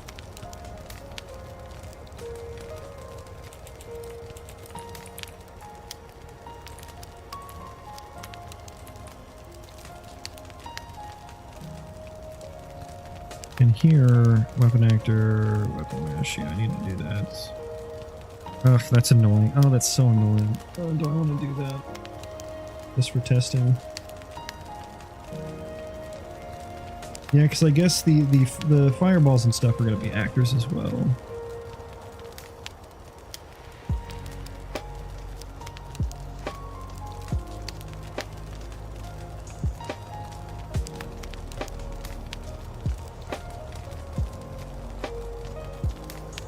I mean, maybe I should store, yeah, because it's going to be different for each one. So rather than like a socket name, I should store the relative transform, right? That's the generic version of what I'm looking for here. And that can be different for each thing.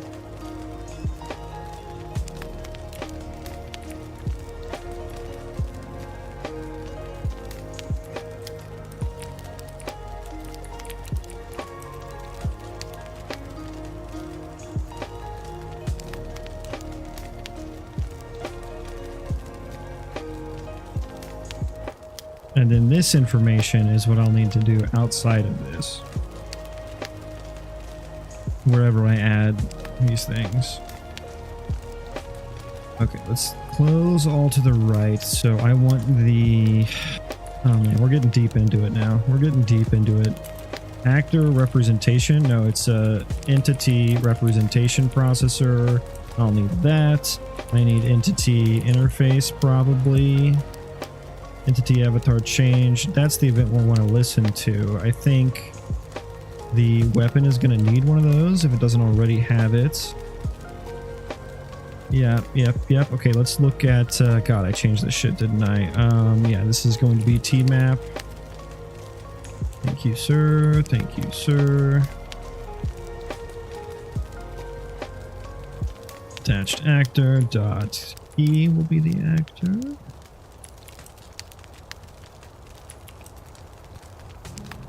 Dot E. Okay. Where else does it hurt? Oh, right here. And down here, yes, init ISM vector. Passing in attachment data as well.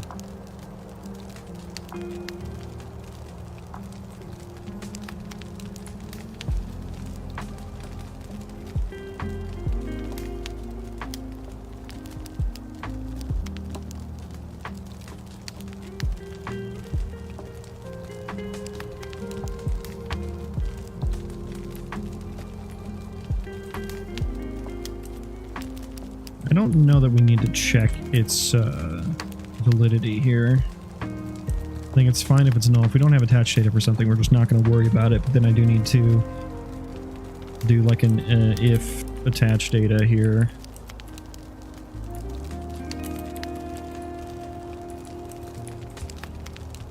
And do I need to care about anything in here? No, I don't. Okay. And I need to copy this and put it somewhere.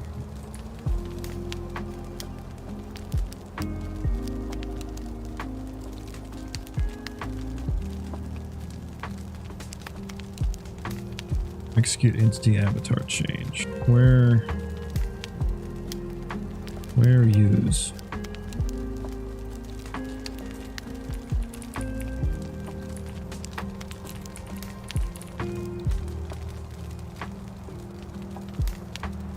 Use it in cast projectile. My animation instance. That's it. Okay, so I definitely need one in my weapon.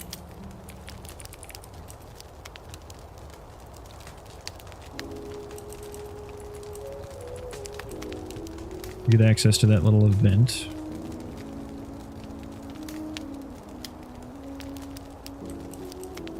Okay.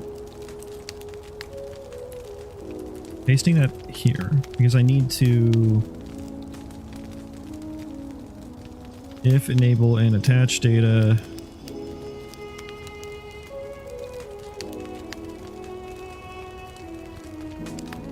Oh, there's so much shit happening in here. I probably need to refactor this.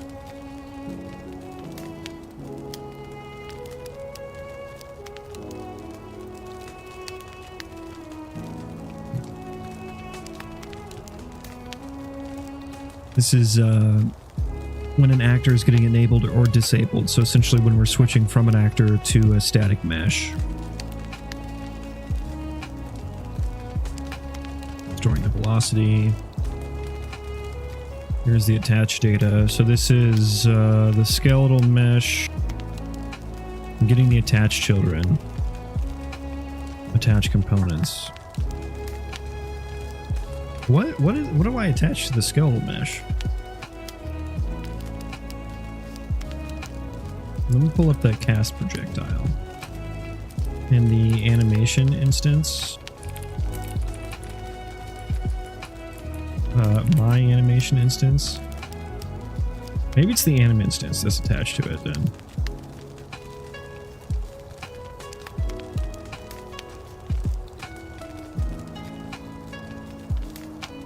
Get attached children. Hit the scene components that are attached. Get attached socket name. Get the socket we are attached to. Okay, so I guess I can do that on these children. I don't think I need to do it here. Let's focus just on the actor part of it. If we are enabling and there is attached data. Enabling meaning we're switching from a static mesh to an actor. Static mesh to an actor. Let's disregard that for now, and then let's just focus on the scenario of going from actor to static mesh. Could you do a TLDR animation instance? I wish I could. I don't quite understand the nuances of it. I'll give it a shot, though. Is it a parameterized child of an animation sequence? No. So an animation instance is... it's an animation blueprint, is what it is. It's not... it is not... An animation sequence is like an asset of an animation, right? An animation blueprint is a blueprint that like handles a whole animation life cycle and has like a state machine in it, does blending and stuff like that, transitions between different animation sequences. An animation instance is like an instance of that animation blueprint. So I'll show you mine. Here's the class. My animation instance inherits from an ALS one, which just inherits from a UAnim instance. Which, does this have any comments as to what it is? No, not really. Not really. But if I go into my character animation instances, my main one, my AB ALS, this is my player one. That's kind of complicated. Let's go into the NPC one. You can see the parent class is my animation instance. So an animation instance is really just a parent class of an animation blueprint. There are animation, linked animation instances. I have one of those as well. There it is. Okay, and a linked animation instance is something that you can... It is another animation instance, but it's just not the main one. It's linked, and you can unlink and link it at runtime. And so what I use these for is for my weapons and my casting. So whenever I have a weapon in my hand and I want to like use an ability for it, either the weapon has like a default animation instance that it wants to use to play its animations on, and it controls all the blending and transitioning in the different states and stuff. But then there's also an ability, and there are weapon abilities that you use via weapons that can also override that. So the linked instances are just a way to kind of like layer things on top of your base animation instance. That's how I understand it. I also have one for casting abilities that handles like blending between loops and looped animations and stuff like that. I don't know, you could probably think of them pretty similar to animation montages with the way they're kind of layered. Linked ones, that is. I'm sure if there's anyone else who's more knowledgeable in chat, please feel free to correct me. I am by no means an animation master by any stretch of the imagination. Yeah, no problem, man. No problem. Yeah, let me know if any of that didn't make sense. I'm sure I'm sure at least a part of it didn't. Okay. Get attached actors.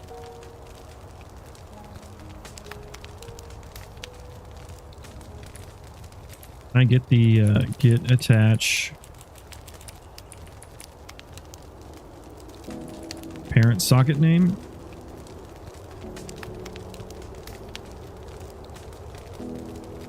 Okay.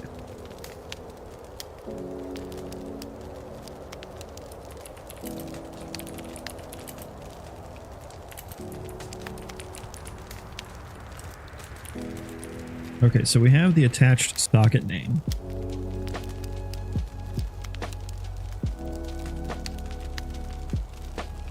How do I attach it here? Yeah, I do attach based on a socket here. Now get attached socket name.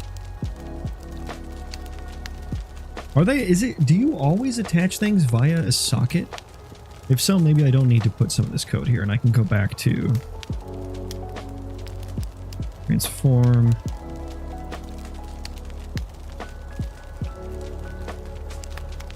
Socket name.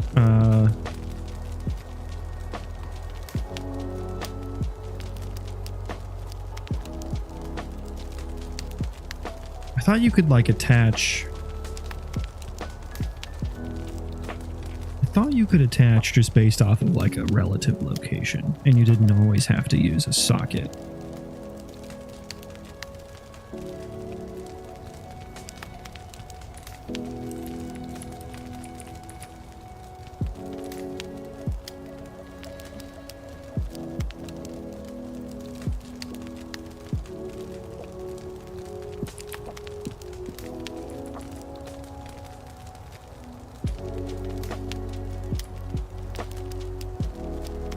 Okay, yeah, so components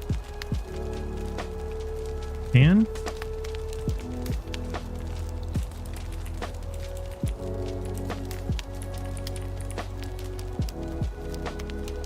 set up attachment. Yeah. So components you don't need, right? Because you can just like specify a relative transform and stuff. Okay. And then for a component, can you get relative transform? It's relative to what? The parent? Relative to a parent? Okay. Good. Okay.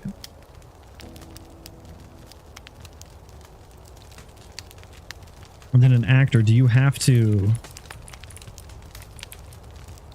I feel like for an actor, you do have to use a socket. Attach root component to actor. Deprecated. I mean, I guess you could attach to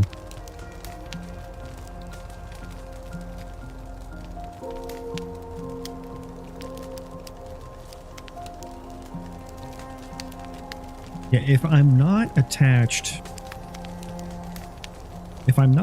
to a bone, then I'm not going to be moving with the animation.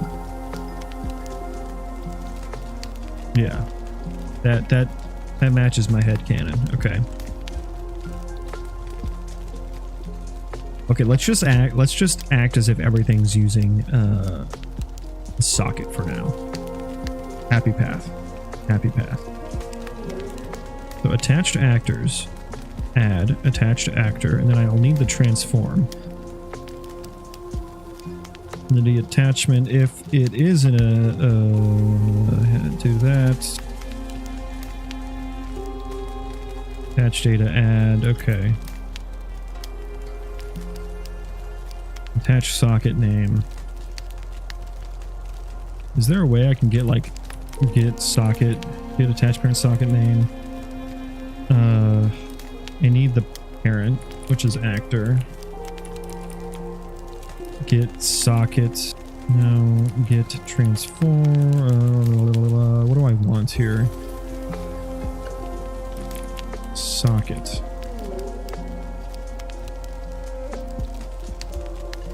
What do I do when I attach it?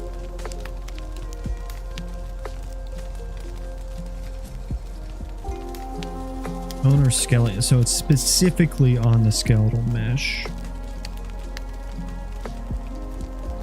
Can I get the attached to? Is attached to? I need the component it's attached to.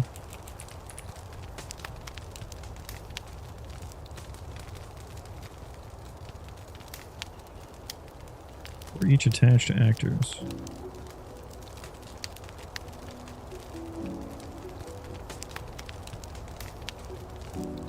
Infidel, hello. Isn't the character model forward Y and the mace looks like it's using X? Man, you went back in time to watch that. What about extra bones baked into the animation to use like sockets? Does not support virtual bones. So it sounds like you were trying that before. Welcome in. Isn't the character model forward Y and the mace looks like it's using X? Yes. But if I'm not mistaken, I would just like have to rotate it, right? I would just rotate it 90 degrees because like the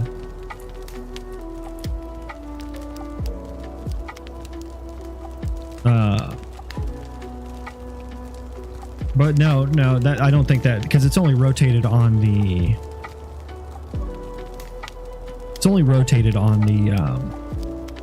actor, not on the skeletal mesh. In the actor, it's rotated 90 degrees. Is that what you're talking about?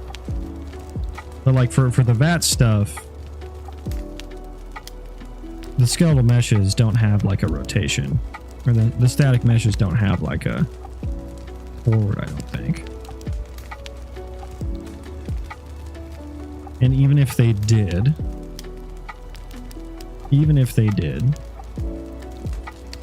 I would just have to like rotate it, no? You bring up a good point.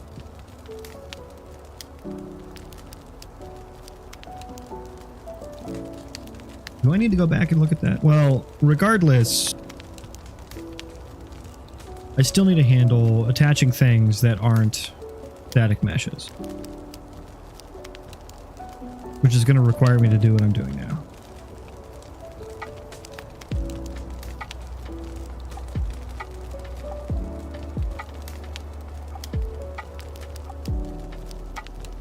Isn't the character model forward Y and mace looks like it's using X? Yeah, it definitely wasn't like using it correctly, that's for sure. But like when I handled the change the offset, you know, it gets attached correctly. So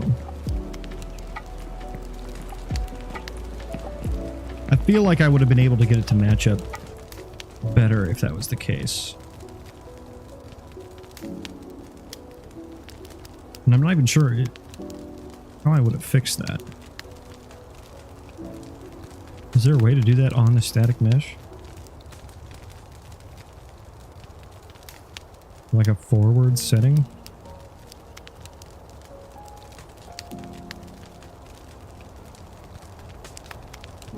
I don't know, but I'm still going to have to do what I'm doing now. So I'm going to continue doing that. And then maybe it'll work for both scenarios. I'm hoping, at least. Yeah, I need to get the component that I'm attached to.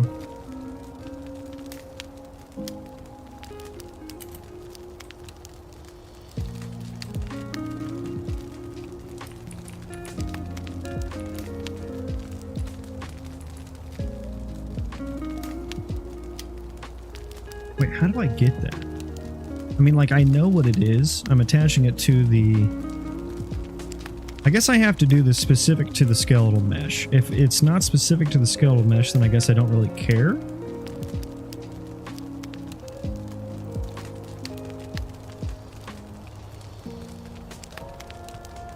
Skeletal mesh, get attached children, scene component. I guess this would be the Yeah, let's throw some code in here. Oh shit, well I changed a bunch of stuff, never mind. We'll do that in a bit.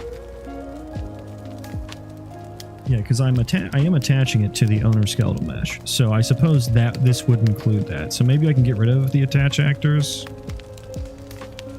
and only worry about the skeletal mesh. So essentially,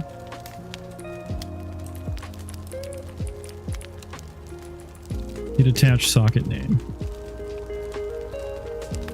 What is get attached parent? The component. Okay.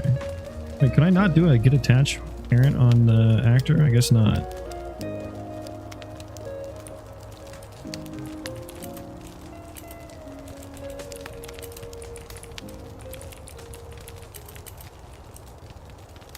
Okay, attach socket name, and then skelly mesh, get socket location, get socket bone name, get world space socket or bone location.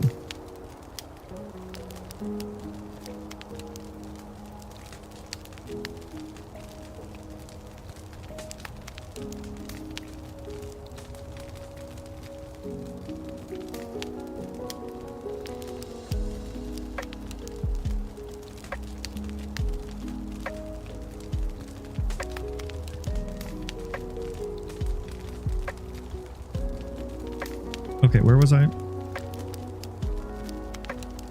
Yeah, what's the right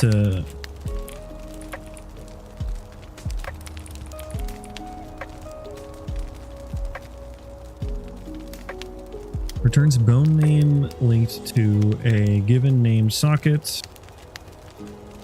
If you're unsure to deal with sockets or bone names, you can use this function to filter through and always return the bone name.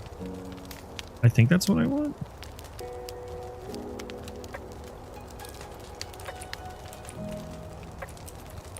Because I don't know if it's going to be attached to a bone or a virtual bone, which is what a socket is, right? Or are there sockets and bones? I don't know. Sockets, bone, virtual bones. Are two of those the same?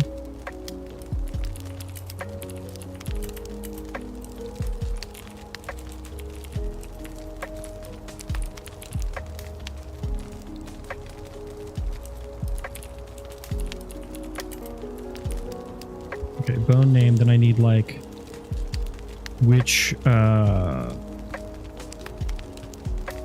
which one of these I need? Actor space can I think actor seemed to be what was closest.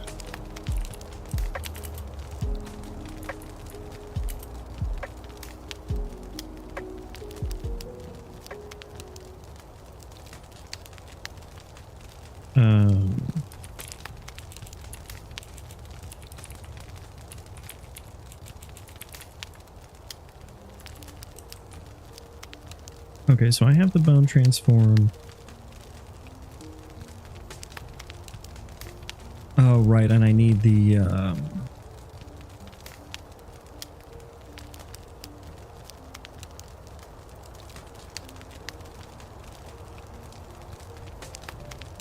it can be attached. I guess it can be attached relative to the bone.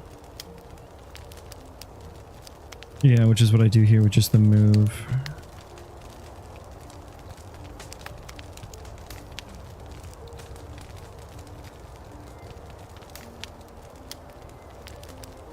So I might just need to do the socket name.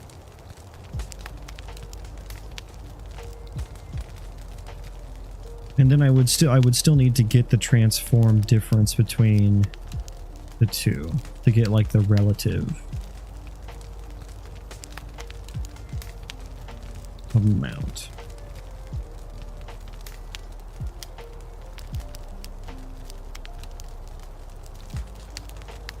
Yes?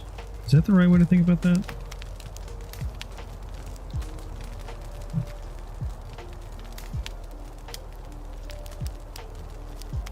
Do I go back to socket name?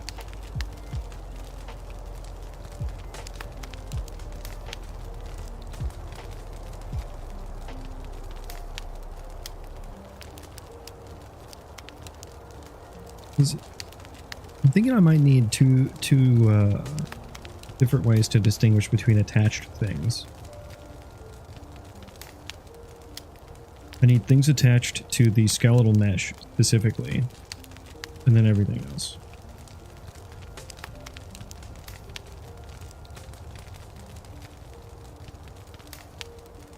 And the ones that are attached to the skeletal mesh are the ones I care about in the animation, or not the instant static mesh actor.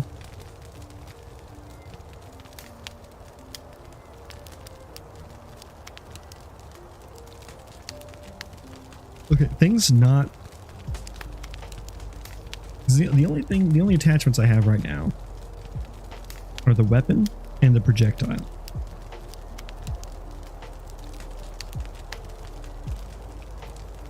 And I guess the weapon, thinking about the weapon logic is what's throwing me off here, because they have like a potential relative location as well.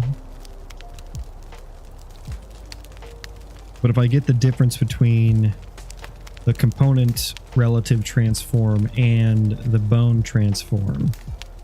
relative transform, that should be like the additional offset that I need.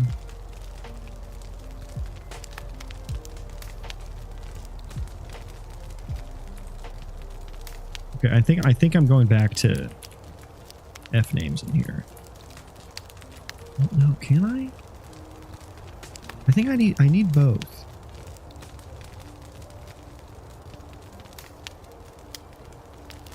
Hang on, and for a scene component,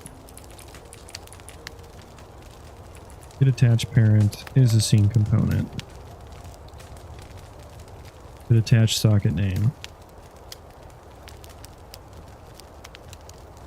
I mean, I guess the scene component kind of has all the information it needs, right?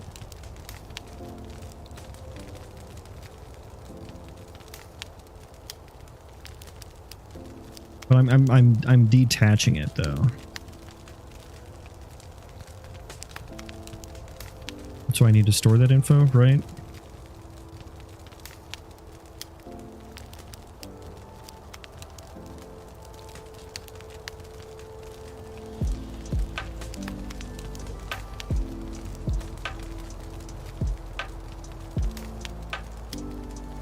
And I guess with the instant static mesh,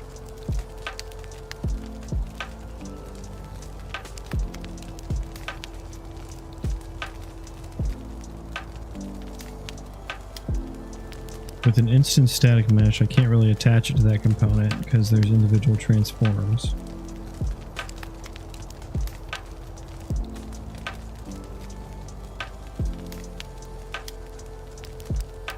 So I need to adjust their position every frame.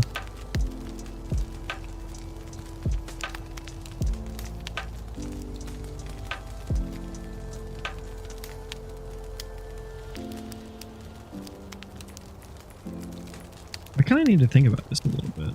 I may need a struct to store some information, because I think I just need the attachment socket name and like the default bone transform. In like parent bone space. I think that the parent bone space might be what I need right there. So I want like the default no,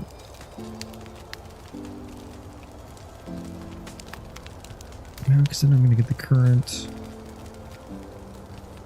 If I have the weapon and then the current relative offset of the weapon.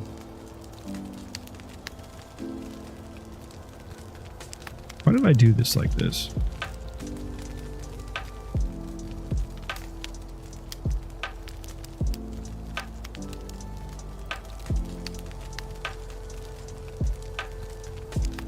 Yeah, I'm gonna have to figure out how to like kind of recreate this logic backwards.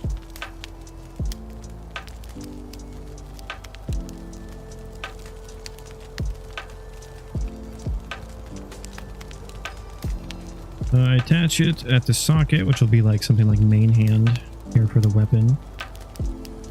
And then I get the socket location on the weapon. And then I move it based on the difference between the two.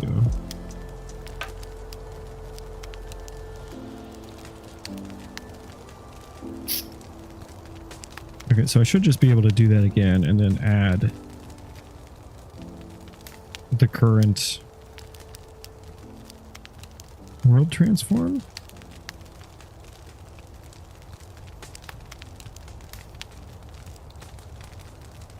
Rotation is the same. Or I would get the world transform and subtract socket location.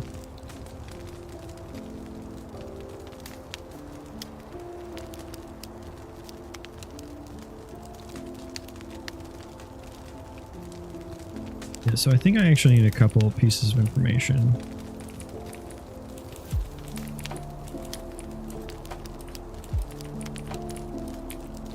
Like attach info. I need like a pocket name.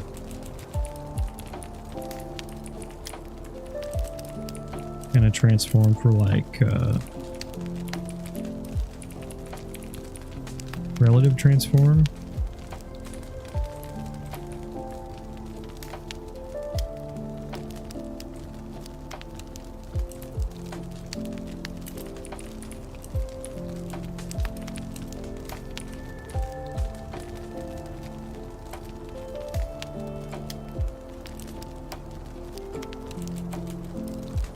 Relative transform, or what is it? This is like an offset, and it's just an offset location, right? It could be a rotation. It could be a rotation. Let's call this offset transform. Offset transform would be like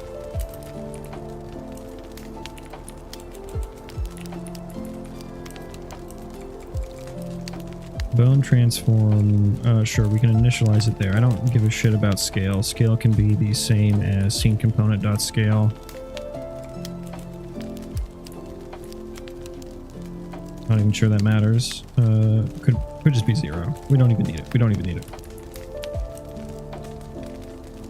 So the bone location transform, I need to do the opposite here.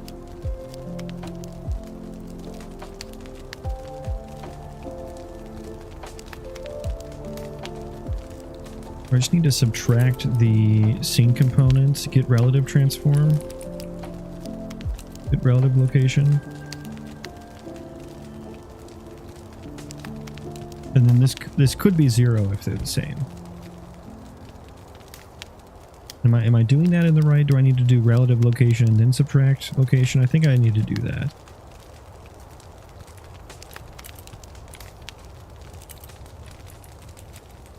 Something like that.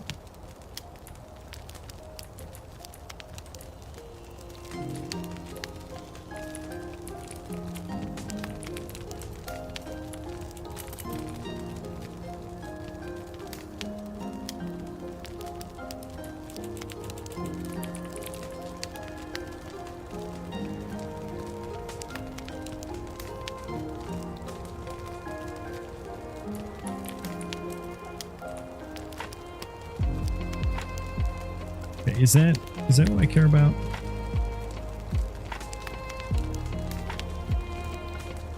Given that transforms correct, I would just need to like add, I would essentially just need to add that back on in my ISM actor thing.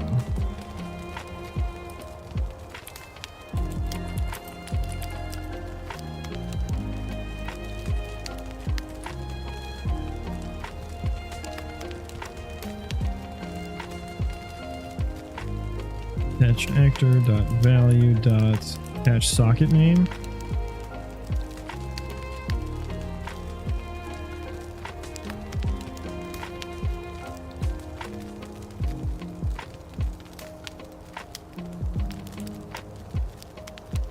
And then just should be plus attached actor value. Let's just put this in like. Yeah, never mind. Dot offset transform. Is that what we would need to do? It's gonna take a lot of testing. I guarantee, like, there's 0 chance I got this right the first try. 0 chance.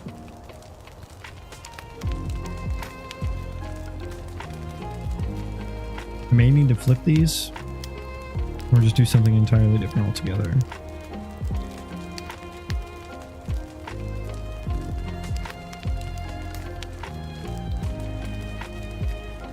And then I am destroying them. Yeah, there's a lot of work here because then I have to put them back on the character. Yeah, okay. So maybe let's just not destroy them. We will detach them.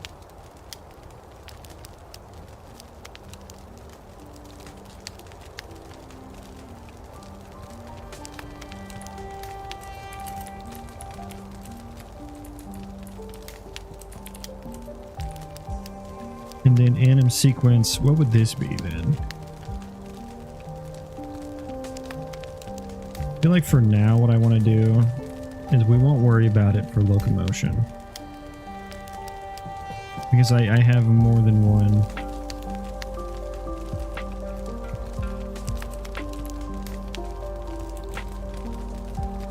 Animation to blend between there. I'll worry about that once I figure this out because I don't want to. I'll have to like troubleshoot the blending as well, which is just like a massive question mark.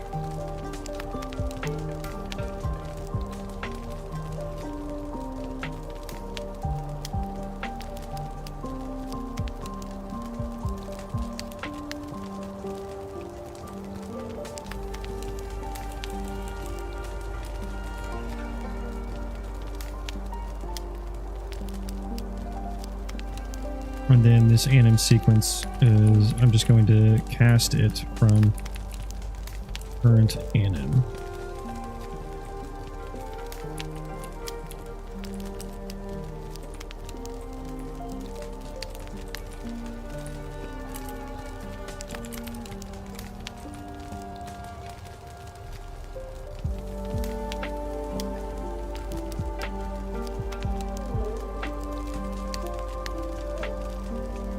Okay.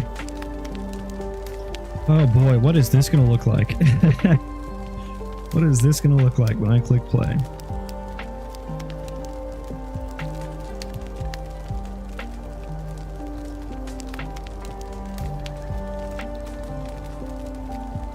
Yeah, delete this, delete this.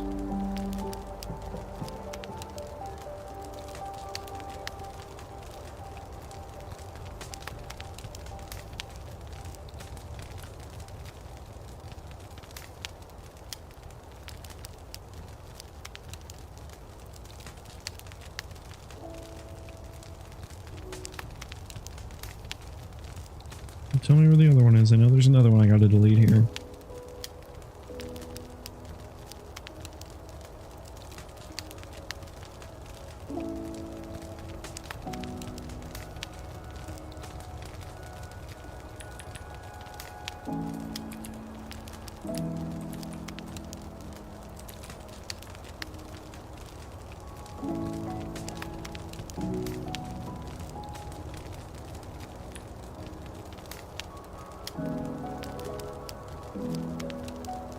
Yeah, and this, I guess I didn't actually need that.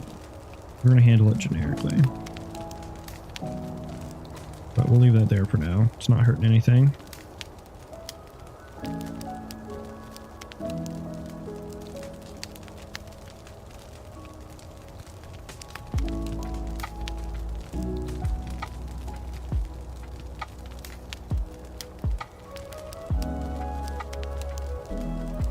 Letting the transform of something with collision is going to be interesting every frame.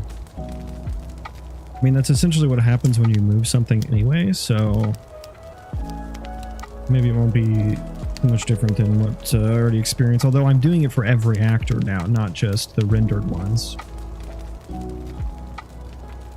So maybe, I think we probably just turn collision off on it, turn ticking off on it as well, potentially. It is on the game thread already, so we shan't need anything there. Goddamn, I'm fucking hungry.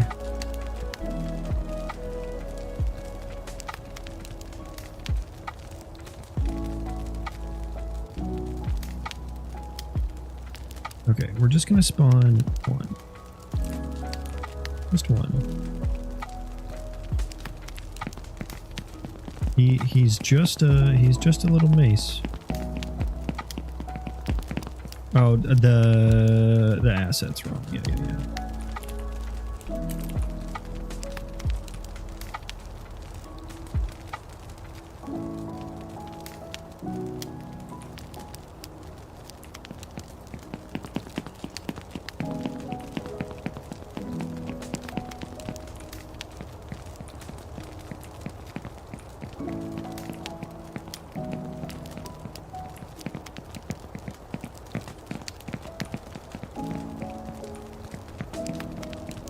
Okay, so I was destroying it.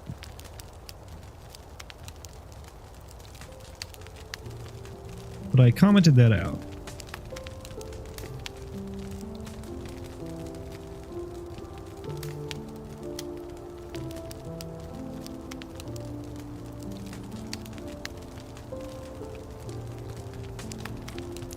Hit me with that.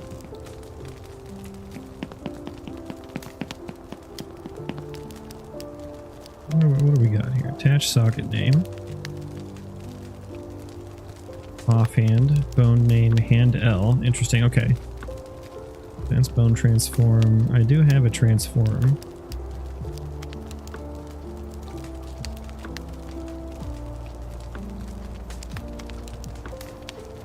And maybe it's just, maybe I just transformed it somewhere off into the distance. Oh, I'm not actually adding the attach info either. There we go. That would make a difference, wouldn't it?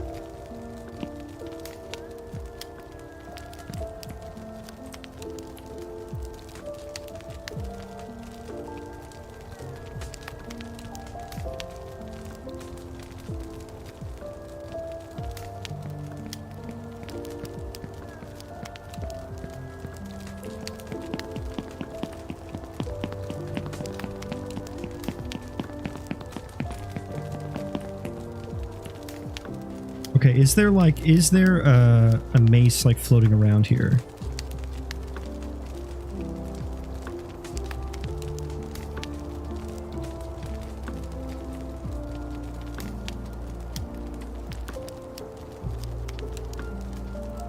No, I don't think so.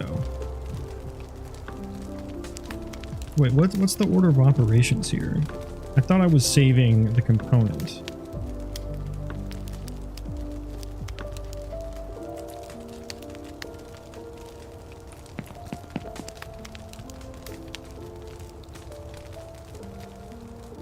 So we have the mace, and that's when like we transform to actor, and then when he transforms away from an actor, nothing happens. Okay, is that because I already like got rid of everything?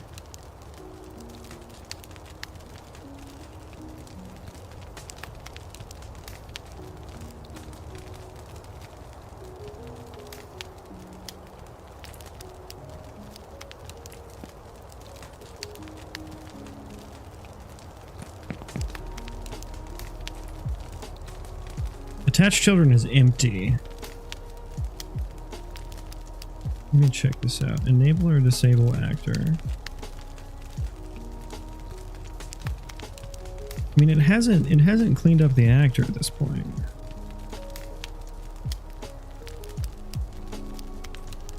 Handle proxy actor. Ooh, I detached the weapon, which probably destroys it. Yeah, okay. Okay, that's probably why. Yeah, the detachment happens first. Okay.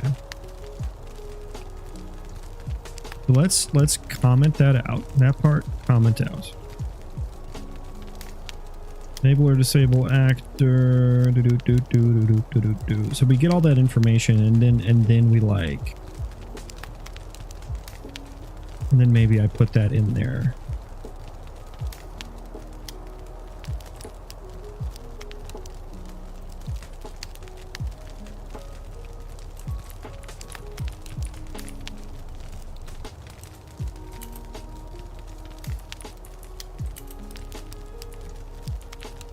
What's the thing here?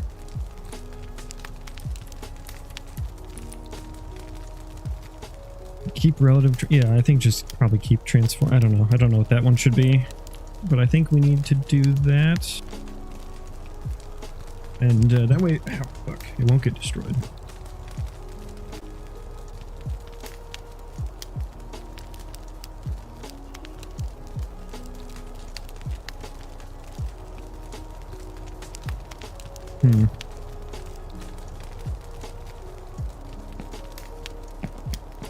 Oh.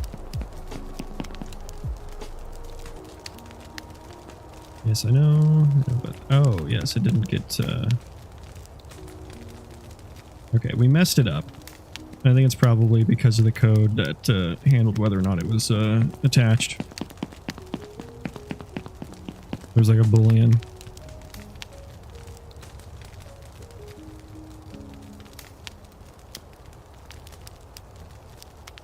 What is this on?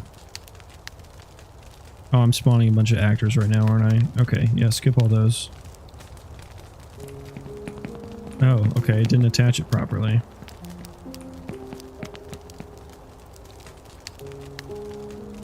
The attached children is still empty as well. Okay, I get it, I get it. Yeah, I guess it never like reattaches it? What happens? What happens here?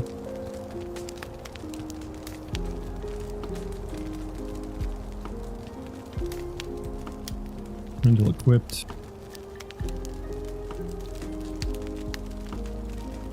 Detach weapon.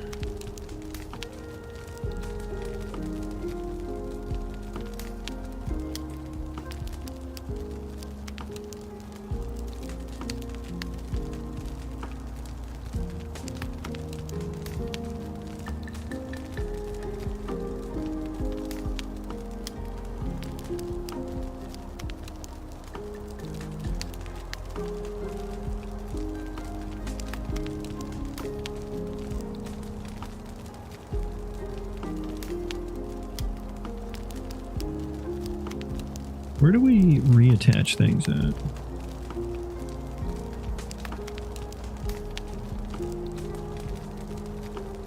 I mean, it was where I thought it was, which was in the handle proxy actor. The handle equipped. But it never handle equipped is here.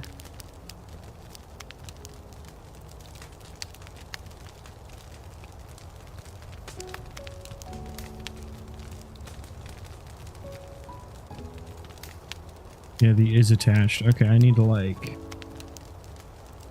I think what I need to do here... I think I need to do all this stuff except for destroy it.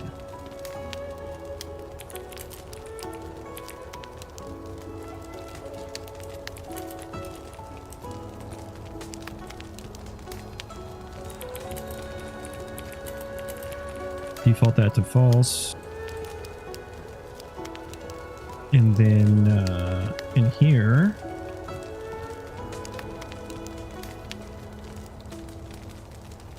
not there yet. I need to do it here, I suppose.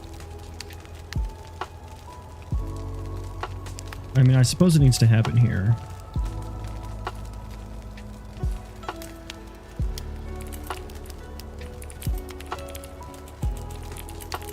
Just do a cast here. There's a better way to handle this, but well, I suppose I can handle this from the... I did add the interface on it, so yeah, call that. Oh, that code never would have gotten reached anyway.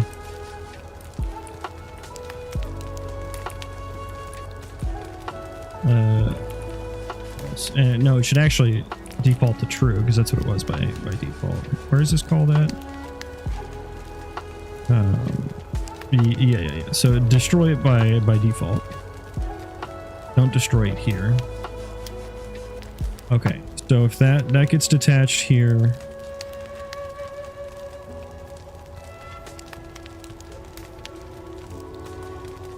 When we're disabling, and we should have already already done it. Okay. I think this is looking better.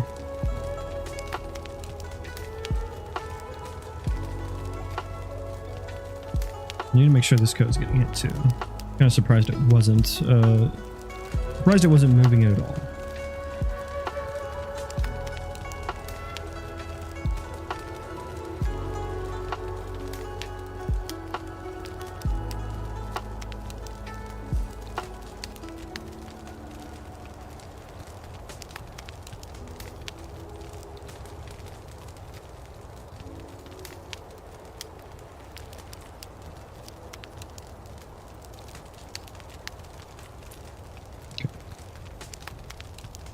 Run to the bathroom real quick.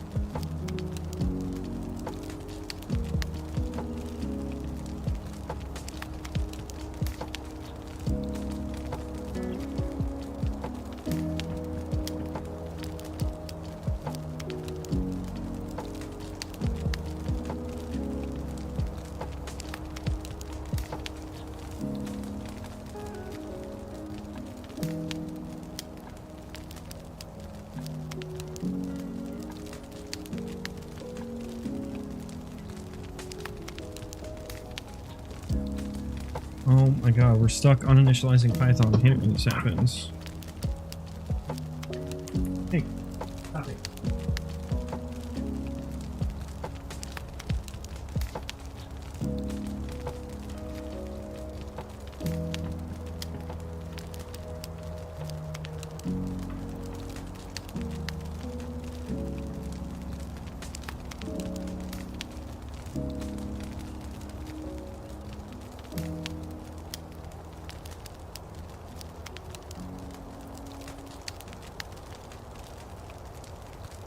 And we're back.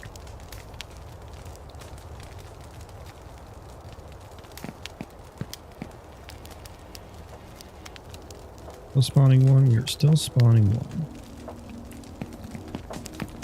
Okay, I think when he spawns as an instant static mesh, I don't think it'll work properly.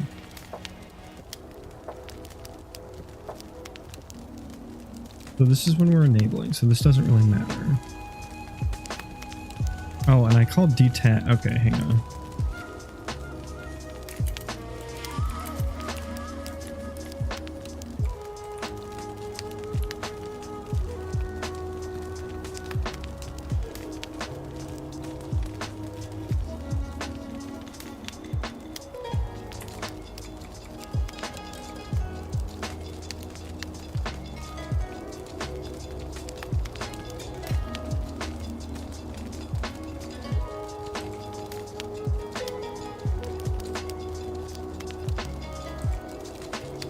Come on, you can patch it. It's stuck on pairing patch image.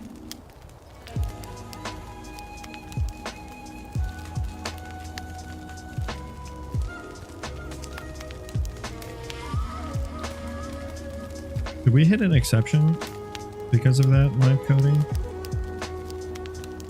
Oh my god, we have to rebuild again.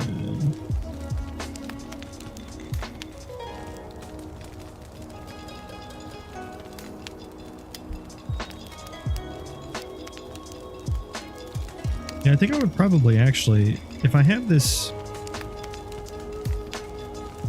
Yeah, I mean, I guess this logic needs to change for if it's attached versus getting attached versus getting detached.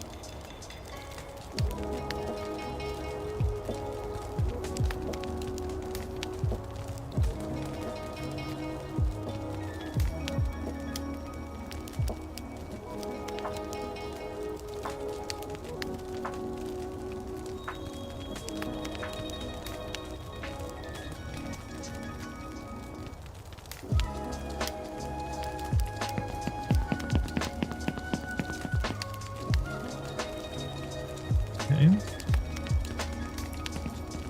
That do be attached. Aha, okay, so we got here. Okay. Let me look at that info. Main hand. Bone name. I need to change that.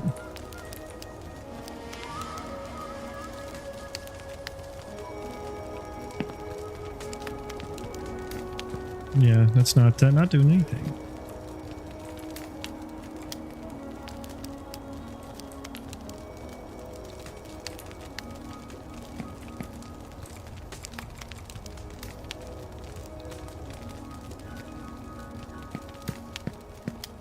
Okay.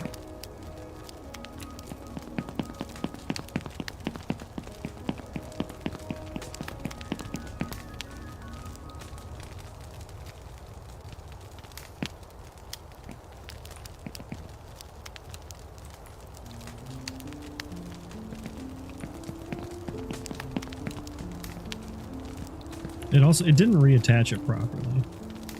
Let me see what this code is doing. Oh, it's never getting hit. Attach data.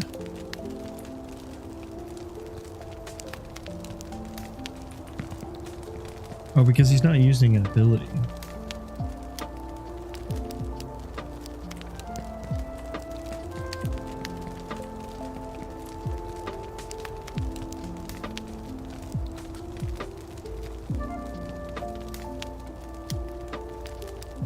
Okay, here's what we're gonna do.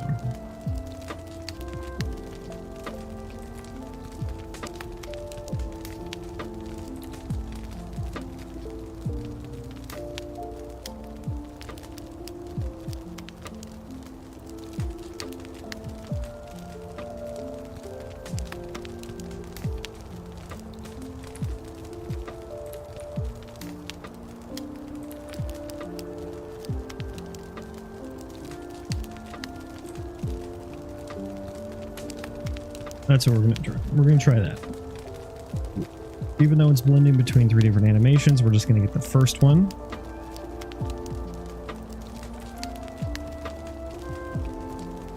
Okay. Attachments empty. Damn you. Damn you, sir. Okay, so we're not even adding to the attachments array properly. What the hell is happening in this processor? What is happening in this processor?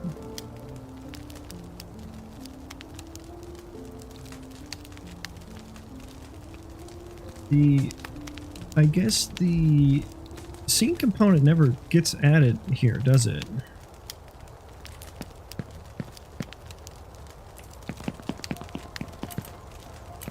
Because it's like the component doesn't have that on him.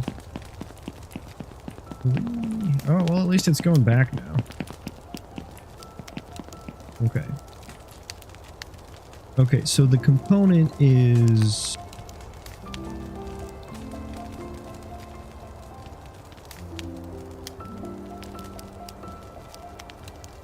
Let's just add this outside of it, I guess.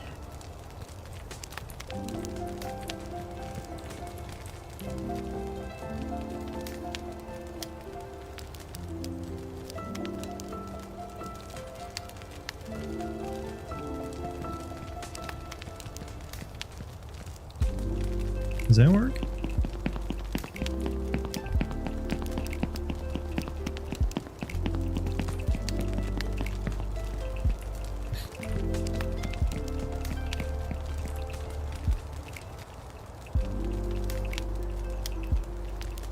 Attachments is still empty.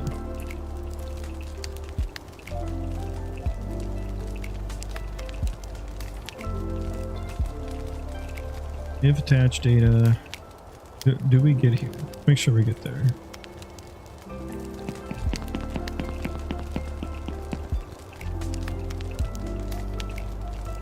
What is the scene component here?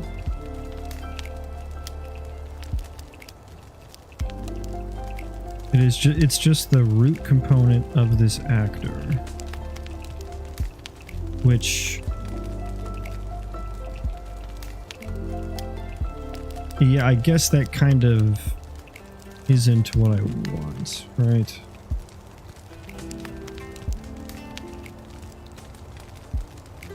Is it what I want? I don't know. It should be added in there.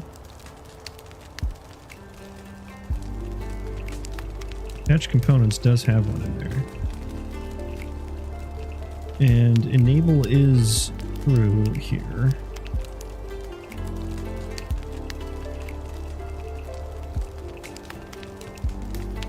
What about disable? It does get hit.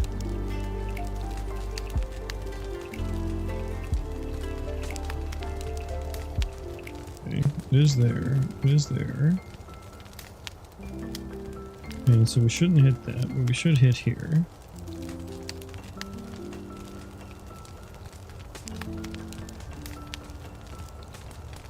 Oh yeah, I'm only iterating over attached actors. That's why.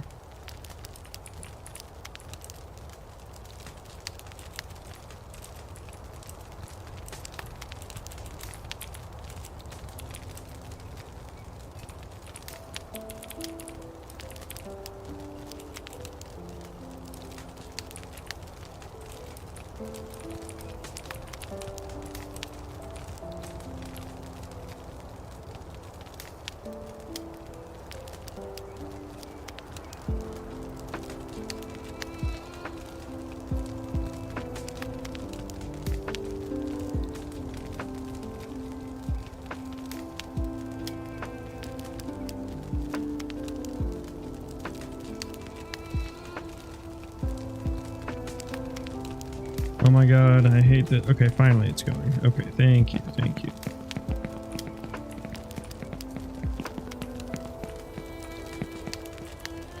Do we have what? Do we have it now? Still empty. Whee!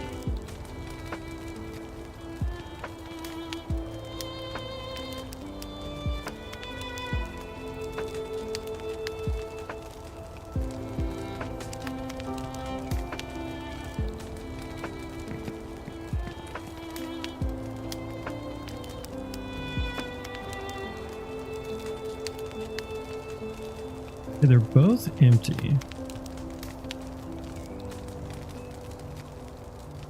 I empty it when I enable it. I shouldn't have gotten there. I guess we skipped this one. Because we're iterating over... Oh. No, it should be in here. We should get this.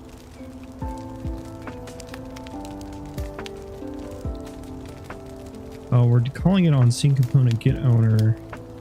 Which is the actor, that's right, that's right.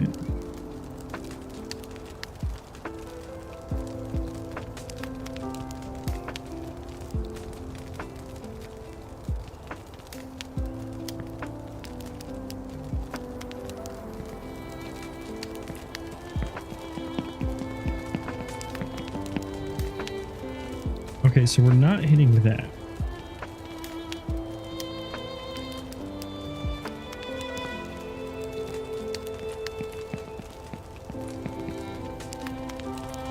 Still not hitting it.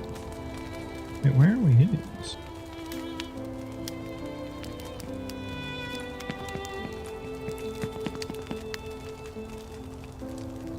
That makes sense. Attached children is empty at this point. I guess it's not getting reattached.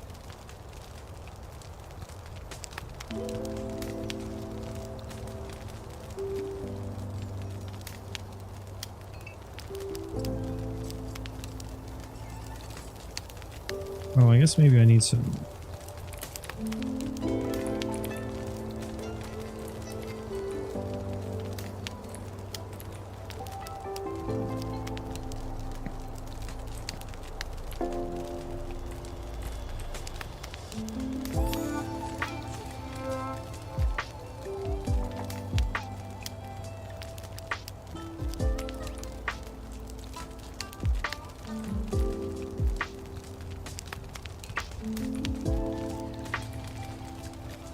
I think I need to restart because it's like messed up now.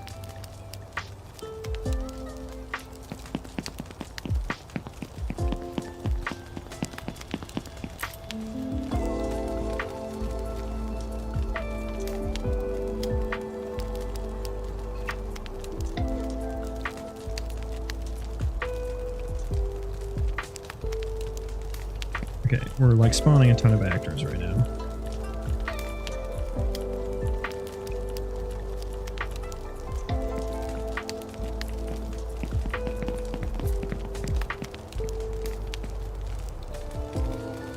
Okay, there is one there.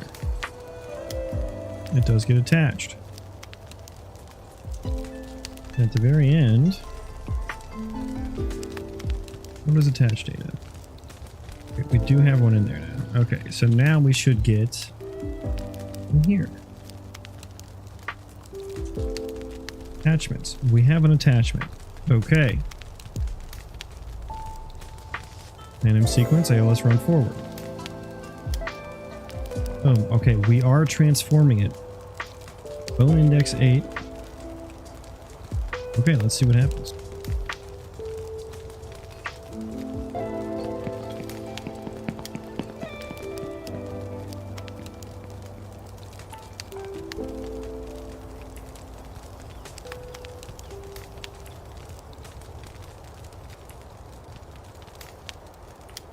Okay, not moving. Not even moving. And it is at 0, 0, 0. It has some rotation to it, though. I suppose I need to set it on I suppose I need to set the actor transform. Yeah, I think I'm doing this. Hello there. How are we doing on this fine night? We're doing okay. Doing okay. Welcome in, Nefer. We're trying to, this is a static mesh that is Vertex animated, and I'm trying to query the bone position of the animation at the current frame, which it might, I'm not even, oh yeah, I'm not even passing that in. That's why that's probably not even moving. I need, what do I need?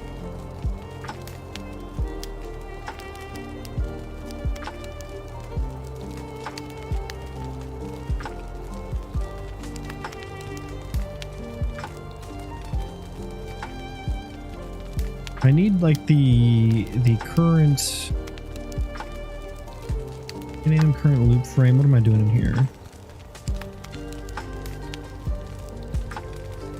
Because this frame number is not going to be the same as the actual asset frame number.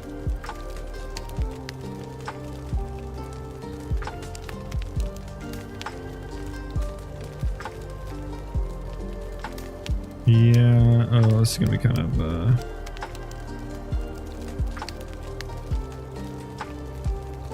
ooh, this is gonna be a little bit of, right there. Yeah, we're gonna have to copy some of this stuff here.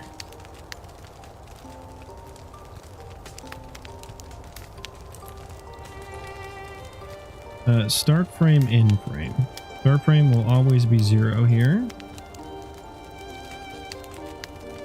And then remainder, I guess, is the frame.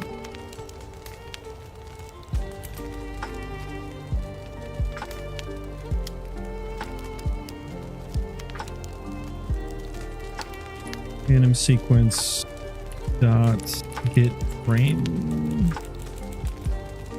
Get number of frames. Why doesn't it like that? The number of sampled keys. Okay.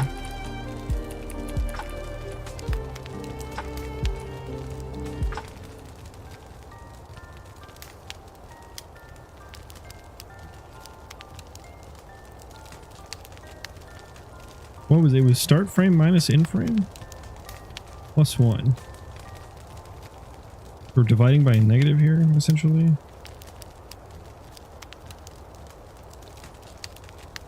It seems weird. Why am I doing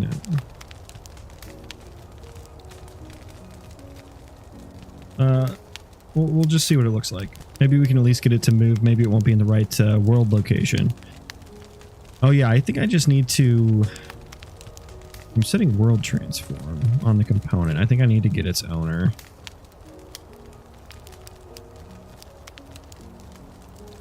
What don't you like here? Wait, what are you saying to me? 201. Did you just not have the... What are you mad at? Exploration of current frame.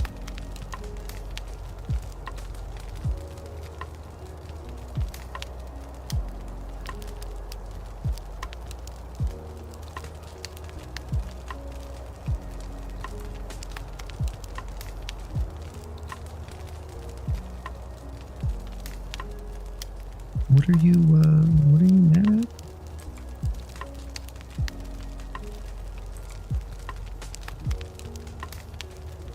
Current frame hides previous member.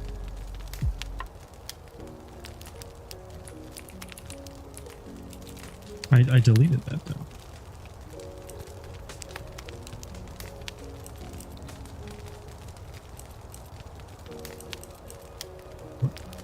What happened?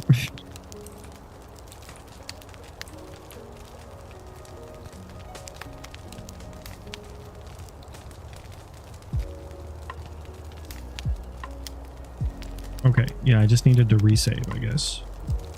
And yeah, I'm setting the world transform, which is probably not correct. Are you breathing now? Or are you moving? You're not even moving. Oh, he jiggled. Okay, he wiggled. Okay. So things are happening. I definitely think this needs to be relative transform. But even then, I think I need to, at least for this attached component, I need to get its owner. Still not doing much.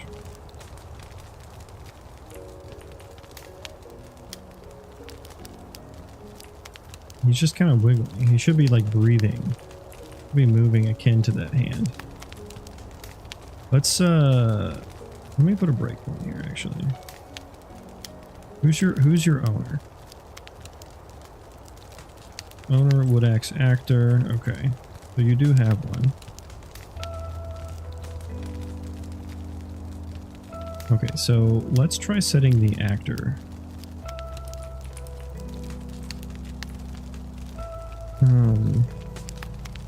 That actor. Or no, I need to get owner.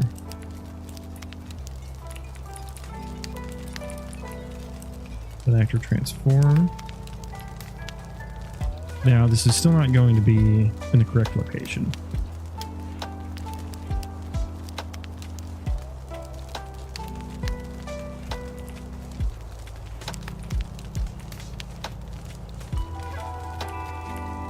He's still just wiggling.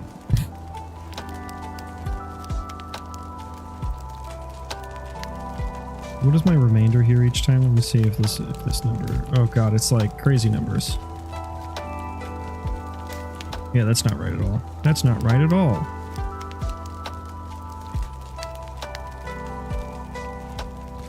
Yeah, what am I doing here? Like, why is there negative 80? The number of sampled keys. I essentially just want to lerp between. If I can just do something like, just try something like this. Fmath, lerp.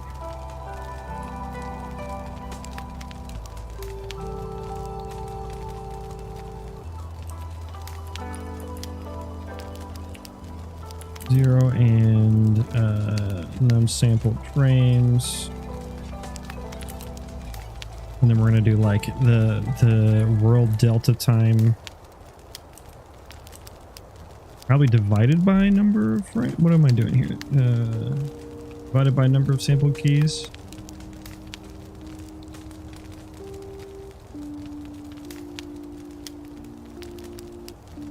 Actually, I think I get. I actually think I get what's happening here. Hang on, go back. Yeah, we do want the remainder. The divisor, I think, is just. I think it's just num sampled keys.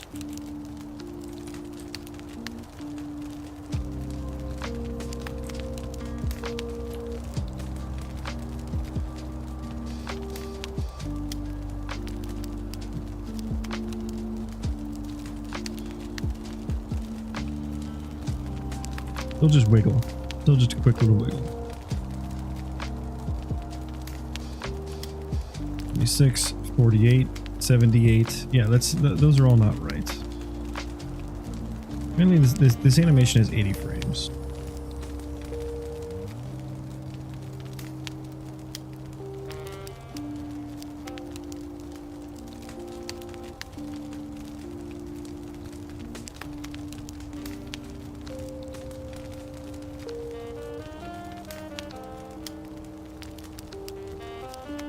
I could probably, if I have the current frame, let me actually take that. I bet I can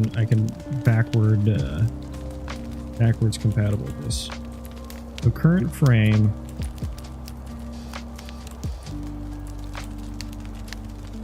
And then I need the anim info.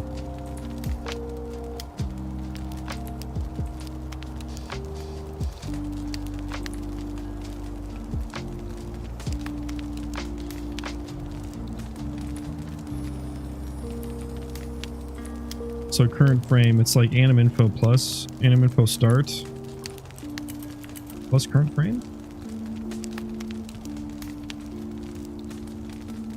No, it's minus.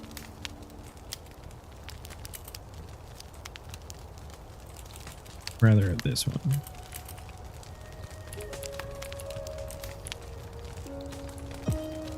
We subtract the start frame from it. Yeah, I think that's actually what we should do.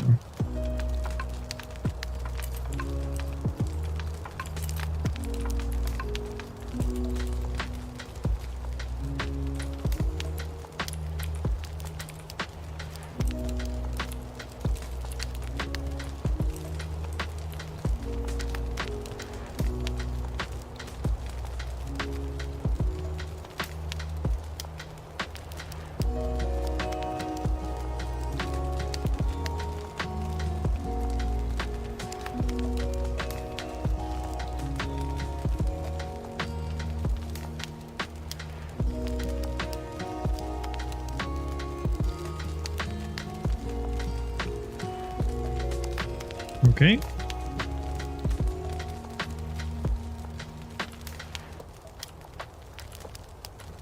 Still just like flipping back and forth between a bunch of numbers. Why are you just like wiggling real quick and then stopping? Where's your guy at? Did he run? Oh, there he is. He's still just standing still. He's stuck over there.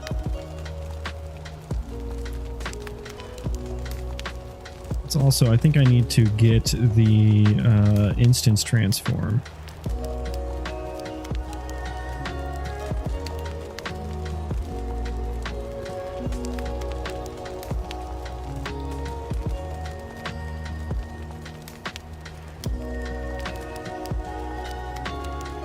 Do I?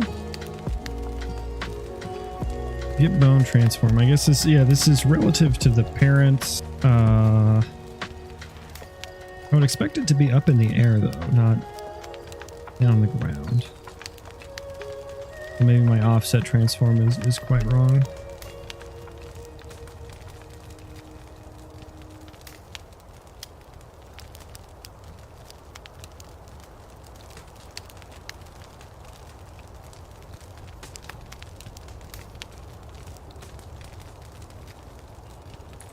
Guess we'll just use the transform data here.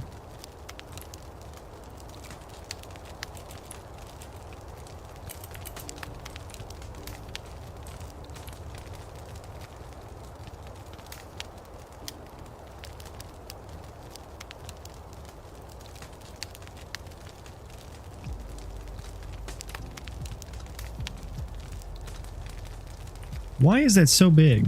I didn't even realize. Why is that so big? Why did I guess because it doesn't have a scale on it, does it? Okay.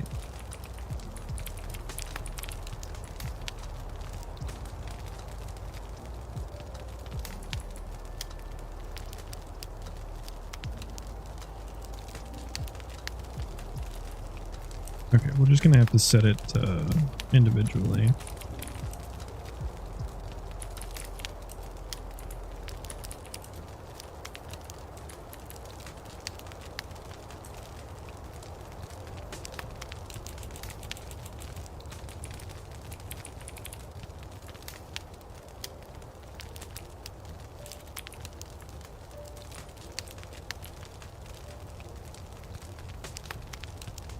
We'll probably need to restart.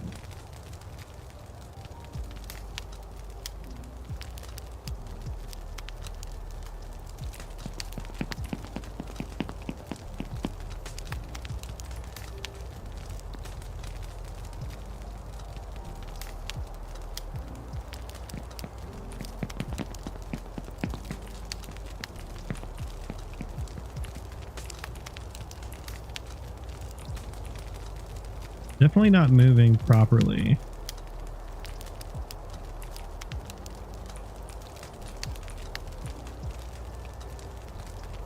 I mean, we're essentially just setting it equal to the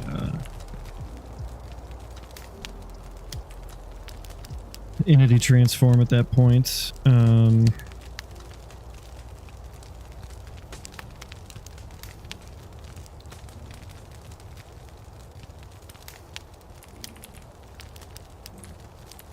Yeah, the frame time doesn't seem right. I'll probably have to check this out later. So I think that's going to be it for me for the day. Let's send you guys over to Shawnee B. Because I am quite hungry. I'm quite hungry. I need food. But yeah, thanks everyone for stopping by. Hopefully I'll get this figured out next stream. And we can keep making progress and stuff. Yeah. Thanks everyone, and hopefully I'll see you later.